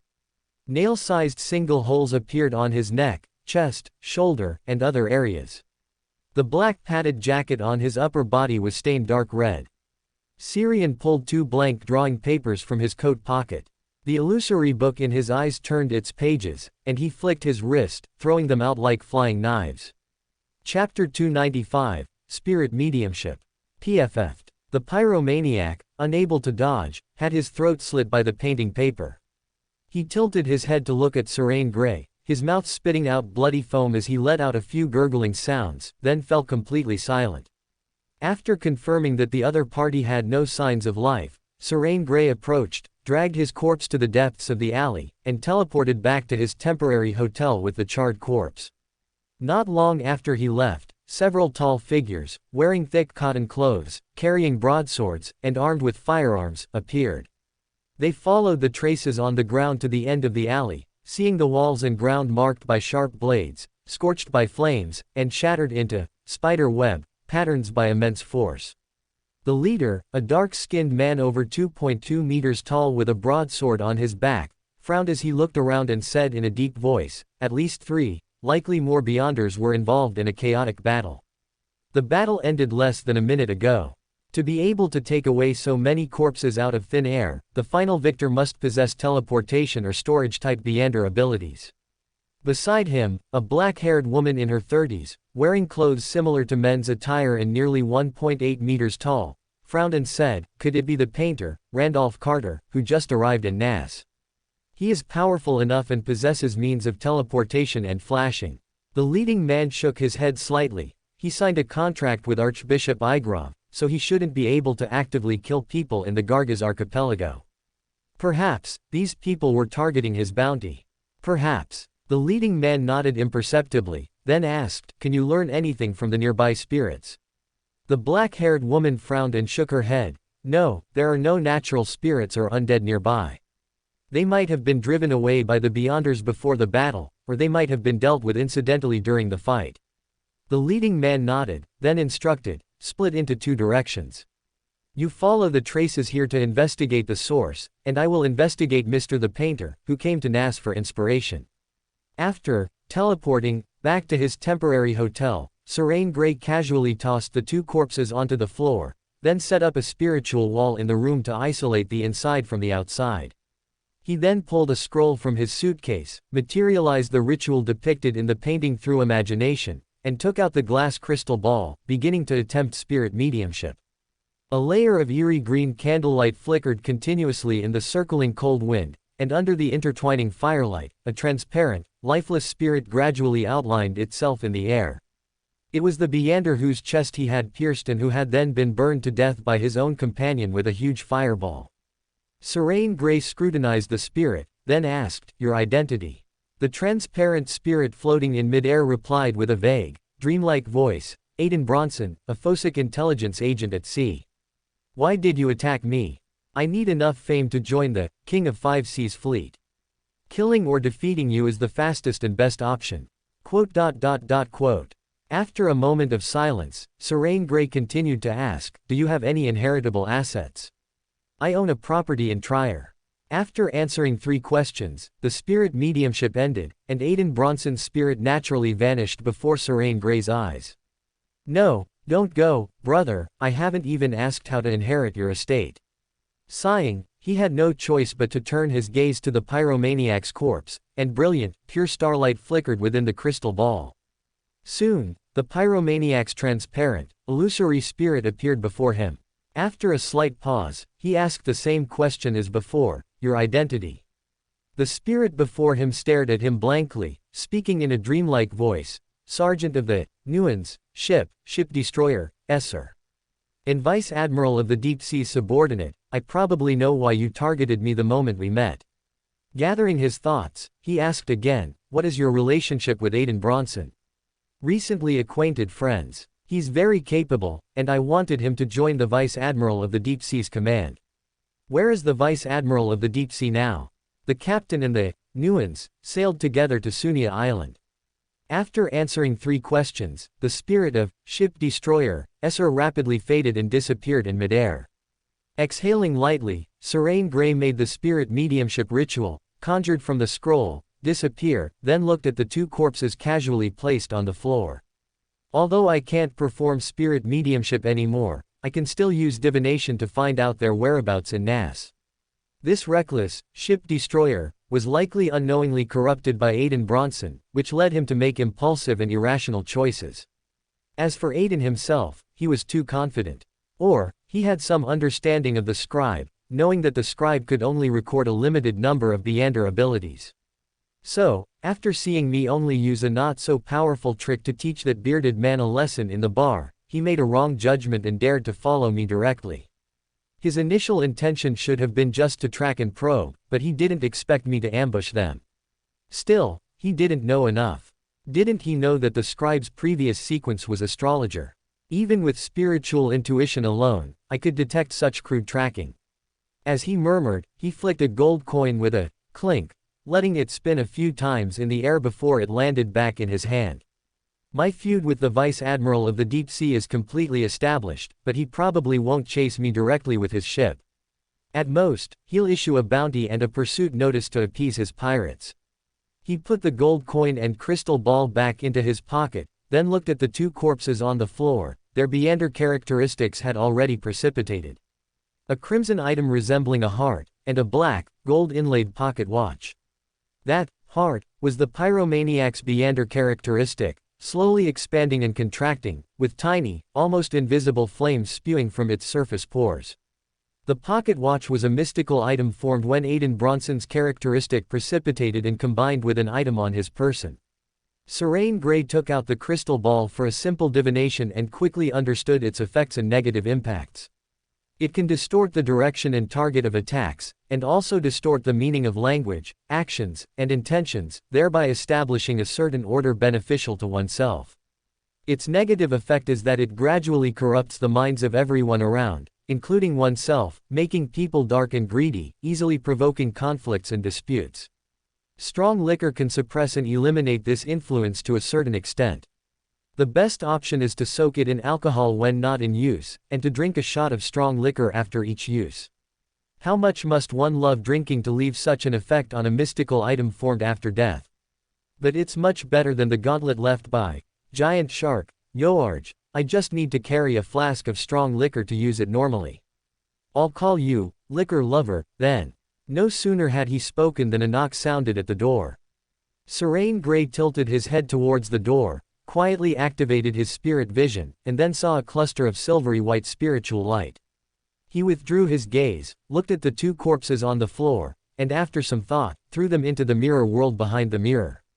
He then performed another interference with divination and spiritual intuition before opening the door. Outside the door was a man with a broadsword on his back, over 2.2 meters tall, with dark skin, completely different from the cold, pale-skinned natives of the area. Serene Gray even felt that even if everyone in Nass stood together, he would be the most conspicuous one. Withdrawing his scrutinizing gaze, he calmly asked, "Is there something I can help you with?" The tall man's gaze swept over his head, scanning the room, finally lingering for a moment on the roaring fireplace. "Isn't he just a head taller than me? That's a bit impolite." While he was silently complaining, the other party took out an identification card from his pocket and presented it to him. "I am the police chief of the local security office. A serious armed conflict and murder occurred in Nass City today, and I specifically came to remind you, as visiting tourists, to be careful when going out and to avoid dangerous places." Serene Gray nodded politely. "Okay, I understand. Thank you for the reminder." After a pause, just as the other party was about to turn around, he suddenly asked, "Chief, what dangerous places are you referring to?" After asking, he saw the official Beander, pretending to be a police chief, stiffen slightly, a hint of helplessness flashing in his eyes as he turned to face him, solemnly reminding him, the chaotic bars and casinos at the docks, secluded and deep alleys, deserted beaches, and sea areas that deviate from safe shipping lanes. These are all places where pirates and gangs are active. It's best not to go if you can avoid it. Having said that, without waiting for Serene Gray to ask more questions, he turned and strode towards the stairwell at the end of the corridor. Before the other party disappeared from his sight, Serene Gray eagerly closed the door, as the meager warmth from the fireplace couldn't be allowed to escape. Did his last words mean he hoped I wouldn't go to those places, to stay quietly, and then leave quietly? Or did he hope I would go to those places, preferably get into conflicts with local gangs and pirates, and help them clear out some of the gangs and pirates entrenched in Nas. Muttering a few words, he walked to the mirror in the room and pressed his hand against it. The next second, a faint blue light rippled out, and a blurry, insubstantial, illusory door suddenly appeared before his eyes. In the hotel lobby on the first floor, the tall man with a broadsword on his back met up with another team member who was waiting for him downstairs.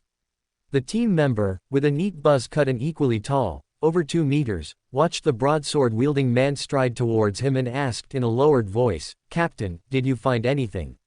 The broadsword-wielding man shook his head. "Let's go back and talk." In a row of attached residential buildings near the seafood market in the dock area. The restaurant's frosted glass window suddenly darkened, and on the misty, water-streaked surface of the glass, faint blue ripples spread, forming an illusory door before the window. Serene Gray leapt out from behind the door, looked around, then at the extinguished fireplace, and gently rubbed his fingers together. Whoosh! Red flames instantly ignited on the extinguished wood in the fireplace. This was the Vice Admiral of the Deep Sea's pirate crew's secret base in Nas, primarily responsible for gathering and transmitting intelligence, and also serving as a channel for fencing stolen goods. Because he had 2 stealth ships and the Vice Admiral of the Deep Sea himself was a Sequence 5 of the Sailor Pathway, his pirate crew, in addition to plundering cargo and passenger ships, also frequently salvaged sunken ships and explored underwater ruins. Although they didn't always have a harvest, they were tireless. This was a no-cost business, and once they had a harvest, it earned them more than a single robbery. Their biggest haul was when they discovered 2 stealth ships from an ancient underwater ruin, which are now the Nuans and the Black Octopus in the Vice Admiral of the Deep Sea's fleet. Greater than. Chapter 296, The Twilight Hermit Orders Sudden Meeting. According to the divination from Ship Destroyer, Cell, the person in charge of this stronghold was an old, half-native man who loved to drink. Most of the time, he was the only one here. Unless necessary, pirates staying in Nas rarely came over. Compared to the cold and empty stronghold, they preferred warm and lively places like the Red Theater. Clink. A gold coin flipped from Serene Gray's hand, spun a few times in midair, and then landed back in his palm. Heads up, indicating affirmation. Putting away the gold coin, he turned and walked towards the stairwell at the back of the hall. Halfway up the stairs, he heard snoring, and a faint smell of fermented alcohol wafted through the air. 6. Quote, "Drinking leads to trouble." He sighed inwardly and quickened his pace to the second floor. Through the half-open bedroom door, he saw the old man sitting on the floor, his upper body leaning against the bed, his head tilted as he snored. On the floor beside the old man were several overturned, empty wine bottles and a scattered dish of snacks.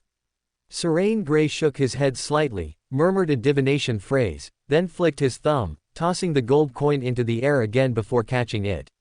He glanced at the divination result in his hand, put away the gold coin, and then pulled a blank drawing paper from his pocket, while a phantom, slowly turning book reflected in his eyes. The next second, the blank drawing paper was flicked out of his wrist like a flying knife. Whoosh! PFF'd. The old man, sitting on the floor with his back against the bed, his head tilted and snoring, twitched. A gurgling sound came from his half-open mouth, as if he was about to wake from his sleep. After a few struggles, he completely lost his breath, dying in his dream. Seeing that the other party had completely lost all signs of life, Serene Gray took out the glass crystal ball and the scroll depicting the spiritualism ritual.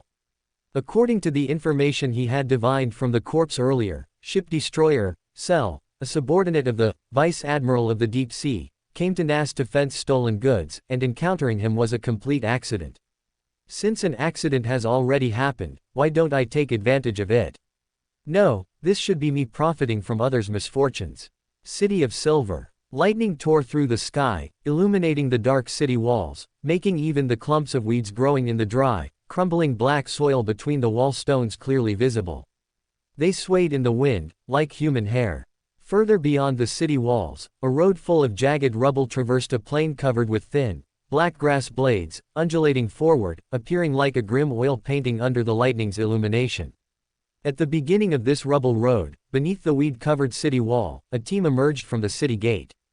Colin Iliad, chief of the City of Silver's Council of Six, walked at the forefront, followed by a dozen people carrying leather satchels and weapons, treading the jagged rubble road. Derek Berg was also in this exploration team, positioned in the middle of the group, enveloped by the flickering, dim yellow light of the beast skin lanterns. This was the exploration he had mentioned at the Tarot Club earlier, led by Chief Colin, to the half-collapsed temple belonging to the true creator. As lightning flashed frequently, familiar scenes entered his eyes, and a strange unease welled up in his heart. He had a feeling that this exploration would not go smoothly. Behind this team, a small clump of black weeds growing from the cracks in the city wall bricks suddenly intertwined, outlining a face with a broad forehead, a thin face, and an eye socket woven from weeds over the right eye. It gazed in the direction the exploration team was heading, a faint, almost imperceptible smile playing on its lips. 2 seconds later, the intertwined weeds forming the face dispersed, continuing to sway in the wind like strands of hair. In the stronghold of the Vice Admiral of the Deep Sea, pirate crew in the port area of White City, Nass. Serene Gray had thoroughly searched all the rooms from the basement to the 3rd floor. Apart from firearms, bullets, gunpowder, and ginhorn, he didn't find many useful items. However, the number of firearms and gunpowder here is too great, enough to equip a small army. Is this arms smuggling? I wonder where they're smuggling to. The Gargaz archipelago doesn't have local resistance forces like the Rorstad archipelago. 0. The southern continent, or Sonia Island. Ordinary weapons are useless to me, and I need channels to convert them into cash. Forget it, I'll take them all for now. Maybe they'll come in handy someday. If there's really no other use, I can support the resistance forces on the southern continent or at sea, causing some trouble for the northern continent nations. After murmuring for a while, he dismantled the mirror in the adjacent room and threw all the firearms and the ginhorn he had found into the mirror world. Although he felt it would be safer to put things in the world in a painting, the world in a painting he could currently create had limited capacity. To put so many things in, it would probably require a quantity of paintings equivalent to a picture album. Before leaving, he left a portrait of Randolph Carter hanging in this stronghold. If any uninformed pirates came to this stronghold later, he would know immediately. On the other side, inside a conference room in the underground area of the Morning Star Church, which was built with white megaliths, had spires and bell towers, and was painted with a layer of silver coating, as if plated with silver. Archbishop Igorov, dressed in an orange priest's robe, sat at the head of the long conference table, quietly listening to the report from the members of the Sword of Twilight team below. Randolph Carter appeared in the Sperm Whale bar at the dock and had a conflict with Iron Fist, Brew, a pirate who has been active here for many years. He taught him a lesson but didn't kill anyone. Currently, Iron Fist, Brew has been locked up in the church's underground dungeon. The group of Beyonders who fought in the alley outside the dock is unknown. From the traces at the scene, at least 2 or 3 Beyonders died. The surrounding spirits have all been dispelled, and divination is also interfered with. We currently cannot know the specific situation of the battle at that time. The bodies of the deceased were all taken away, but no traces were left at the scene. I suspect it was the painter. I visited his temporary residence at the hotel, but found nothing. Igorov lowered his eyes and remained silent for 2 seconds, then nodded slightly. He did not violate the contract. The captain of the Sword of Twilight team, who carried a broadsword, frowned. Could it be that this matter really has nothing to do with him? Igorov shook his head slightly. It's also possible that he found a way to circumvent the contract. We can use 1 to 61 to influence the effect and content of the contract. Others can naturally do the same using other methods. Angelina, the silent deacon of the Sword of Twilight, suddenly spoke. Should we forcefully expel him? Igorov still shook his head. Not for now. As long as he doesn't cause too much damage to Nass, we can ignore the matter of clearing out pirates, and even provide some assistance. If he can stir up a bigger commotion among the pirate groups in the Gargaz archipelago, perhaps there will be fewer pirates active here in the future. Angelina frowned, but he himself is an unstable and dangerous individual. Igorov nodded calmly, then whispered, "The Lord says, ignore him." Silence suddenly fell in the conference room, with only a group of tall figures showing expressions of confusion or astonishment in their eyes. Back at the temporary hotel, Serene Gray sat in front of the fireplace with a drawing board, sketching the scene of the dock from memory. Although he personally thought drawing on site would be better, the the temperature in Nass was simply not suitable for such an activity outdoors. Fortunately, having gone through the astrologer stage, his memory was excellent. Even if he missed anything, a single divination could recall all the details he had seen at noon. As soon as he finished a painting, the sky outside darkened. Serene Gray touched his not yet hungry stomach and decided to work overtime tonight. Finish the acting earlier, leave earlier. Compared to the freezing Nass, Bayam, although also cooled down due to the season, is still warmer than most places. As he murmured, he suddenly yawned, and a wave of drowsiness washed over him. This isn't normal. As soon as the thought flashed through his mind, his eyelids became so heavy that he couldn't lift them anymore. After swaying twice, he leaned back in his chair and fell into a deep sleep. In a daze, he seemed to hear the sound of waves crashing against rocks, and then he suddenly woke up completely. 100-meter-tall cross, surrounded by the skeletons of various races, came into view.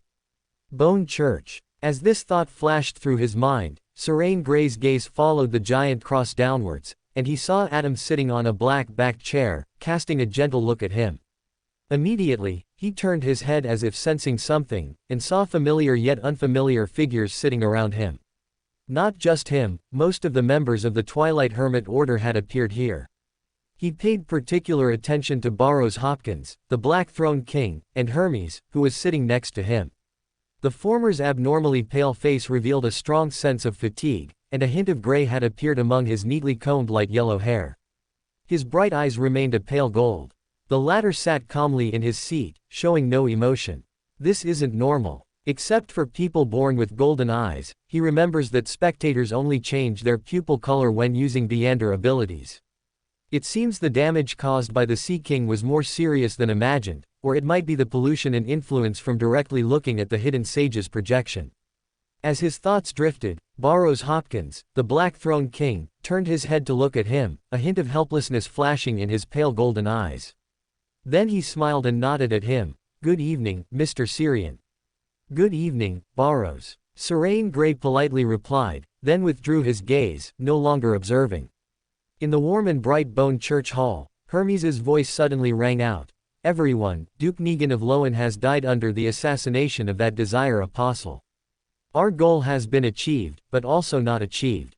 Although Duke Negan's death split the upper house, the expected turmoil was suppressed by his chief brother, allied with Earl Hall and others. The arrival of the Tide of the Era has been postponed again." As soon as Hermes finished speaking, Serene Gray saw a serious-faced middle-aged man across from him, dressed in an Intis-style military uniform, say with a slightly arrogant tone, "What if we also assassinate one or more of Earl Hall's group?" Burroughs Hopkins, the Black Throne King, replied in a hoarse voice, "Then Lowen's subsequent actions will not be to declare war, but to fully commit to searching for us and then retaliating." Hermes nodded slightly, then looked at Adam, who had remained silent at the front, beneath the giant cross. "I think we can temporarily abandon our progress in Lowen and shift our focus to Intis and Fosik."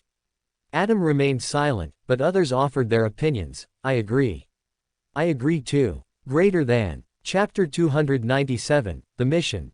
After the proposal received the approval of most members, Hermes suddenly turned his head to look at Syrian. "Fosik and Lowen have different political landscapes, but assassinating another noble or minister won't achieve much. If too many high-ranking officials die, these nations might catch on. I believe the best choice is to create conflict externally, for example, on Sonia Island. Lowen and Fosik already have friction there. We only need to intensify this friction to lay the groundwork for a future war. I admit what you said makes sense, but why do you keep staring at me?" Syrian felt slightly creeped out by the staring. He felt that this angel of the spectator pathway had a hidden meaning, but out of politeness, he still nodded. The next second, Hermes said something that made him feel uneasy. "The batch of military supplies you intercepted from the Vice Admiral of the Deep Seas base is a good starting point." Gasped, "Has he been watching me all along, or was this whole matter his arrangement?" As his thoughts raced, Hermes' words continued to echo in his ears. "Vice Admiral of the Deep Sea, Hal Constantine belongs to a third party on Sonia Island, representing the remnants of the Elven faction. Bound by blood, they have been secretly developing on Sonia Island. Strictly speaking, they don't count as a third-party force. Pure-blooded elves are rarer than dragons in this era, and there is no organized resistance army on Sonia Island. There are only some humans with elven blood who wish for independence under the elven banner. In the eyes of both Fosik and Loan, they probably don't even count as clowns, but we can infiltrate these people with elven blood and assassinate Fosik and Loan officers in their name. To Loan and Fosik, they will only believe this is the other side's scheme, further escalating the conflict between them. Syrian gave Hermes beside him a deep look. This was a premeditated test. I actually thought he was a decent person before. I must have been affected by the spectator Beander ability. Collecting his thoughts, he spoke, but this is not enough to cause a war. At most, there will be some small-scale friction. Hermes smiled, deepening the few wrinkles on his face. What we need to do now is accumulate conflict, and then wait for the right opportunity to ignite it all. Syrian nodded slightly and turned to look at Adam at the very front. The latter sat silently on the chair, hands clasped in front of his chest, appearing to be praying devoutly. Did Adam tacitly approve Hermes' proposal? This won't let me be a slacker in the Twilight Hermit Order. After a pause, he turned his head to Hermes beside him. I can try, but I need some assistance. Hermes smiled and nodded. You can ask me, or anyone present, to record Beander abilities.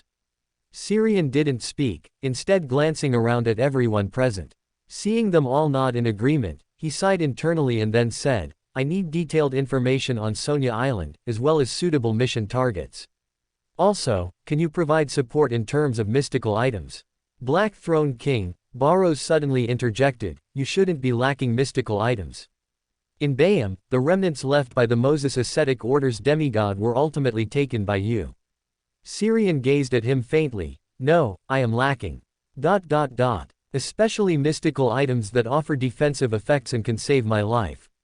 Adam, sitting in the front before the massive cross, suddenly spoke, a substitute doll, and one chance to impose a seal on a dangerous mystical item. These are rewards for this mission, which you can receive in advance. He wanted to say the reward was a bit meager, but seeing Adam's gaze directed at him, he inexplicably swallowed his words.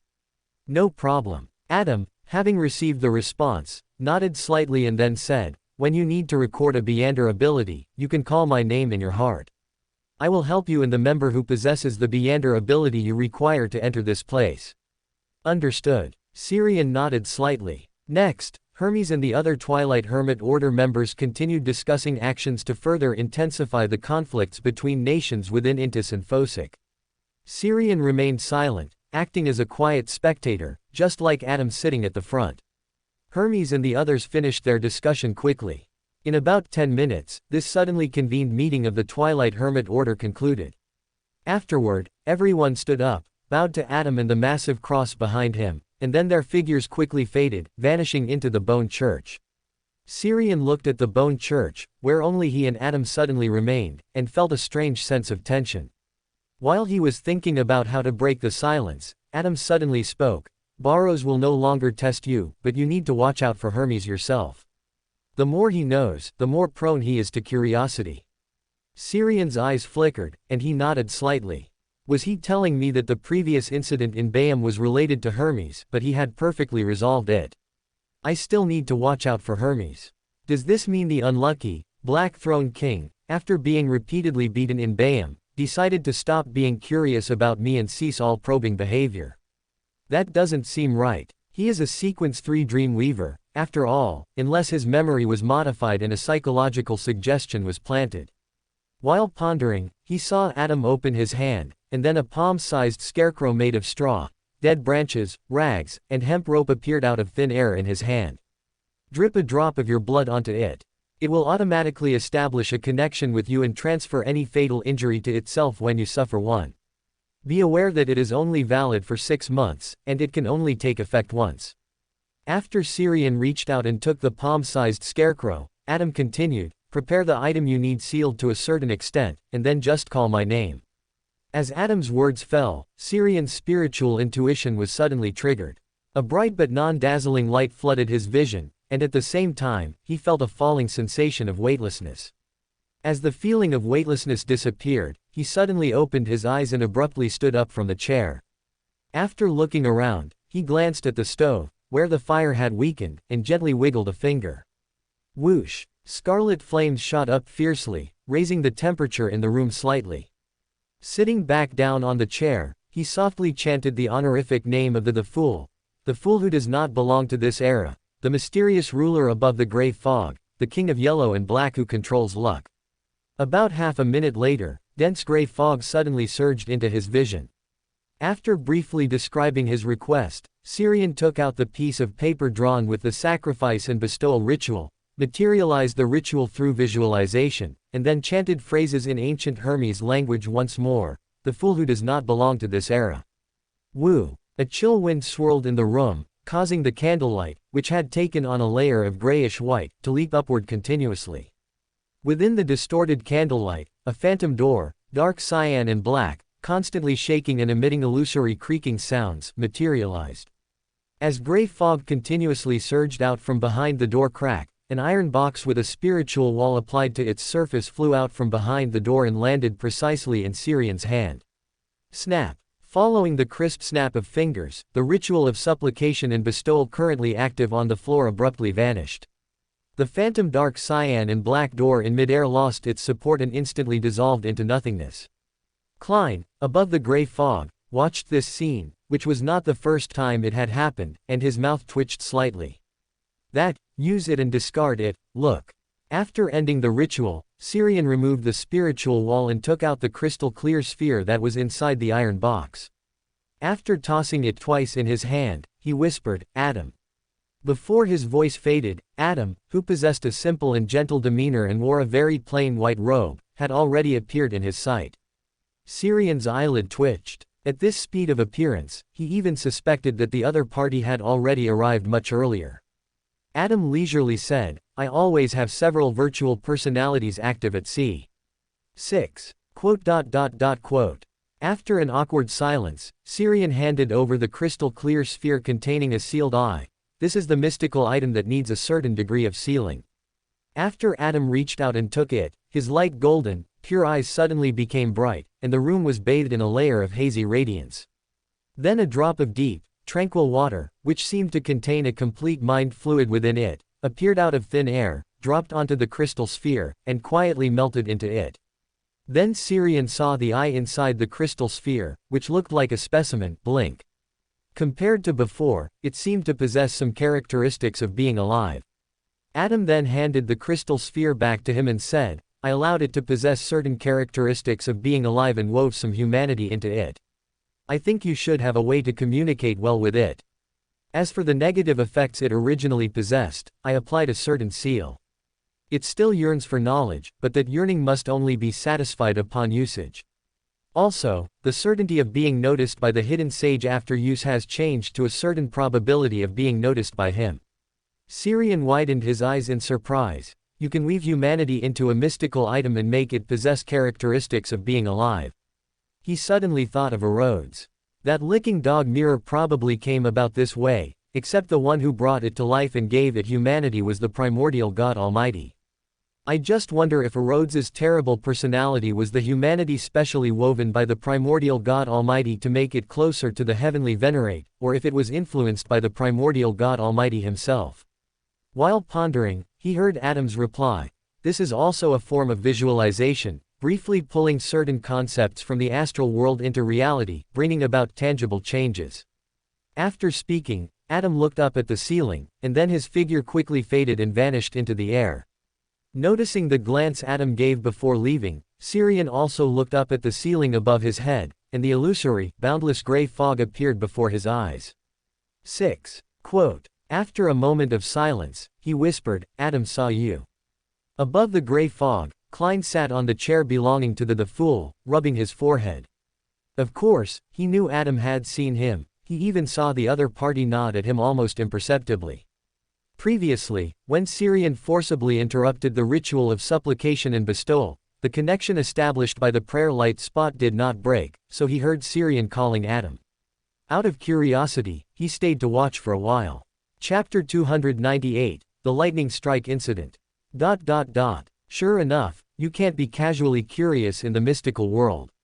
You might run into a big shot one day. Collecting his thoughts, he looked down at Xiang and asked, "Adam didn't just see me, he must have also discovered your identity as a double agent.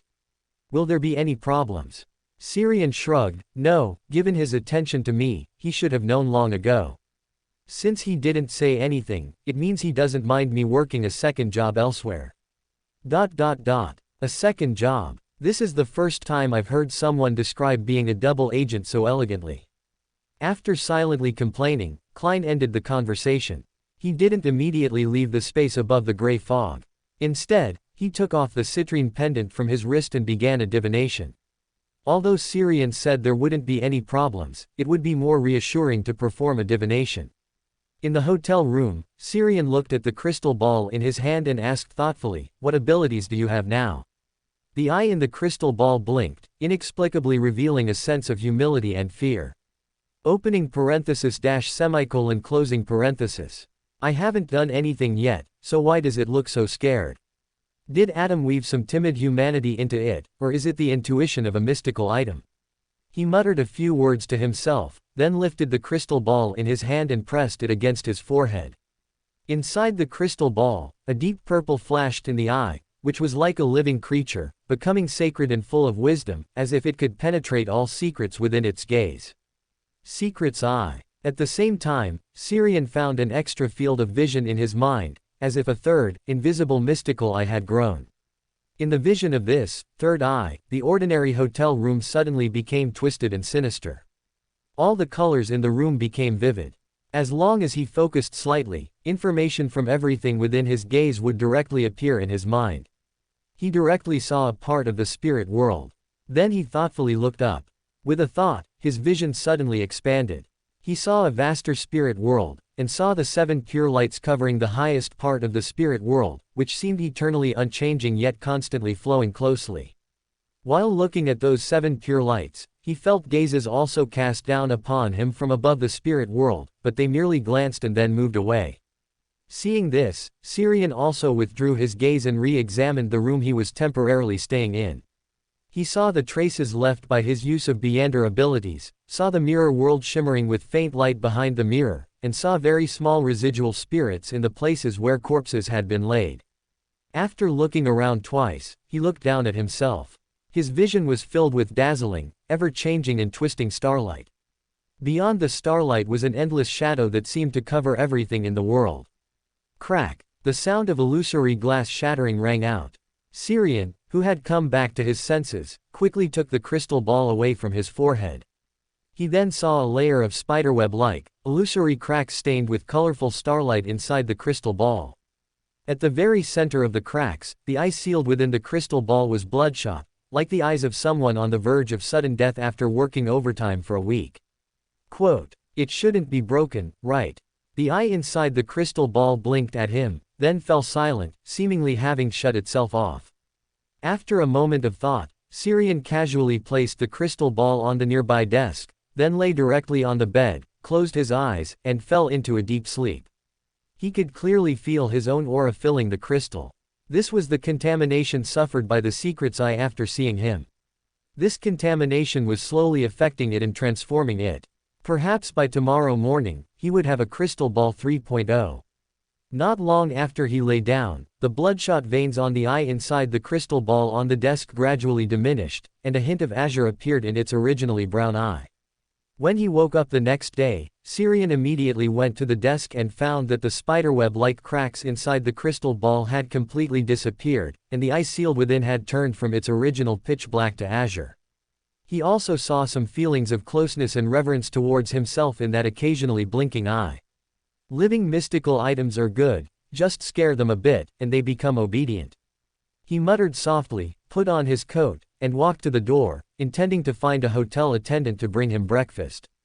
As soon as he opened the door, he froze. Many people were standing in the hallway outside his room, making the once spacious hallway suddenly crowded. After a moment of silence, he reached out and patted the closest guest, asking curiously, why are so many people crowded in the hallway?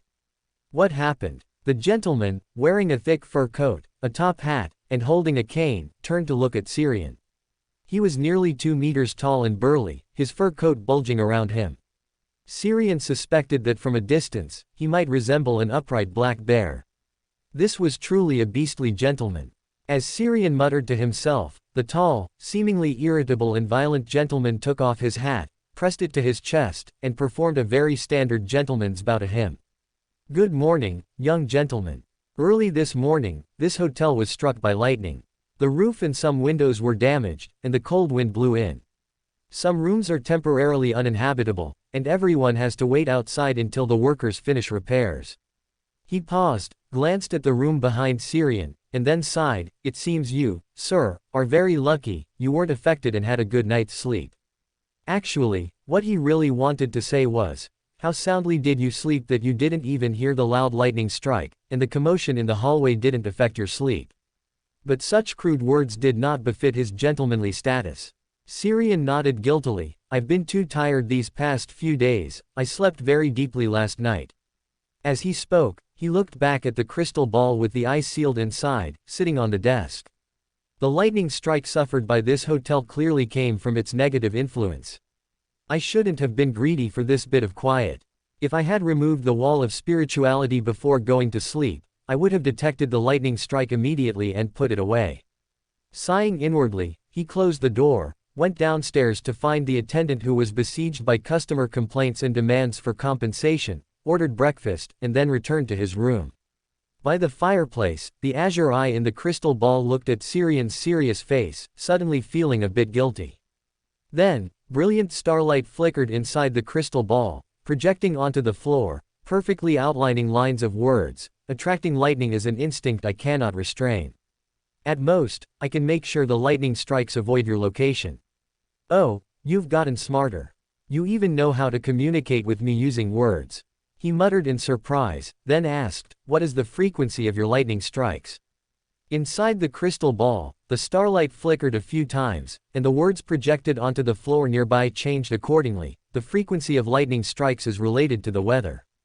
My presence merely amplifies the probability of lightning strikes in the surrounding area." That's quite reasonable. After muttering, he asked again, "Are you still full of thirst for knowledge?" On the floor, the projected words changed again. "Yes, esteemed existence, mastering more knowledge is my greatest pursuit, and the meaning of my existence. But if it is for you, I can restrain this instinct. I just need to be allowed to read more books normally." Syrian raised an eyebrow and asked curiously, "Since you pursue knowledge, can you use mystical reenactment to draw power from your mastered mystical knowledge to create magic or witchcraft?" "Apologies, I am merely a mystical item and cannot create new spells on my own. But if I can master existing spell knowledge from mystical reenactment, I can reproduce them." Is the lack of innovative ability due to insufficient accumulation from the prerequisite sequences? Collecting his thoughts, he nodded. "I understand. I will find someone to trade for some established spell knowledge." After a slight pause, he asked again, "What is the probability of being noticed by the hidden sage each time you use your ability, and furthermore, is it you or me who is noticed?" This time, the starlight inside the crystal ball flickered for a long while before finally projecting a complete sentence onto the floor. "This will gradually accumulate with the number and duration of ability uses. If kept within 3 times a day, it will generally not be noticed. If this limit is exceeded, the probability of being watched will gradually increase. For that incarnation of knowledge, noticing me is equivalent to noticing you.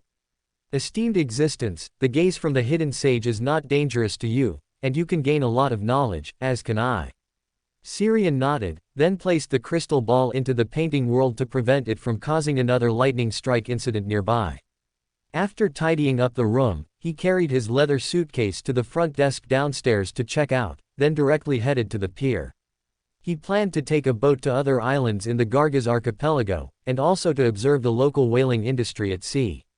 As for the assassination mission on Sonia Island assigned by the Twilight Hermit Order, he was still waiting for the pirates under the Vice Admiral of the Deep Sea to go to the stronghold at the pier.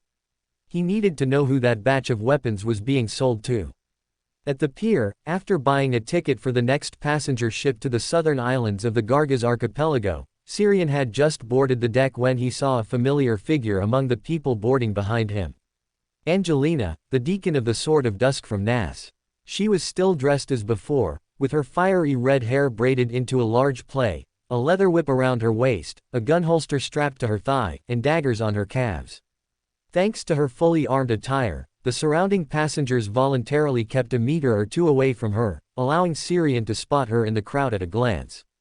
Seeing her approach, Syrian nodded in greeting, then knowingly asked, "Can your official beyonders from Fosik still freely leave your assigned areas?" Angelina explained with a serious expression, "I am on a mission transfer, not dereliction of duty." The Black Octopus, part of the Vice Admiral of the Deep Seas Fleet, recently appeared near White Whale Island, south of Nas. Its captain, Bone Splitter, Lori, is a Sequence 6 Beyander.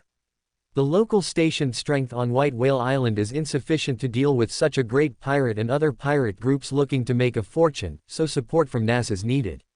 It's the Vice Admiral of the Deep Sea again. If you told me there wasn't a script or interference from the Twilight Hermit Order, I would never believe it. Collecting his thoughts, he looked at Angelina and chuckled, "So you're just casually taking a passenger ship there like this?" Angelina didn't answer, but the expression on her face clearly said, "You are also a troublesome person who needs attention and vigilance." Chapter 299, The Black Emperor. At dusk, as the orange-red sunset slowly sank into the sea, two ships towed a behemoth toward the nearest port. A streak of crimson gradually spread across the sea surface they passed. Syrian sat by the window of the passenger ship, looking with great interest at the sea outside and watching the fishing boats returning in the sunset. Angelina sat across from him. Noticing his gaze toward the fishing boats, she explained in a calm voice, "Judging by the size of this white whale, it must be in its prime. Their harvest is good, and they can look forward to a nice new year afterward." Syrian glanced at her, remaining silent. Since boarding the ship, this deacon of the Sword of Dusk had not moved more than 3 meters away from him. This behavior, like guarding a prisoner, annoyed him slightly. However, the other party had not made any impolite remarks or actions, so he could only tolerate it. As he cast his gaze back towards the sea outside the window, his spiritual perception was suddenly triggered, and he turned his head in surprise to look at the sea surface diagonally ahead.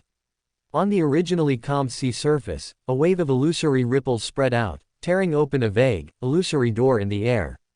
Immediately afterward, a 100-meter 3-masted sailboat covered in pure black rushed out from behind the door, and sailed steadily across the sea. Lanterns hung along both sides of the nearly 100-meter-long ship, which bore 3 pitch-black sails without any markings or symbols. Relying on the excellent eyesight of a scribe, Syrian saw the mottled stone chair, 2 or 3 meters high, standing on the deck against the cabin. The Black Emperor, of Nastor, the King of the 5 Seas. The moment he finished speaking, Angelina, who was sitting opposite him, looked with an unsettled expression toward the area where his gaze was focused. Upon seeing the 3-masted sailboat gradually approaching, the last shred of hope in her heart was extinguished.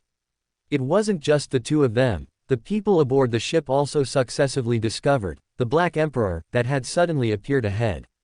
The middle of the cabin, which had been noisy but relatively orderly, erupted in screams, curses, and wails, plunging the entire passenger ship into chaos.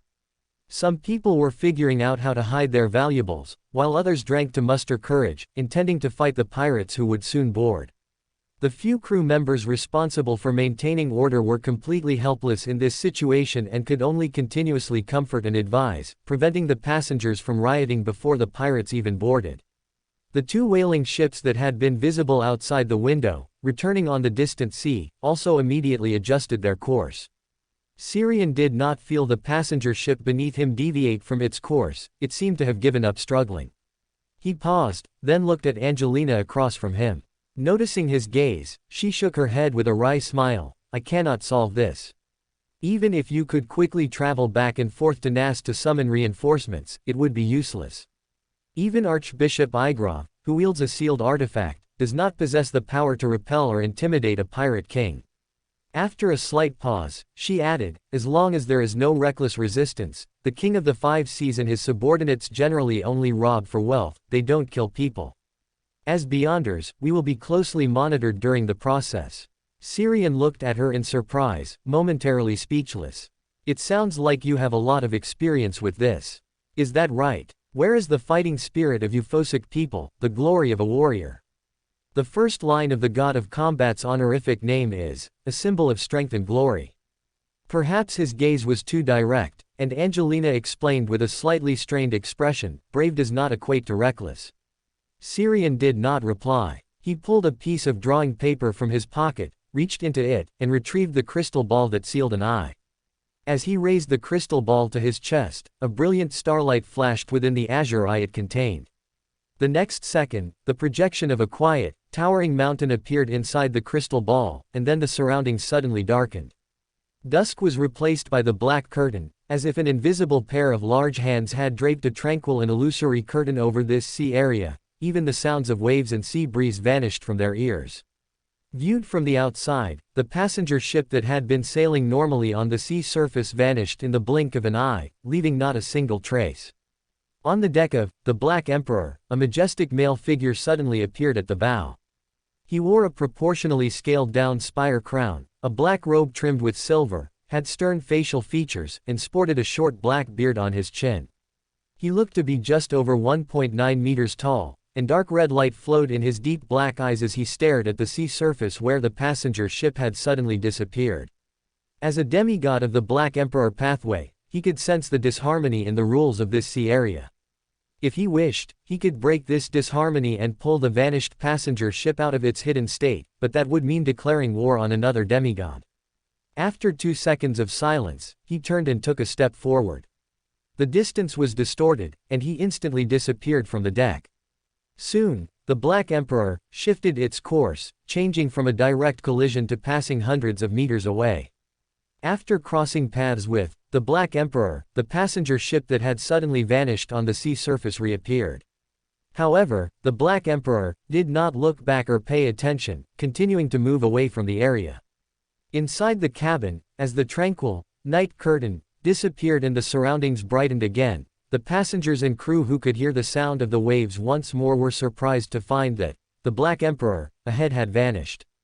It disappeared. The Black Emperor disappeared. I definitely drank too much just now and had a drunken nightmare. My dear Jinhone, I don't have to lose you now. Ignoring the noise around him, Syrian placed the crystal ball back into the drawing paper, then leaned against the chair back, adopting the posture of someone resting with closed eyes. When he used the crystal ball just now, he used the black curtain to conceal himself. Aside from Angelina, who was sitting directly opposite him, no passenger or crew member realized that the darkness that allowed the passenger ship to avoid the Black Emperor was related to him. Syrian, resting with closed eyes, quickly entered a state of meditation. Maintaining the demigod-level mystical reenactment for so long had consumed a significant amount of his spirituality. The next morning, perhaps the encounter yesterday had created a strong sense of urgency among the passengers and crew, causing the passenger ship to significantly increase its speed during the night's voyage. The passenger ship, which was originally scheduled to arrive at White Whale Island port in the morning, arrived just as dawn broke today. Once the passenger ship had docked, Syrian followed behind the queuing crowd, walking leisurely toward the deck. Angelina walked at the very back, just like him. As she was about to leave the cabin, she suddenly turned and said very solemnly, "On behalf of the crew and passengers of this ship, and the authorities of the Gargaz archipelago, I thank you for your help. Had you not timely concealed the passenger ship's tracks, we would have faced the most powerful pirate crew on the 5 seas. Even if they treat captives well, their lives afterward would be very difficult after losing a large amount of wealth. Some people might go bankrupt because of this, become vagrants, and eventually die without dignity." Syrian shook his head slightly. "I was only helping myself." Angelina looked at him with an appreciative gaze. "I know you possess the means of spirit world roaming. Perhaps you cannot use it often, but it would have been enough for you to escape the King of the 5 Seas and his pirate crew. You saved everyone on this ship. That is a fact." Syrian didn't want to continue the topic, so he nodded and changed the subject. "In that case, rather than verbal thanks, I would actually prefer a larger cash reward." Angelina hesitated slightly, then said, "When I return to Nas, I will try to apply for it on your behalf. Furthermore, I can give you a personal commitment." Syrian looked at her curiously. After organizing her thoughts, Angelina said seriously, "Since you are active at sea, you probably have a habit of hunting pirates. When exchanging pirate heads for bounties through various official channels, someone is bound to take a cut. I can help you. If I apply for the bounty, you can receive the full amount, and perhaps even claim multiple rewards simultaneously. However, bounties from the Loan authorities and the Church of the Night might be somewhat difficult. Also, for extremely famous great pirates, or if the news of your kill spreads too widely, I won't be able to manage it. I can only guarantee you the full bounty from the Phosic side. Syrian's eyes lit up. That's perfect. I still have the head of a ship destroyer, Seal, a subordinate of the Vice Admiral of the Deep Sea, that I haven't had time to exchange for a bounty. Angelina looked at him with an, I knew it, expression, then said, I will need to wait until I return to Nas. Syrian nodded. No problem. Give me an address, and I will have someone deliver it then. He decided to change his previous assessment of her in his heart. The Brethren of the God of Combat Church were not only brave but also very straightforward. The topic of thanks concluded, and after exchanging a few more words, the two followed the crowd off the ship and parted ways. One headed toward the local God of Combat Cathedral, and the other went to find a hotel to stay in. Syrian stayed on White Whale Island for 3 days, visiting the nearby sea, the docks, and traversing the island's forests to fully experience the local scenery and customs. During this time, he visited the bars where pirates and bounty hunters usually gathered several times, but he couldn't find any news about Bone Stripper, Lawler or the Black Octopus. It seemed this great pirate had left the area. However, he used the crystal ball to perform a divination, and the result indicated that Bone Stripper, Lawler was still in this sea area. Is it the devil's danger premonition? I have consistently created interference at the level of divination and spiritual intuition, so he shouldn't be able to sense me. He muttered to himself, then returned to the swordfish bar at the docks. 1 white whale beer, 2 furs. After paying, he took the beer, a quarter of which was fine bubbles, and walked toward an unoccupied spot in the corner. After only a few steps, a shout suddenly rang out in the bar. Syrian instinctively turned his head toward the bar entrance, just in time to see a man walk in, wearing a boat-shaped hat, with a gaunt face and brown eyes concealing profound malice. He was followed by 2 figures heavily wrapped in black cotton coats. Syrian narrowed his eyes. Through his true sight, he saw black smoke condensed from the most filthy and depraved desires surrounding these people, along with roaring, hideous faces and flowing, wicked lava. The abyss. Are they members of the devil family, or Bone Stripper, a subordinate of the Vice Admiral of the Deep Sea? No need to consider, it seems. Devils aren't good people anyway. Greater than. Chapter 300, Devil. Seemingly startled by his gaze, the thin man walking ahead, who was wearing a boat-shaped hat, turned his head to look at him. The cruelty and malice in his brown eyes were unconcealed, as if he would pounce and tear at his flesh the next moment. Syrian raised the wine glass in his hand toward the other party, then nonchalantly walked toward an empty seat in the corner. In the bar, the atmosphere suddenly became strange due to the appearance of these 3 people. It seemed both heightened and solidified. Syrian opened and closed the gold-inlaid black pocket watch in his hand until he finished the beer in his glass, then he stood up and left the bar. Shortly after he left, the 2 people who had just entered, tightly wrapped in their cotton coats, also left the bar. After a while longer, a few more people left the bar. The thin man sitting alone at the bar drinking watched the suddenly quiet bar, curled his lips, finished the drink in his glass in one gulp, and then also left the bar. After leaving the bar, Syrian walked along Haifeng Road until he reached the cargo dock, where only a few scattered lights shone, and then disappeared into the darkness. Not long after his figure vanished, 2 figures wrapped in thick cotton coats arrived at the spot where he had been. Where did he hide? Look around, he should be nearby. Snap. Along with the sound of the fingers snapping, the surroundings suddenly lit up with a blinding, pure white light. The sudden brightness in the gloom instantly blinded the 2 people who couldn't close their eyes in time. Be careful. Whoosh, whoosh. Several blank drawing papers shot out, like sharp flying knives, slicing through the air and heading toward the 2 people standing in the middle of the road. Their reaction was quick. In the instant of temporary blindness, they realized they were ambushed and made dodging movements. The paper flying knives grazed past them, failing to hit vital points. But after they dodged the flying knives, their feet suddenly slipped, their bodies lost balance, and they uncontrollably fell forward or backward. Whoosh, whoosh. Another few sheets of paper flying knives shot out.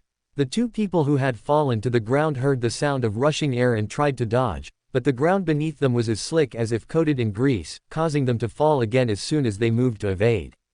PFF'd. Unable to dodge in time, the two were cut by the paper flying knives, which pierced through their clothes and into their flesh.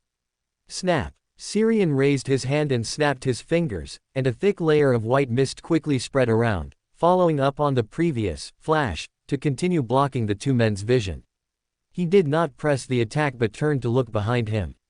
Several pale blue fireballs, emitting a strong smell of sulfur, flew toward him, but they suddenly became chaotic upon nearing him. One crashed onto the ground beside him, one disappeared into the mist behind him, and one flew toward the night sky.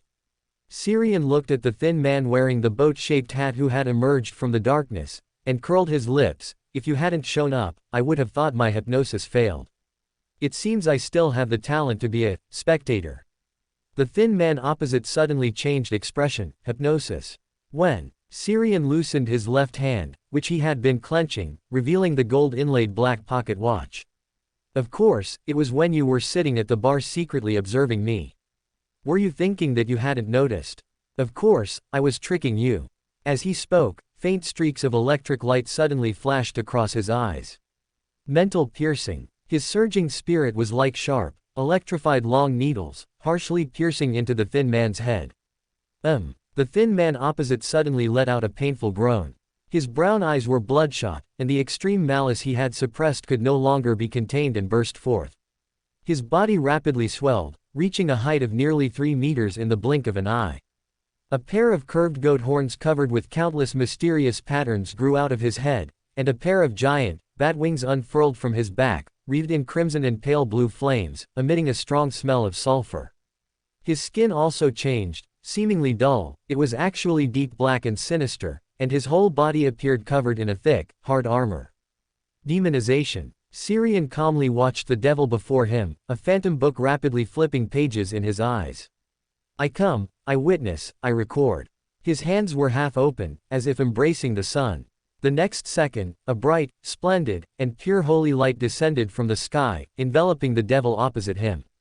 Instantly, a sizzling sound came from the devil's deep black, sinister skin, and thin black smoke was continuously evaporated, causing even the crimson and pale blue flames wrapped around him to waver. The devil endured the holy light of the sun domain, which made him extremely uncomfortable, extended a hand toward Syrian, and clenched his fist hard. At the same time, he uttered a word of devil language, full of foul, corrupted meaning originating from the abyss. Die. Syrian, whose hands were half open, suddenly froze. The next second, he turned into a paper figure stained with mottled red rust and burst into sulfur-smelling flames. Beside the tall devil, Syrian appeared from the shadows, hands clasped, and dragged a silver-white greatsword out of the cold air. Whoosh! Amidst the sound of slicing air, the sword of dawn in Syrian's hand violently cleaved toward the devil in front of him. The devil in front of him ignited pale blue flames in his palm and directly reached out to grab the sword of dawn that was cleaving toward him, resulting in a brief stalemate. The devil, with his crimson, malice-filled eyes, once again uttered a phrase of foul speech, degenerate. As soon as the words fell, viscous black liquid, filled with a sense of corruption and filth, began to seep out of the surrounding air. Syrian maintained his posture of swinging the sword, and the purifying sword of dawn gradually broke through the flame cage in the devil's hand. At the same time, the phantom book in his eyes continued to flip pages. The next second, the bright and holy dawn broke around him. Part of the dawn adhered to his front, condensing into a refined suit of full-body armor on his surface. The viscous black liquid seeping from the air rapidly faded under the purification of the dawn's light. It didn't completely disappear but could no longer affect Syrian through the armor of dawn. Hiss! The devil's palm, condensed with pale blue flames, was pierced by the sword of dawn. The silver-white greatsword's purification effect caused large plumes of black smoke to rise from the devil's palm, making him feel as uncomfortable as if cold water had been thrown into a raging furnace. The malice surging in his scarlet eyes deepened further. Slowness. Syrian's body instantly stiffened, and the motion of swinging the sword in his hand experienced a momentary pause. He was not a true dawn paladin. Even wearing the dawn armor, he could not possess the physical qualities and strong resistance that a dawn paladin accumulates over several sequences. During the brief delay, the injured devil pulled back a distance, simultaneously condensing large clusters of pale blue fireballs emitting a strong smell of sulfur in front of him and shooting them toward Syrian. The pale blue fireballs suddenly became chaotic upon approaching Syrian, either colliding with each other and exploding midair, or deviating from their trajectory and falling toward the surrounding ground and sky. In contrast, Syrian, standing still, wasn't even grazed, only a small amount of sparks fell onto the dawn armor covering him, causing no actual damage. Getting blurry-eyed at such a young age. While mocking his opponent, faint streaks of electric light flashed across Syrian's eyes, visible through the slit in his crested helmet. Mental piercing. The devil's retreating movement paused, and the crimson magma and pale blue flames he had just condensed in front of him instantly dissipated. Syrian tightened his grip on the greatsword and charged forward at maximum speed. Whoosh! A fierce sound of rushing air rang out. Seeing the figure suddenly closing in, a trace of fear flashed in the devil's scarlet eyes. He subconsciously tried to retreat, but his body inexplicably stepped forward instead. His intent and action were distorted. Although he quickly corrected this distortion, the best opportunity to evade had already been missed. The wide, silver-white greatsword continuously magnified in his eyes. Unable to dodge in time, he could only reignite pale blue flames on his hands to form a cage that could freeze the attack. Boom! PFF'd. The sword of dawn sliced through the air, tore through the flame cage, cut across the devil's arm with an extremely forceful posture, and left a gradually dissipating silver trace in the air. The pale blue flame cage instantly shattered, and an arm, dull-skinned and radiating a sinister feeling, flew off and dropped onto the ground not far away with a thud. Phew! Syrian lightly exhaled, and the silver-white greatsword in his hand dissolved into scattered light specks and vanished into the air. The enhanced strike, distorted by the alcoholic pocket watch, directly severed one of the devil's arms, but the condensed sword of dawn was also completely exhausted by this single blow. He calmly looked at the one-armed devil opposite him, and the phantom book in his eyes reappeared. The next second, his spiritual intuition gave him a warning. Immediately, an invisible force pressed down on him, making his body heavy and difficult to move, like a bird with broken wings. At the same time, several faint green fireballs with a pungent smell slammed into him from behind. The fireballs' attack did not penetrate the dawn armor's defense, but the impact force caused his body to uncontrollably lunge forward. In front of him, the devil whose arm he had severed was grinning maliciously at him, and his remaining right hand dragged an exaggerated flame greatsword composed of crimson magma and pale blue flames out of thin air, swinging it horizontally toward him. Whoosh! The flame greatsword, shaped like a blade, left a crimson trace in the air. Syrian's figure quietly disappeared, leaving behind only a speck of ash instantly burned away. Snap! A crisp snap sounded behind the devil, and golden phantom flames instantly ignited out of thin air all around him. These flames emitted a pure and sacred aura belonging to the sun, densely forming an ocean that completely enveloped him. In an instant, painful screams erupted within the sea of golden fire, along with a sizzling sound similar to meat frying on a griddle. Syrian extended his left hand, wrapped with the alcoholic pocket watch, forward and clenched his fist hard. The surrounding night instantly receded significantly. The golden firelight expanded greatly, illuminating the area like midday in summer, scorching hot and bright. He achieved an effect similar to the sun by distorting the golden flame's light, making the surroundings bright, scorching, and filled with the sun's aura. Degenerate. The word of foul speech, filled with pain, rang out, causing viscous black liquid to continuously seep out of the surrounding air, and corrupt black mist to appear. They did not dispel the surrounding light and heat but obscured Syrian's vision to some extent. Slowness. Another word of foul speech rang out, and Syrian instantly felt stiffness and sluggishness in his body. He squinted his eyes, watching the area shrouded in black mist very calmly. As he reacted, broken free from the psychological suggestion and the alcoholic corrosion of the mind, and is planning to escape. A phantom book was reflected in his eyes, slowly flipping its pages. I come, I see, I record. For more thrilling fanfiction stories like this, check out my channel Fanfic Audiobook. Dive into epic adventures, mysterious realms, and legendary journeys brought to life through immersive storytelling. Don't forget to like, share, and subscribe for more amazing audiobooks.